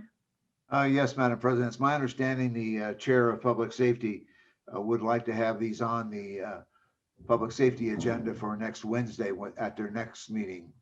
That would be the purpose of moving the reports forward. And are they incapable of doing that unless they get them formally? I mean, we're talking about what's in effect a ministerial act, as I understand it. So do they need to be in a position to say that they received these from the commission in order to go forward with their conversation? I don't believe so, but again, as a courtesy, it's usually been transmitted, but again, that's the commission's prerogative. I'm just presenting what the staff of the chair of public safety has asked for. Right. Okay. So if that's what it's come down to, if it's a courtesy, maybe I can get okay with that, as long as we're also going to make it very crystal clear as to what our continuing work is, because I don't at all, at least on the record, want to send any signal that I am fully, that I consider our work. Clearly, none of us consider the work done, but I don't think that we, other than hearing the author's comment on the report today, that's about as far as we've gone, number one. Number two, it would be helpful as well to, maybe we ask, I don't know if this is how we achieve this, but one of the frustrations, at least that I have, is there was some comments made a minute ago about how we all need to kind of work together to kind of work some things out, move things forward. But it is kind of cumbersome to try to understand not only who's doing what, but who's leading on what, and how everybody's really in sync. So we've talked before about sometimes, we see a report, that a response going to the council without having known or without being aware that the council asked a question, or like in this case, they're going to have their own hearing on it. I don't know if we will either participate in that or at least hear the outcome of that. But it just seems to me if we're going to really, when I say we, I mean the city is going to really try to do something other than continue another cycle of unrest and after action reviews, we need to get a lot tighter really on our understanding of how we really can work together. There's some things the council needs to do, some things the commission needs to do, some things the department needs to do. And for me, at least, it would be helpful to understand really how that all fits together before anybody gets too far down the road. Of course, certainly, Commissioner Bonner, don't disagree. I think we will signal to the chair of public safety that our work has only begun. We've only heard the reports, right? There's a lot of deep dives we have to do on all of the issues, and we'll notify her about our plan in 2 weeks. I also view it as a courtesy in terms of passing these on. These reports are public. Presumably, she can post it on her meeting agenda without our consent, or not that she needs our consent. They are independent elected individuals. Mr. Tiefenk does attend many of the, if not all, of the public safety meetings, and I encourage you to get briefbacks from him regarding those meetings. And I will reach out to the chair of public safety and the mayor's office personally and engage them in an effort to work together to put a package forward. Again, my goal has been to ensure that the commission, the city, the department, that we're all on the same page. We may have differences of opinion, certainly, and that is part of the process, but ultimately at some point the city has to come together in terms of moving forward, and I will do outreach to ensure we make that effort. Anything further, commissioners? Commissioner Decker, just picking up on what both Commissioner Bonner and Commissioner Kalanche have said here. I think it was Commissioner Kalanche, her comments stated that we should take our time in transmitting the reports to the city council to make sure that when we do so, we submit them with our recommendations. I think that's part and parcel with, in part, what Commissioner Bonner is saying, but has not stated it in that fashion. He's correct in part that this is just a ministerial act of us transmitting this to the city council, but these reports are readily available. So in terms of a motion, I would ask that the motion be broken up in such a fashion that it is clear that this is a mere transmittal to the city council. We fully intend to provide the city council with recommendations within a 2-week period. And then in separate motions, all the other steps that you had provided for. Because right now, I apologize, but I got lost in everything that you mentioned with respect to the first motion. And I would just like a cleaner record on that respect. And I think it also behooves us so that the city council, particularly given the timing that Mr. Tiefenk just told us, they're going to take this up next week. We don't know what they're going to do with it next week. They may just say, okay, we've got these reports and that's it, without any anticipation that the police commission fully intends to send recommendations that we want to see adopted by the police department at some point in time. And we want the buy-in from city council on that. Otherwise, it could get lost in the milieu of budget coming up or whatever else the city council may become involved in. So I would just like it cleaner. And I think this is consistent with what Commissioner Bonner is talking about, as well as Commissioner Galante. I think that way it is a bit tighter, to use Commissioner Bonner's words. Certainly, I can break them up. And if I wasn't clear previously, I thought I had said we certainly would advise the city council very clearly that the commission work is not done in our timeline on the 2 weeks and putting together the recommendations and prioritizing. So I apologize if I wasn't absolutely clear on that, but bifurcating the motion is certainly acceptable. I just wanted the council to see everything that we were doing all together. But again, that's just a formality. I can advise them as well. So why don't I break that up then? That the recommendation for the board action was to transmit to the mayor and city council the National Police Foundation report and the department's report with the notification about our planned action in 2 weeks, our efforts to to have the department report back to us on consolidating all of the recommendations and prioritizing them with timelines, individuals in charge, funding required, if any, and as much detail as we can provide in terms of our prioritization. I will certainly notify council of that, and we'll take that up first then, just to be sure that the record is clear. I will move that motion forward. Is there it's moved and seconded. All in favor, please say aye. Aye. All opposed? Very well, it passes 5-0. Then secondly, and apologies if I sometimes speak too fast, to also request a comprehensive presentation on training by the department, to have a briefing in closed session about current lawsuits that are pending against the city, and to instruct the Inspector General to work with the city attorney on past lawsuit settlements so that we are clear on our responsibility. When I say our, the city of Los Angeles responsibility, including the Los Angeles Police Department with respect to prior settlement agreements. And I believe that was the content of the second part of that original motion. I will move that forward. Is there a second on that portion? Second. It's moved and seconded. All in favor, please say aye. Aye. All opposed? Very good. Thank you. It passes 5-0. Thank you both as well.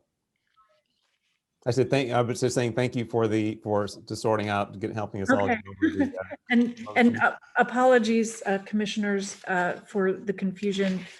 Entirely my fault. So, but thank you for adding clarity to that and ensuring that we were all on the same page on precisely what we were doing.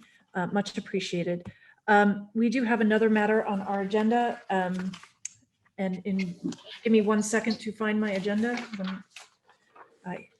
The second matter is item 2B, the department's report on the Safe LA Task Force update. And I believe Chief Marino, Commander Norquist are presenting that.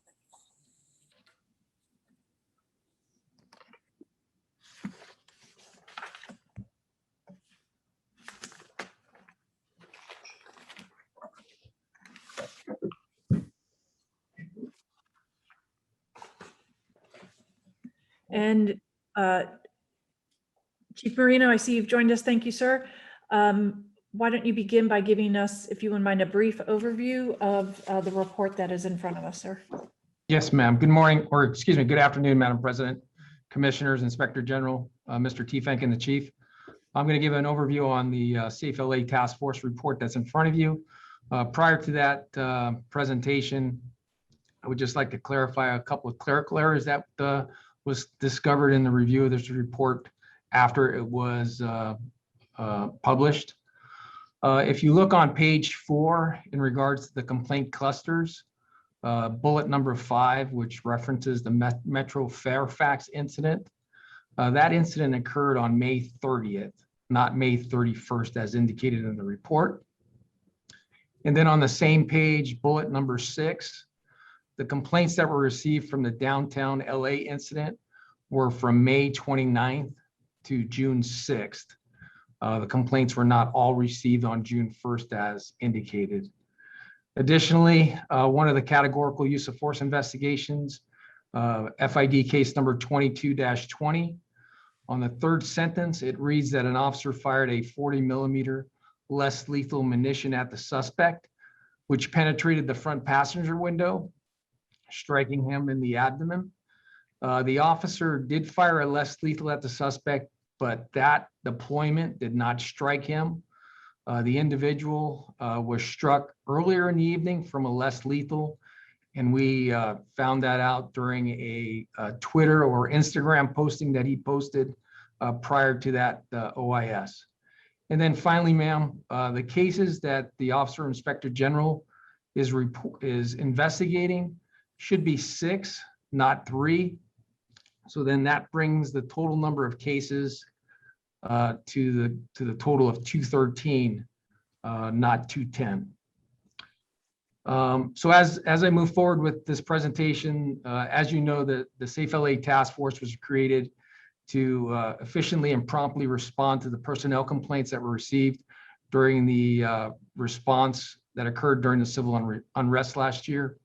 Members of the task force were comprised of investigators from PSB, which is Internal Affairs Group, as well as investigators from Force Investigation Division.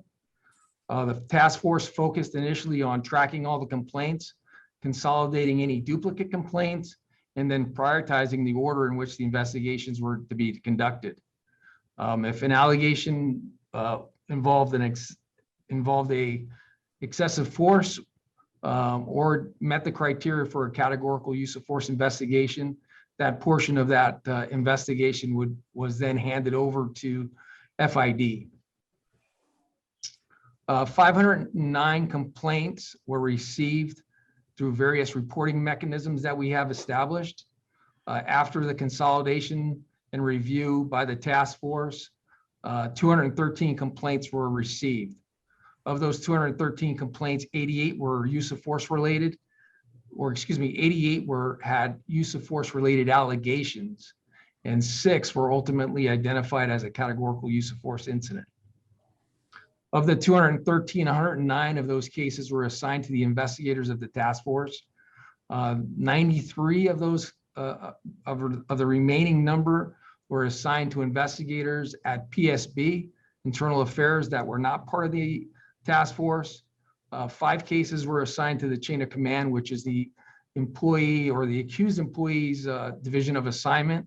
And then the remaining 6 cases are assigned to the Officer Inspector General.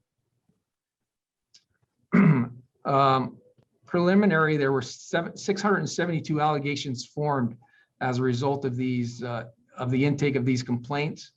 Unauthorized force accounted for 228, and neglect of duty accounted for 98.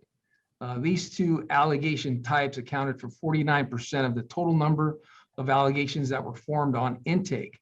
Now, once the cases are closed out or formally closed out in the complaint management system, I will be able to provide you with a better accurate number of the allegations that were framed as a result of this investigation or task force.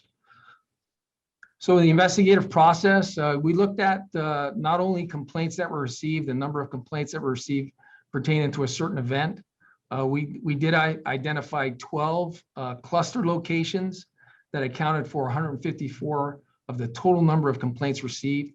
And those cluster locations were identified in the report as curfew transport, the missing property, kneeling instances or kneeling allegations that occurred, vehicle versus pedestrian, the Metro Fairfax Pan Pacific Park event, the events that occurred in downtown Los Angeles, a bias policing liquor store incident that occurred up in the valley, a Hollywood demonstration, and then a incident involving a wheelchair individual that occurred in the downtown Los Angeles area.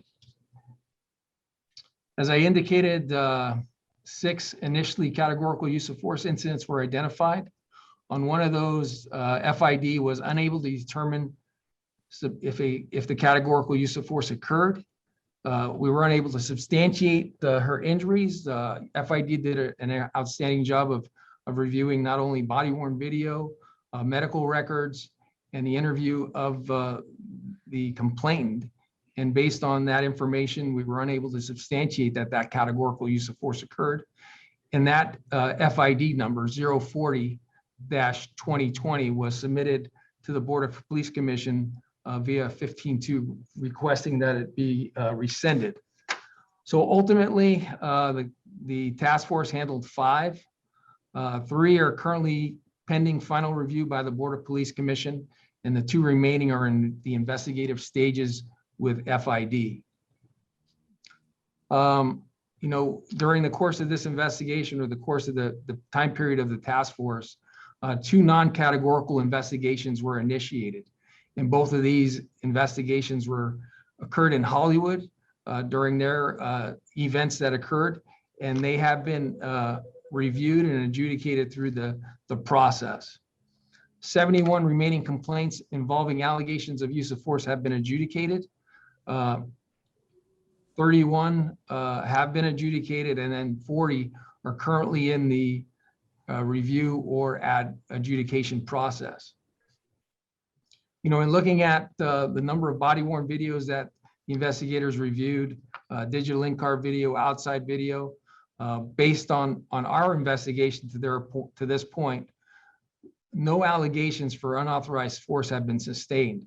I'm talking about the 31 that have been adjudicated. Many of these allegations of unauthorized force did not have supporting information to identify the location of occurrence, specific incident, or information that would help us identify the involved officer. The incidents that we did have identifying information that identified the officer's actions, those actions or those actions of the officer were properly classified as a non-reportable non-cat use of force investigation. As part of the crowd control event or situation that occurred during this time period, our department manual section, Force Solidus 245.04, indicates that during a crowd control situation, a use of force report is not required when the officers become involved in an incident where force is used to push, move, or strike individuals who exhibit unlawful or hostile behavior and who do not respond to verbal direction by the police. The investigators that were assigned to the task force conducted over 316 interviews, over 4,000 hours of body-worn video, and 175 digital in-car video segments were watched. 8,719 investigative hours were worked by the investigators. Some of the challenges that we saw, social media postings, it made it difficult for the investigators to contact the individuals that posted their complaints. So 89 complainants were not located or refused to respond to our request for interviews. Interview requests were conducted when we knew of a location where the complainant lived.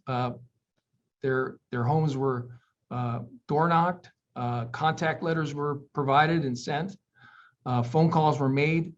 We even utilized the assistance of the Officer of Inspector General to assist us in trying to contact these complainants for interviews. We had 15 complainants that refused to be interviewed on the advice of their attorney. Currently, some of those individuals had lawsuits framed against the department.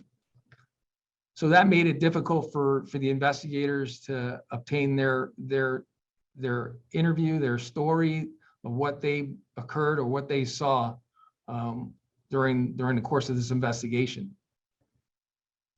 As a result of the number of cases that we had on intake, it was decided, or a recommendation was made to the chief of police that adjudication teams to be created. We wanted to kind of not send all these 213 complaints out to the various commands, but to have a centralized adjudication teams formed that would review and make recommendations for penalty based on the investigations.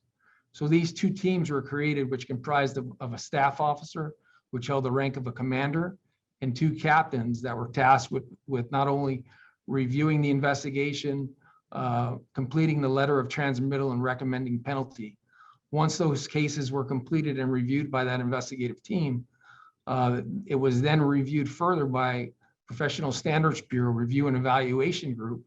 And then ultimately, it was reviewed by both Commander Norquist and myself. The total number of cases that have completed adjudication at this moment, I know the report indicates a different time, but I wanted to provide you with an updated number, is 113 complaints. Of those 113 complaints, 7 allegations have been sustained. 5 of those allegations pertain to body-worn video, digital in-car video violations, and the penalties range from an official reprimand to documented counseling. We had 1 neglect of duty that was sustained. Unfortunately, on that sustained allegation, we were unable to identify the involved employee, so that was an unknown employee where we unfortunately was unable to impose any penalty because we didn't know who the employee was. And then finally, the other allegation that was sustained was for unbecoming conduct. It was sustained and the employee was issued a 2-day suspension. Of the 140 allegations adjudicated and classified as other than sustained, so we had 148 allegations that were not sustained. 67 were unfounded, and a majority of those cases that were unfounded were as the result of review of body-worn video and digital in-car video. 41 allegations were classified as insufficient evidence to adjudicate. 17 were classified as non-disciplinary. Employees' actions did not rise to the level of misconduct. 11 were classified as non-disciplinary. No department employee was involved. 13 were not resolved, and 10 were exonerated. The remaining number of cases in adjudication currently is 24, and we have 76 cases remaining that are currently in the investigative stages. It should be noted that a majority of the cases that are currently in the investigative stages were received during the fourth quarter of 2020 as a result of claims for damages and lawsuits. We received over 80 cases were received after September 15th of 2020 as a result of these claims for damages. It's our goal at Professional Standards Bureau, as well as the task force, that all cases will be completed prior to their statute date. And then once these cases are properly adjudicated and completed, our goal is to provide, or will be providing, a follow-up report to the commission in the third quarter of this year. At this point, commissioners, I'm ready to answer any questions that you may have. Thank you, Chief. And just so I'm clear, third quarter of this year, we'll get an updated report and all the cases will have been adjudicated by then. Is that what you anticipate? Yes, ma'am. All right, thank you. Questions, commissioners? Please just open your mic if you have a question for Chief Marino regarding, Commissioner Briggs, go ahead. And thank you, Chief Marino. Chief Marino, I want to gain some clarity, particularly with regard to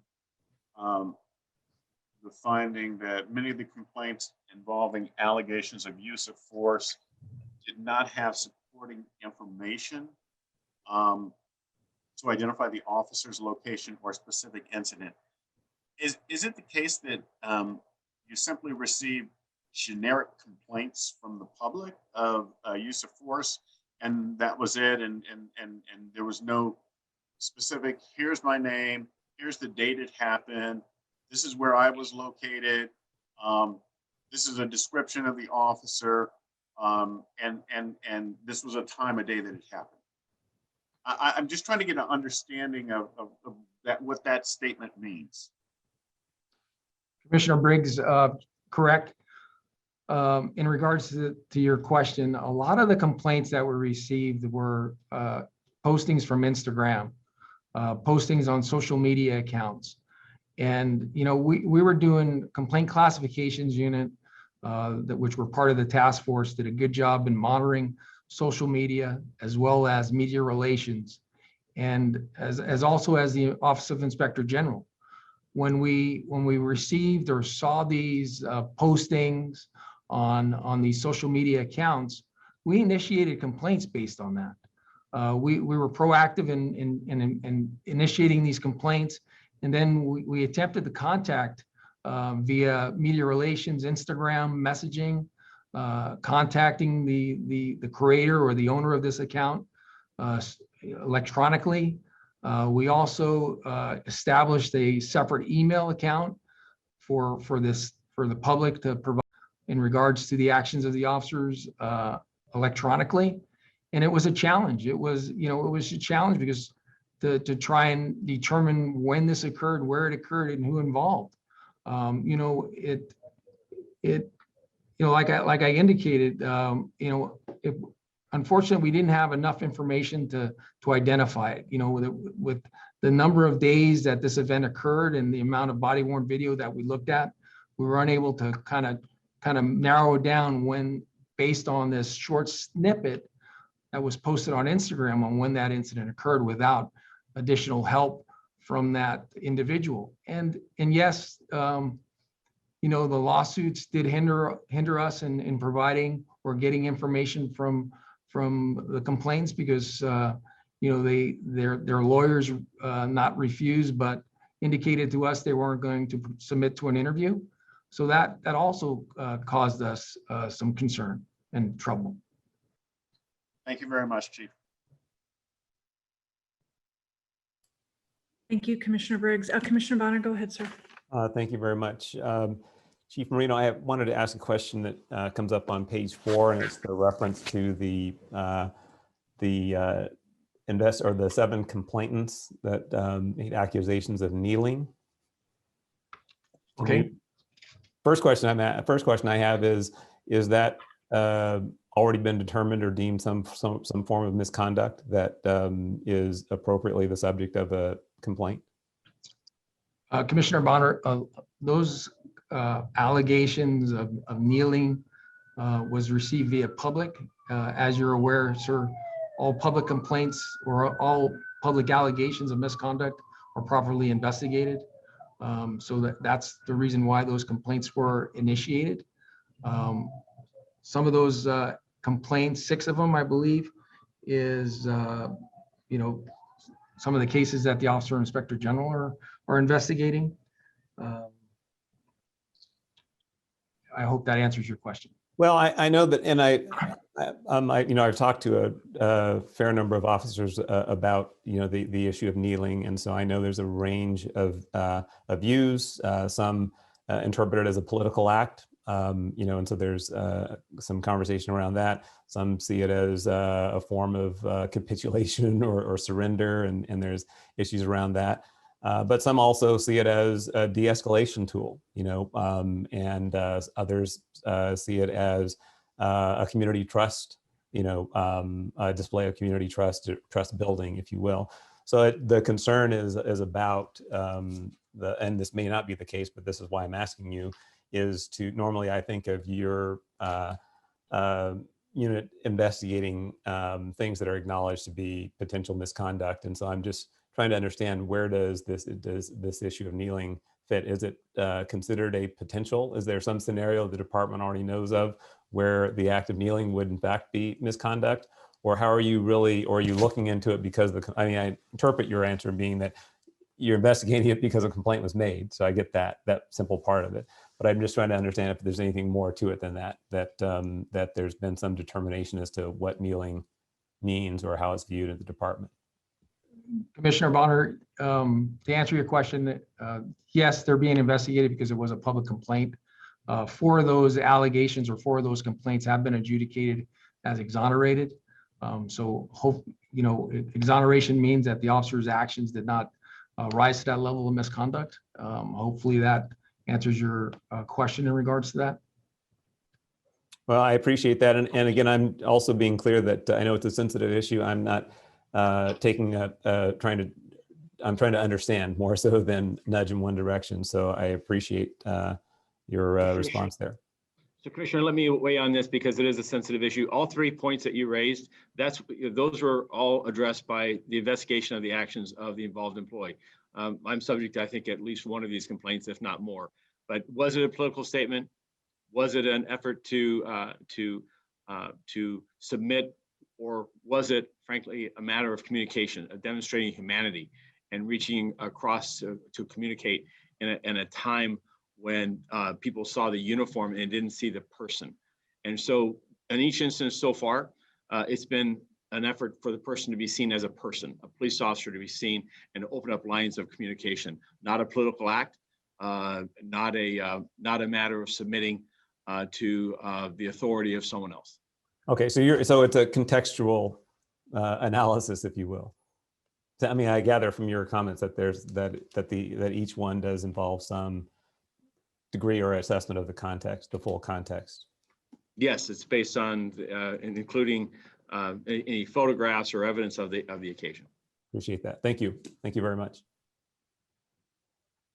Thank you, Commissioner Bonner. Any further questions? Seeing none. Chief Marino, would you kindly get us, you at the beginning indicated a number of corrections to the report. If you would get to Mr. Tifanka an updated version of the report with all those corrections. So I'd like to figure out if there's a way, Mr. Tifank, that we can post that on our website just to be sure that the accurate numbers are in the public domain. Okay. Yes, ma'am. All right. Madam Chair, I did also have one other question. This is a question for the chair. Oh, sorry. This is a question for the chair, and it's a process question as we potentially, if the motion is forthcoming, and I wanted to understand again and appreciate the distinction between, here, if I'm looking at the agenda, we're potentially going to be asked to review and approve this report. I personally would be more comfortable reviewing and receiving it, but without voting on something that suggests that there's an approval that's coming along with any particular part of it. So I just, unless there's a reason, I'm just signaling that I would be making that alternative motion unless there is some process reason that I'm maybe not aware of as to why it needs to be approved. No, actually, thank you, Mr. Bonner. I had noticed that earlier today, that the approval, it should probably just be receiving. So I would modify the recommended board action to be review and receive. Excellent, thank you. Okay. With that, anything further from the commissioners? Okay, I will move the matter forward for a vote. The recommended board action is to review and receive the department's report. It's been moved. Is it seconded? I'll second. Thank you. With that, all in favor, please say aye. Aye. Aye. Opposed? Very good. It passes 5-0. Thank you, Chief Marino, for your report. Much appreciated, sir. Thank you, ma'am. And with that, that concludes our regular agenda. The only other matter for our consideration is a motion to adjourn, which I will move forward. Is it seconded? Second. It's moved and seconded. All in favor, please say aye. Aye. Aye. Opposed? Very well. We stand adjourned until our next scheduled board meeting. Thank you all very much for your time today. Thank you. Good job.